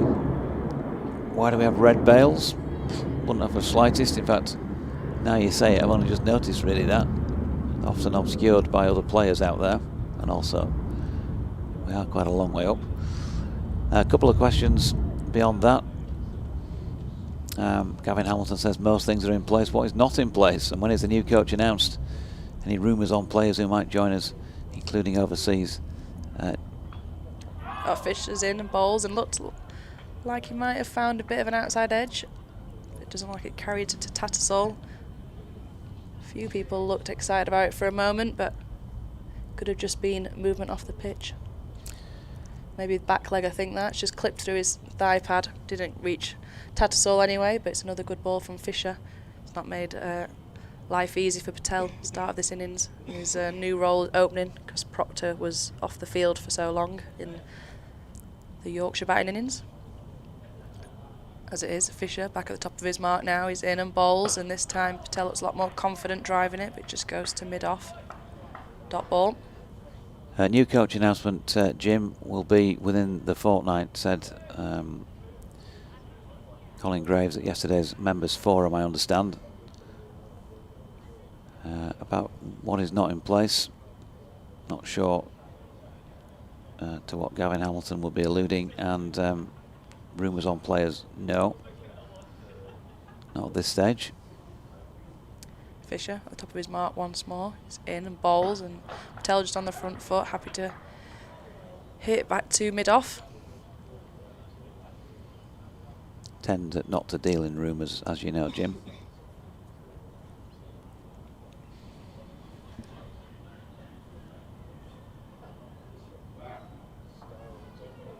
Flags on the stream there if you're tuning in via that, just showing there's not much breeze there anymore. The sun has just gone behind some clouds, got a little bit darker here, but I don't think dark enough to think about anything yet. There's no shadows on the players. So Fisher's at the top of his mark once more.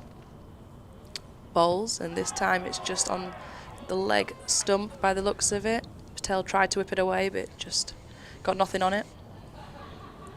Jack Dudman thanks us for the comms. Been great to hear Katie Levick grow into the role as well. Hope we'll still hear her on after her move to Durham next season.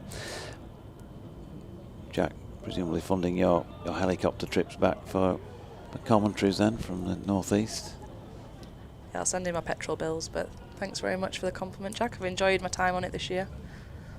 Fisher's in once more, and Patel just finds the outside edge, knocks it into point for a quick single. Lots of excitement from the Yorkshire fielders, but I think that's more about the imminent finish and subsequent celebrations.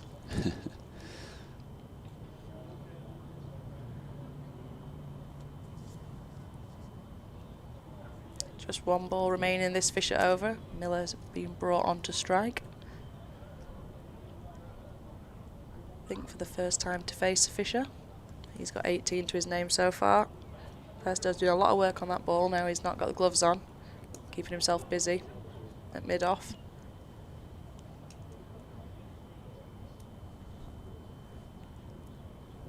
So here's Fisher coming in from the Howard stand end. Bowls, and this time doesn't get anything on it. I think that's pad as it races away down to the fine leg boundary. No, some bat onto pad. Umpire signals runs. Miller moves on to 22, but I don't think he knew that much about that delivery.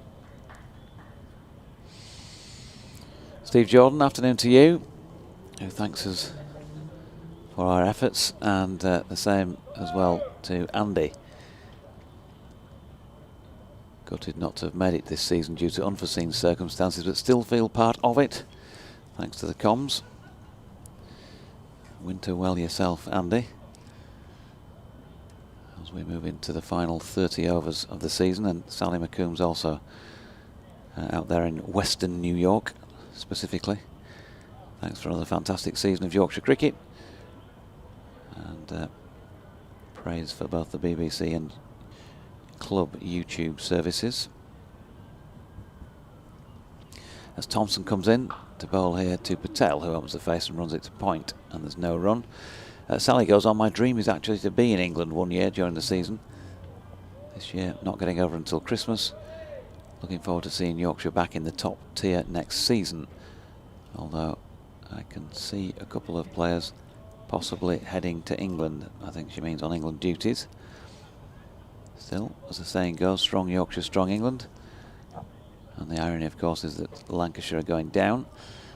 Thompson is in, and that's flicked on the leg side. James Wharton fielding, Patel getting through for one. And my surname is pronounced Combe, as in brush, and Sally McComb. Or is it McCombs? So 24 without loss. Miller on 22, Patel on 2. We've caught up with your late season correspondence. Michael says that the bails are red because they represent the championship sponsor, as Thompson drags one down the leg side. Miller misses. Northamptonshire trail by 5-5-5. For those who like those sort of things, up on the scoreboard at the moment. Looking a little bit patchy now, the sky overhead. Some grey, a grey tinge to some of the clouds, and some white ones. Little Pockets of blue, and right at this moment in time, sunshine with the floodlights on as Thompson bowls again, wraps Miller on the pad, and it makes its way down to Fisher coming in from long leg. They pick up a leg bite.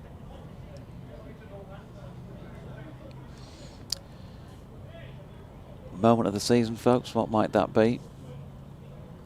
An obvious candidate yesterday. But anything else you fancy for moment of the season? At Sporting Lives 1. BBC West Yorkshire Sport at gmail.com. Giving you ample time to think about it before the season comes to an end as Thompson drags one down short. Patel with a missed pull that hits him somewhere in the body.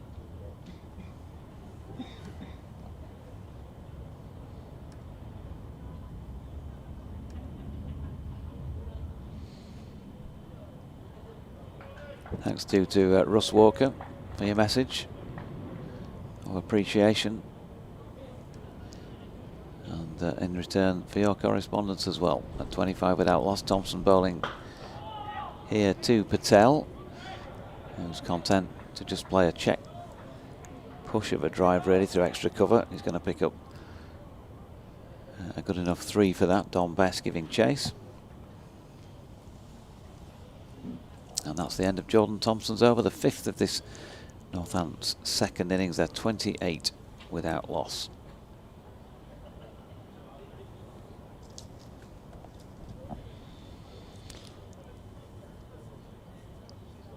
Northamptonshire, is it just too big to fit on scoreboards around the country? Is that why it became Northants?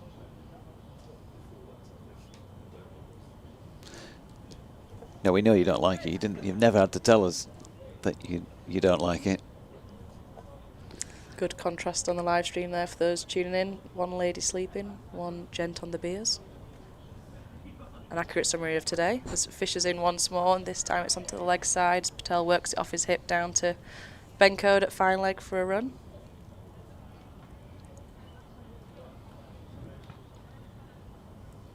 Graham Spud Clark, thanks to the fantastic commentary this season, and the major objective achieved with promotion. Division 1 much tougher. We need to strengthen to compete, with the young lads continuing to develop. Shame we didn't go for the win today, he says. Maybe a result of last night's celebrations? We're not ones to speculate, are we? Not at all. Fisher's at the crease. Bowls, this time it's a lot wider. Tattersall takes it in front of first slip.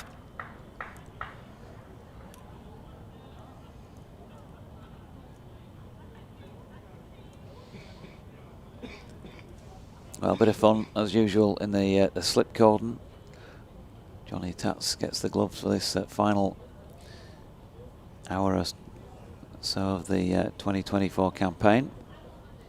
George Hill at first, Adam Lyth second, Finley Bean third, as is usually the case these days. Fisher's at the top of his mark. In he comes, bowls, and Miller just drives it to Johnny Bairstow, who's fielding it mid-off this afternoon. Change of scenery for him. A change of field for Fisher. Just sent out Don Bess, who is in a normal mid-wicket, and he's more of a floating deep mid-wicket now. He's not all the way on, just more 3/4. Just out there where all those squares are. So what's he going to do different here? So Fisher's running in once more. Bowls and double bluff. It's just a full ball that's driven back to Johnny Bairstow at mid-off.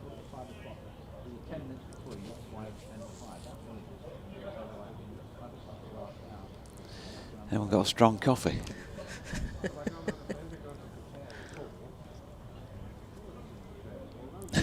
I am slightly worried about blinking because I'm not sure they'll ever open up again.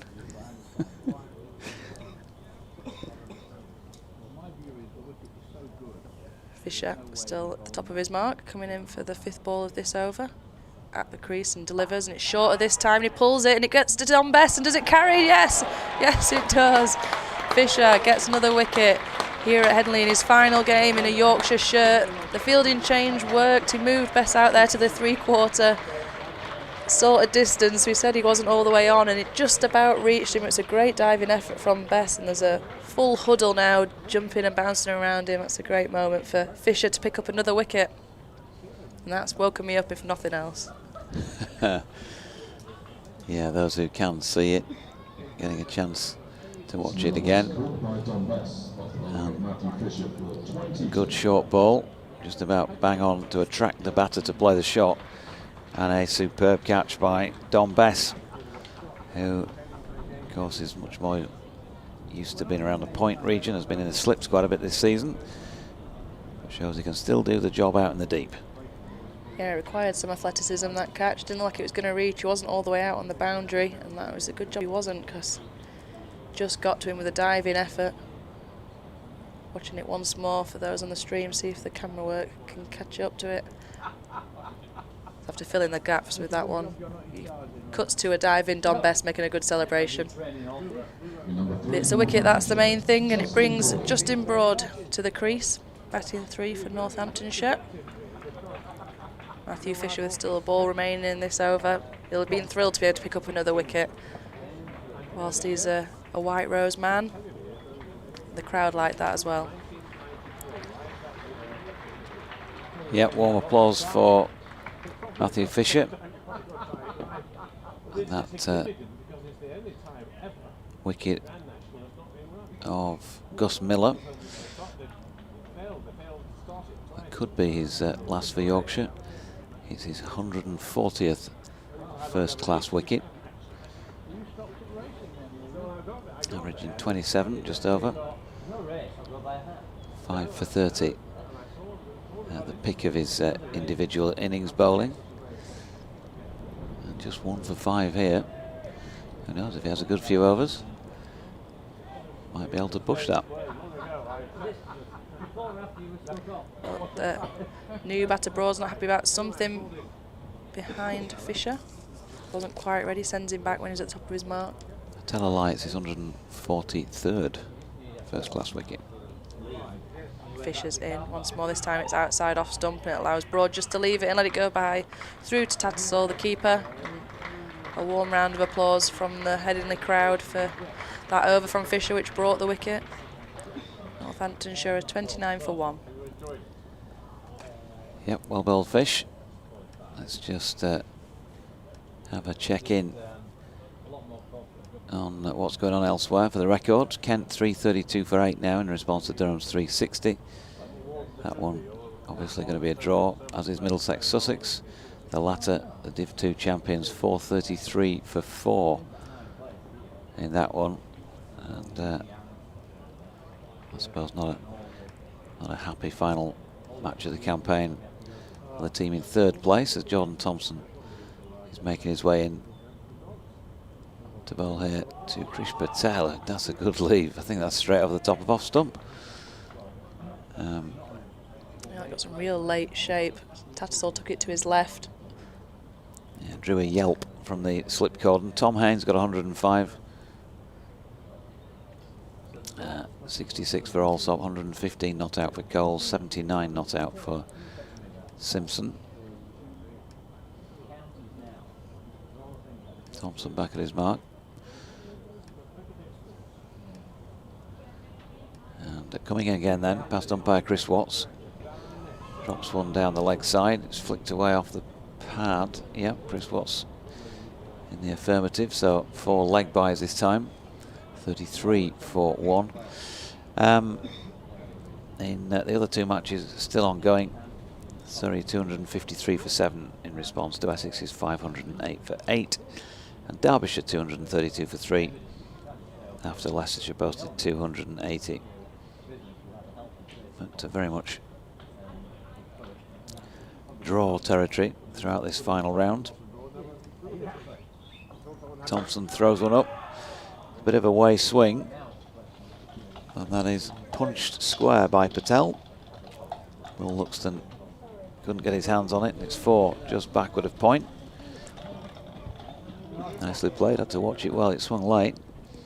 37 for 1.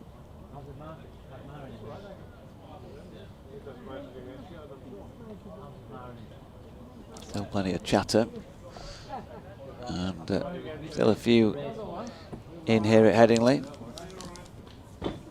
as they await the final celebrations.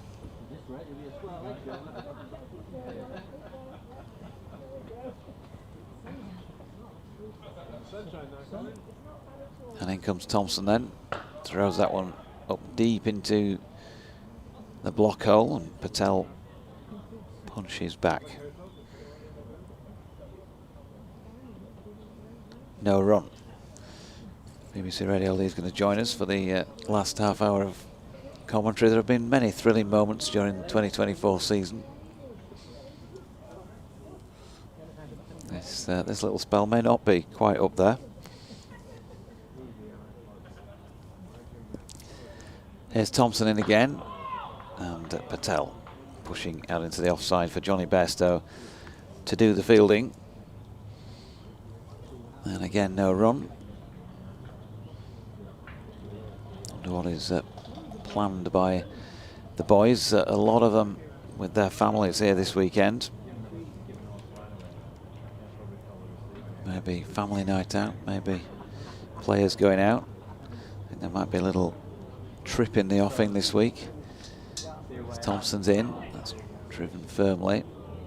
Johnny Bairstow with a, well, he stopped it of a fashion, bounced off him really. Don Best cleans up, end of the over. 7 of them gone now. Northamptonshire 37 for 1. 27 overs officially remaining in the match, but we're probably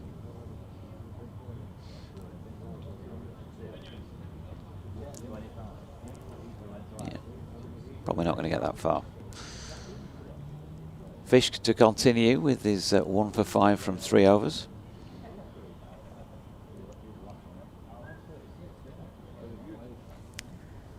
Looks like he's continuing with the field that brought the wicket in his previous over. Got Don Bess out there lurking, just 3/4 off the square leg boundary. 3 slips in place. The only other fielder out is down at fine leg. Fish is at the top of his mark. Bowls and goes straight through to Tattersall.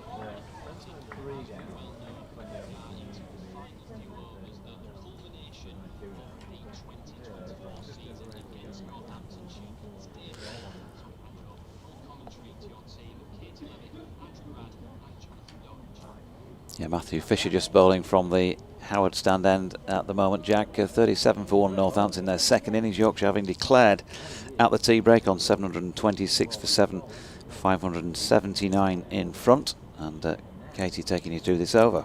Yeah, and Fisher's at the crease, it bowls, and Broad just pushes it into the offside for no run.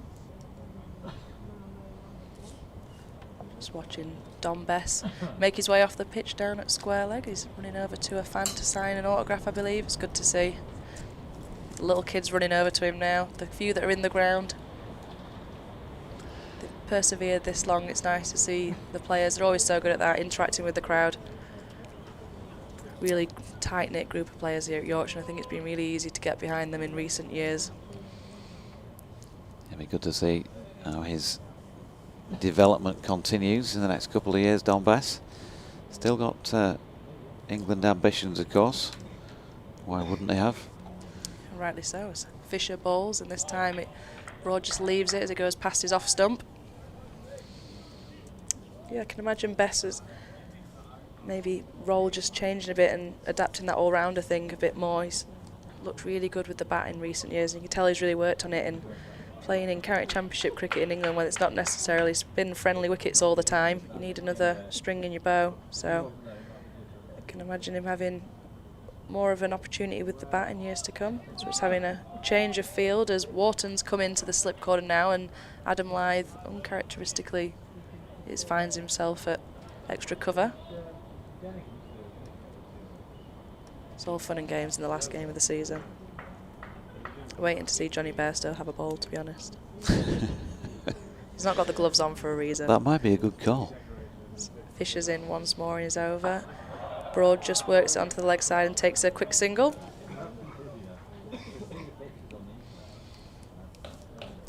Just the one ball. Lythe came out of the slip cordon for there, and he swapped straight back with Wharton.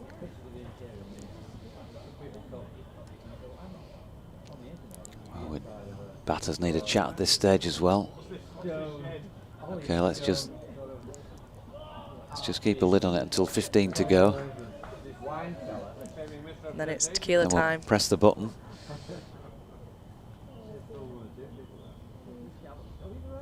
Fisher running into the crease once more, bowls it and finds an outside edge. Yes, he does. The umpire's finger goes up and he got a second wicket. Patel just a feather of an edge through to the keeper, and it's a second wicket for Matthew Fisher in his last game at Headingley. And appreciative from all of his teammates who run over to celebrate with him. Yes, almost an inevitability about the fact that they declared, and it does feel like just one last hurrah for Matthew Fisher in front of his home support at Headingley, and that he was going to do something. Well, he's picked up 2, and as I said, his best first-class figures are 5 for 30. Not beyond the realms yet, with a bit of time still to go.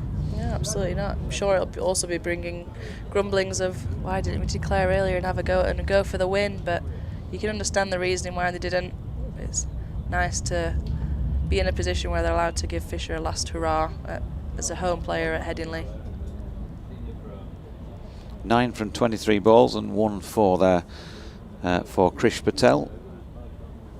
And Johnny Tattersall with another victim with the gloves on, of course, as he has in this innings. There was a switch for those who don't know. Tattersall taking over wicket-keeping duties from Johnny Bairstow in this second innings. Don't know of any injury problem to Johnny Bairstow, but maybe just a why don't we do that, as it's the last match of the season and nothing to lose or gain from it. Well, I've actually just watched Bairstow walk off to sign a couple of autographs and has continued off. Not sure if we're going to have a substitute fielder on for him for the next few. Just looking round, it looks as though they were calling somebody on, and I reckon that we've got 2 number 68s out there. One of them, the correct number 68, is Will Luxton, and one of them, the imposter, will probably be Could be that Lil Dom Luxton Leach. you said earlier. Dom Leach, it is indeed. It could be Lil Whuxton, yeah. No, it's Dom Leach, substitute fielding for Yorkshire against the county that he's going to be playing for on a 3-year contract next year. So just one last chance really for him to be on the field as a home player at Headingley. Nice touch. So Fisher to continue, 1 ball remaining in this over. He's in and bowls, and Sales drives it handsomely up to mid-off for no run. That completes another Fisher over. I'm sure appreciative round of applause from the Yorkshire crowd now.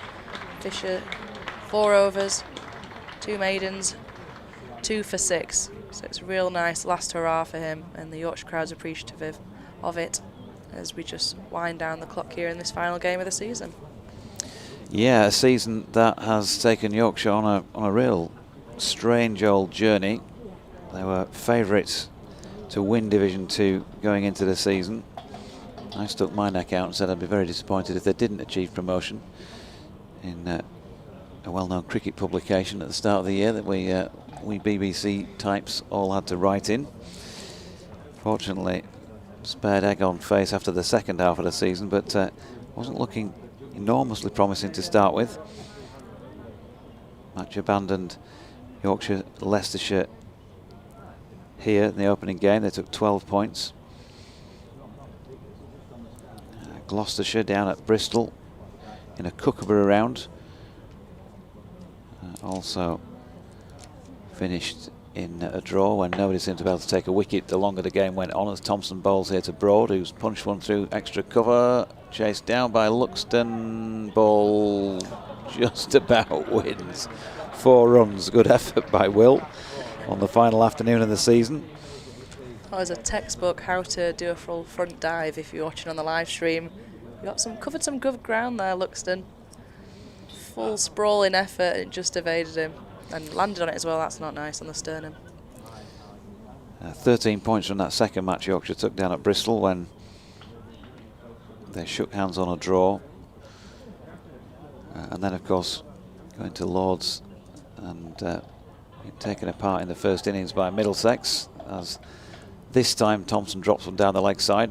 There's a flick at that by Broad, but he's missed it. It's leg byes, 4 of them. And then, yeah, as I say, down at Lord's, back with the Duke's ball, which didn't do Yorkshire any favours, despite that fantastic batting lineup.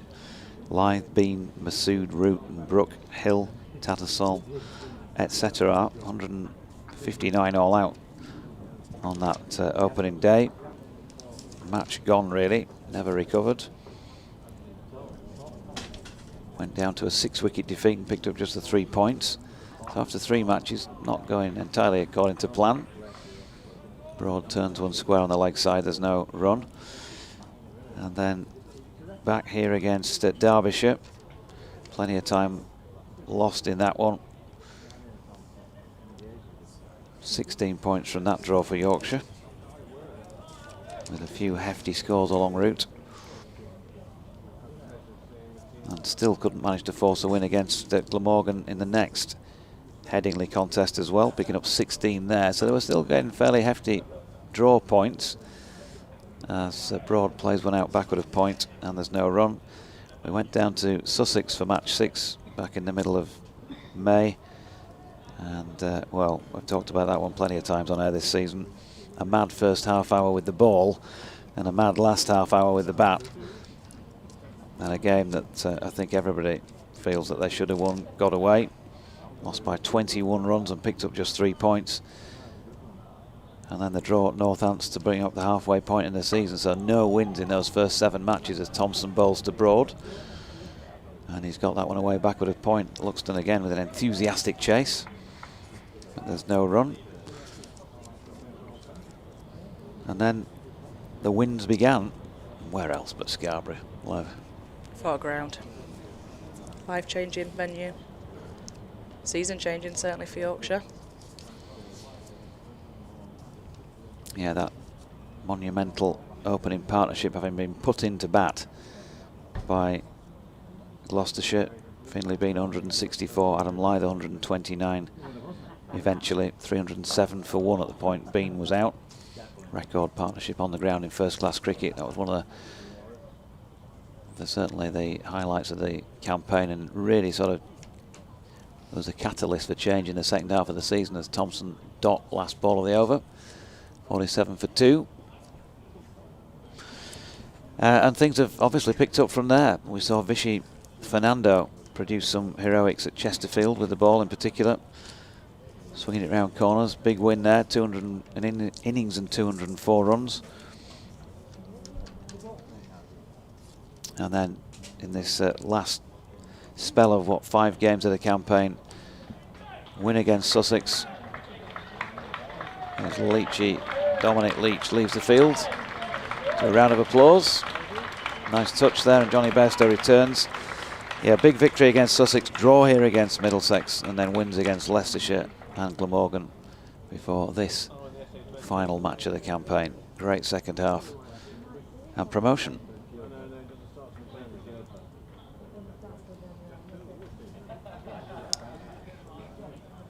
And back here, it's Matt Fisher to continue. He's in and bowls, and a good cover drive from Broad, gets it past the infielder. He's going to give chase and a dive, and doesn't need a dive at the end. He manages to flick it back, and they pick up 2.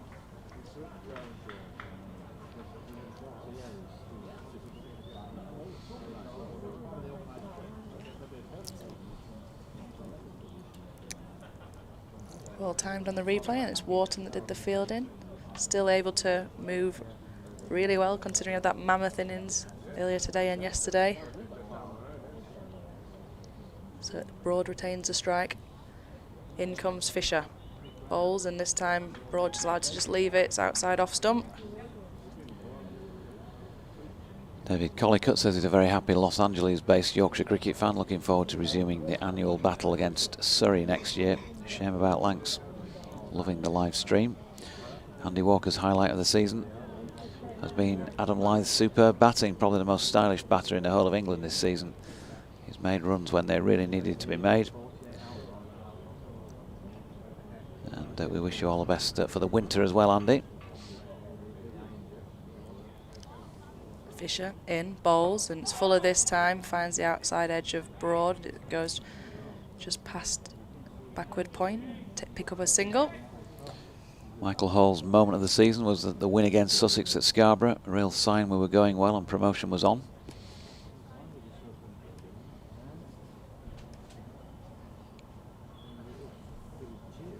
Bairstow back on the pitch now, just finds himself fielding at mid-off, having a chat with Fisher, working on that ball for him.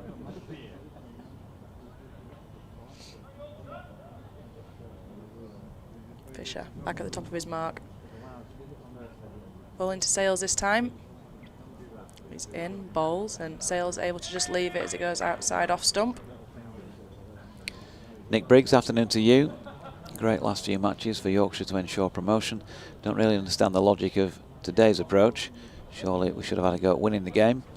Thanks for the commentaries this year, which have kept me in touch, as I haven't had as much live cricket as normal due to my race day representative role.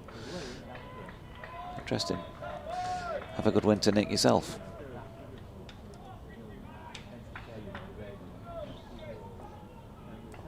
So 4 balls gone in this over. Fisher at the top of his mark. Runs in, bowls, and just finds the slight outside of the bat from Sales, who works it to point. Slips a lot more animated than that delivery probably deserved, but shows you the state of the game. Keeping themselves entertained. Lots of chatter in the slips, and with Tattersall the keeper. Adam Lyth and Finlay Bean's triple century opening partnership at Scarborough, the highlight of the season for Malcolm Palmer.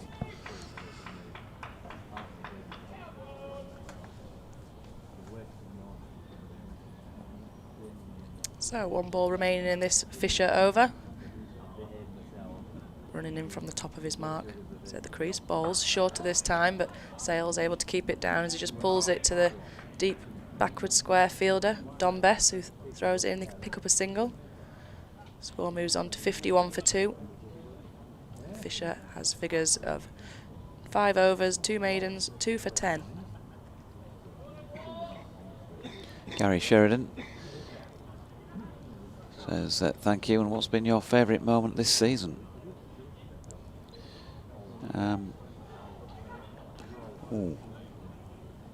That's a tough one. Leven and Rachel Slater obviously knocking off 25 against South East Stars has got to be up there, because it was such a shock from a Yorkshire County Cricket Club perspective. I think it was a highlight when DT didn't manage to get crumbs all down the front of his jumper on one of the days when we had lunch at Scarborough. I thought that the blast from Vichy Fernando at Chesterfield was superb. George Hills as well at Leicester the other week that wrapped things up in that match. God, to name one. Finlay and Adams opening partnership at Scarborough. Right up there, James Wharton's knocking this match, and he's on and bowling here from the Kirkstall Lane end. The last time we saw him do this in first class cricket was in that that innings that also felt like it might go on forever by Glamorgan at Cardiff last year. It's just been turned backward of square for a single. Must be one of the taller bowlers when he gets a chance, and this would be his first one of the season. Off spin, and he's getting it to rag already. Northamptonshire, well, there'll be a few players whose heart rate's on the balcony will be going up now. Strange things happen in cricket. He's just got 285 runs, and sometimes when it's your day, golden arm. He did get on the wicket in the wickets column at Glamorgan last year, when most people were trying not to laugh, I think, out there in the team when he came on. He just dragged one down short, and Matthew Fisher, well, with fielding like that, it's a good job he's on his way, to be honest. He tried to stop it with his foot, and it's rolled onto the rope. And that is 4 runs to James Sales.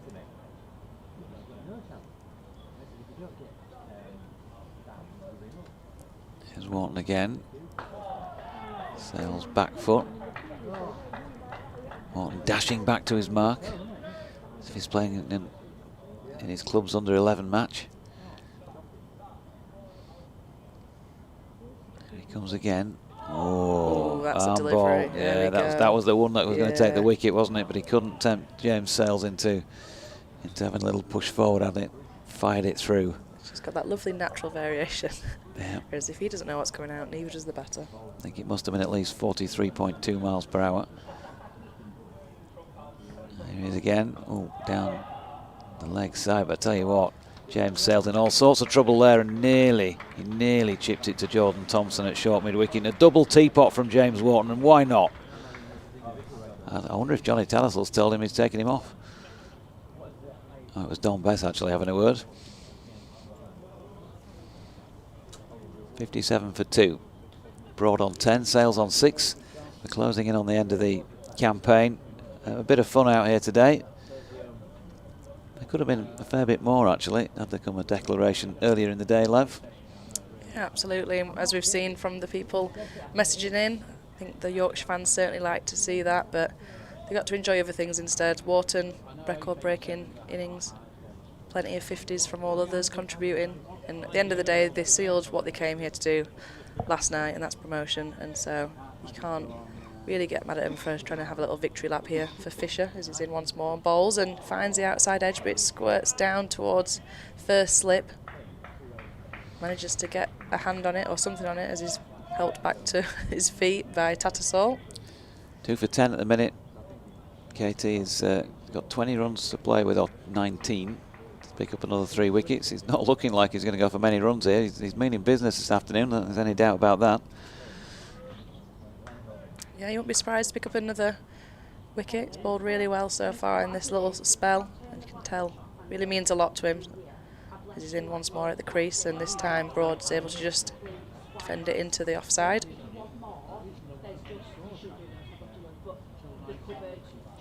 Still officially 22 overs and 4 balls remaining.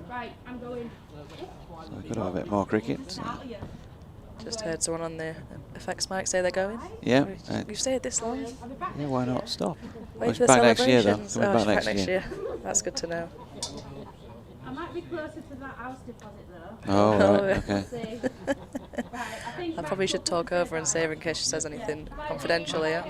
Fisher bowls and Broad pushes it into the offside. I think the dive-in cover fielder managed to get a hand on it.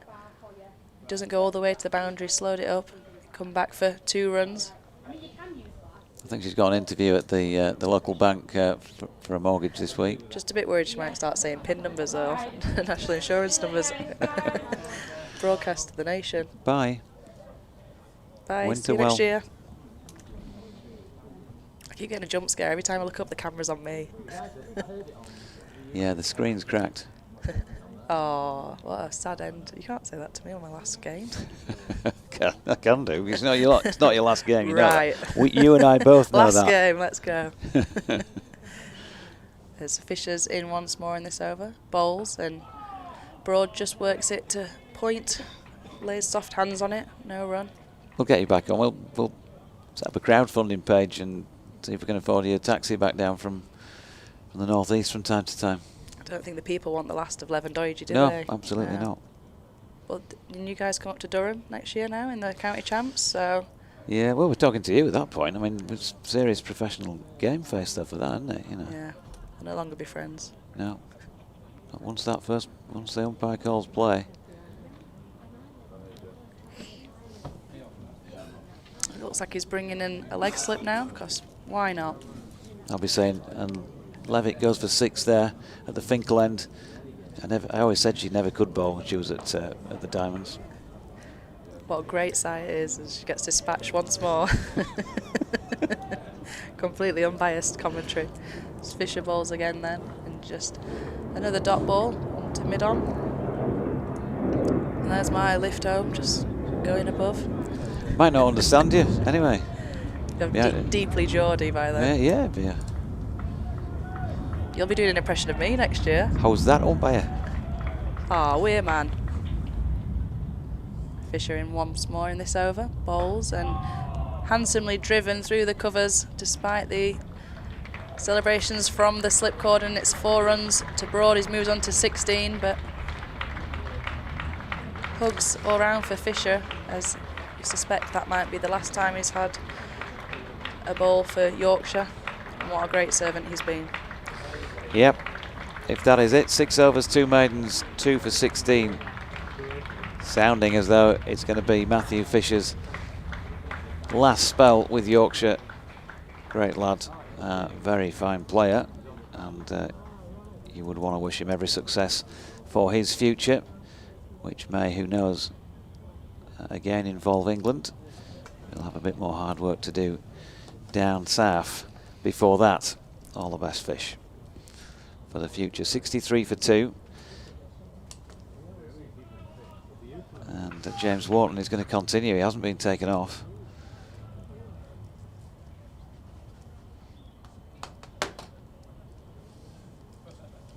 Don Best closes in at short extra cover. Jordan Thompson a short straight mid wicket.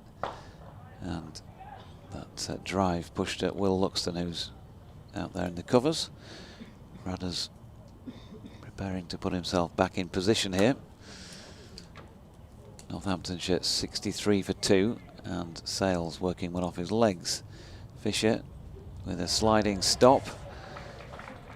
You always wince really when Matthew Fisher slides for a ball like that, as he did against Glamorgan earlier this season, down to our left, the north-east stand side, and got that injury that he struggled with for some time, but he's okay.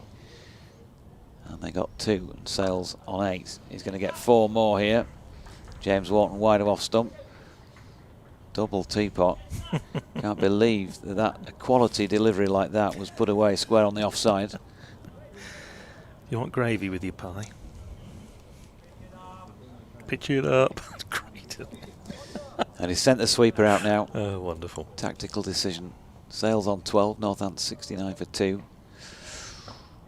And a flick off the legs this time out to Ben Code, who's been conspicuous by his absence from the bowling attack in this final innings out there together in the field this season.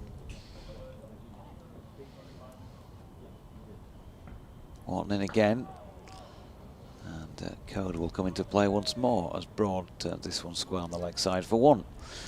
So 71 for 2. Match moving on. Wharton in. Oh, tell you what, he's got that one up to 51.3, I think. The bouncer wide of off stump. And that's that. Misses out, and that is the end of the season, and the celebrations, the handshakes can now begin. Northamptonshire will finish, the records will say, on 71 for 2.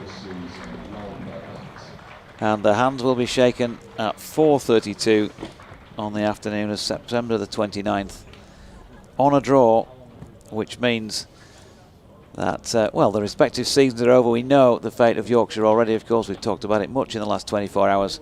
But the real celebrations now of promotion back to Division 1 can begin. We've had some entertainment during the last few days. Maybe not as much today as we might have hoped for when we turned up this morning. But we still had a bit of fun and some serious batting, in particular from James Wharton with that 285. Even Hassan Adnan and Chris Watts are kind of congratulating each other out there in the middle. And that was 2024, Rudders. It was, yes, and it ends in that sort of, it's a strange way, isn't it, for a game to finish when, as you say, Doidgy, we've been thinking this could be a really interesting last day, but well, we've heard the reasons behind it, and one has to respect that. I'll be interested to see what the Northamptonshire view is. I talked to, I imagine, Rory Kleinfeld at the end, but the point is, from Northamptonshire's point of view, having been bottom of the county championship, the whole county championship, not too long ago, they've managed to win 2 of the last 3 games. They've got away with this one with a draw, and unless my calculations are incorrect, which, let's face it, more often than not they are, but I think Northamptonshire will actually finish 4th in the Division 2 table, just below Middlesex. So I suppose Northamptonshire supporters are going to say, well, it's a question of what might have been, because a couple of games that they came close, and let's just break off as we see Matt Fisher leaving the field for the last time as a Yorkshire player, Doidgy. Yeah, as I just said couple of minutes ago. We wish him very well for the future. We know he's obviously going down south, and he still has those England ambitions that he first realised with that one cap in his time here at Yorkshire. 140 odd wickets. Fine young man, very, very good player, and he'll be missed. But as with all of these things, we will move on in 2025, and there will be new heroes here at Headingley. As for 2024, well, there have been 21 of those in a championship sense. Some of them not on site at this moment in time, but they all know who they are. They've all contributed in some way, shape or form, as well as the coaching staff. It's been a real backroom staff as well beyond that, a real team effort for Yorkshire. And as we've said a few times, after some very tricky years here at Headingley and around the Broad Acres in the last few seasons, the shoots of recovery are now beginning to grow. Yep, absolutely right. Northamptonshire, I think, feel a little bit like the guests that came to the party and forgot to bring a bottle over the last couple of days. But yeah, as I say, there's something I think for everybody to take away. And isn't it ironic, Doidgy, that at a season that we've seen wind, rain, hail, slush and heaven knows what else, the players leave the field for the last time as far as Northamptonshire and Yorkshire are concerned in the 2024 season in bright sunshine here at Headingley. It's absolutely glorious, and that's just one of those little foibles that we get from time to time, although of course we're inside where it's nice and warm, and I suspect it's been a bit drafty out there. But congratulations again to Yorkshire on what's been a fantastic achievement in gaining promotion. From Northamptonshire's point of view, I suppose highlights largely the T20 and probably those successive nights when they beat Birmingham Bears at Northampton, and then the first ever T20 victory for Northamptonshire at Old Trafford against Lancashire, which ought to please you, Doidgy, to secure the home quarter final, and they were both very special performances. Championship, rather fewer highlights. I suppose if I had to pick one, purely a personal one, probably I'd say James Sales getting his second 100, the one against in the previous match against Leicestershire. The first one he made was super, but it was in one of those very high-scoring Kookaburra games. The second one was a bit more on it, and he'd been out of the side for 3 months, and he needed to show a bit of resilience, and he did, and he showed just what a good player he is, and made 135. And if I had to pick a championship champagne moment for Northamptonshire, that would be mine. 16 points for Yorkshire from this one. Northamptonshire will take 9, won't they? Yeah, and so the Division 2 table finishes thus. Sussex top it and are champions thereof with 229 points, 20 ahead of Yorkshire, finishing second on 209 and promoted. Middlesex back in third on 188. Northamptonshire finished fourth on 153. 148 then for Glamorgan, 1 point fewer for Leicestershire, 5 fewer than that for Gloucestershire, and the ignominious position of wooden spoonist in the entire county championship this year goes to Derbyshire. 1 win from their 14 matches and just the 114 points. If we can get up the other table, I'll just remind you that the champions of Division 1 were Surrey, 231 points, Hampshire second, and the two teams confirmed as relegated from Division 1 will be Kent and Lancashire. Applause all around down there at ground level for the players, the team, the coaching staff. Congratulations to Otis Gibson, to Ali Maiden, Kabir Ali, and all the other coaching staff that have been involved, and the backroom staff, and of course not forgetting the people heading out to the middle now, where a couple of stumps have been laid on the ground, and that is Richard Robinson and his ground staff, who's done a superb job as ever here, and in particular getting this game on in the first place when it was sodden out there on the outfield. Thanks to you two for all your correspondence this year. From the BBC's point of view, thanks to Yorkshire County Cricket Club as well for having us, and Radders, I guess. Yes, again, I say that reflect the same thanks to the Northamptonshire ground staff, Craig Harvey and his team at Wantage Road, who again have had to put up with some fairly miserable conditions this year. But yeah, thank you for all the interaction. It really does make the job that much more enjoyable. And like Doiji, I'm sure, I hope that we will be back commentating for the BBC come April next year. Yep, thanks to Katie Levick. Wishing you all the best for Durham, to David Townsend, and your trip to Abu Dhabi and back on to Thailand, and we hope to see you back again next year. And yeah, echoing Radaz's thoughts, we do very much hope to be back next season, but no, nothing has been agreed on that front as far as we're aware right at this moment in time. There are the celebratory photographs taking place down at pitch level, one for the albums for all those involved down there, and beams all around, and a lovely moment to complete the 2024 season.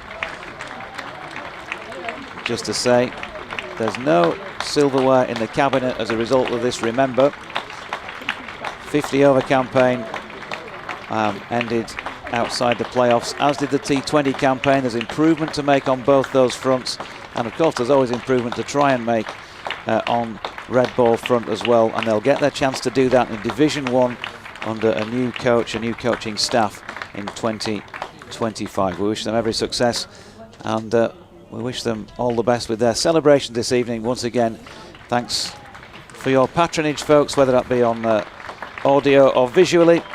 And from Headingley in 2024, Yorkshire County Cricket Club, a reminder, promoted back to Division 1. We'll all say goodbye.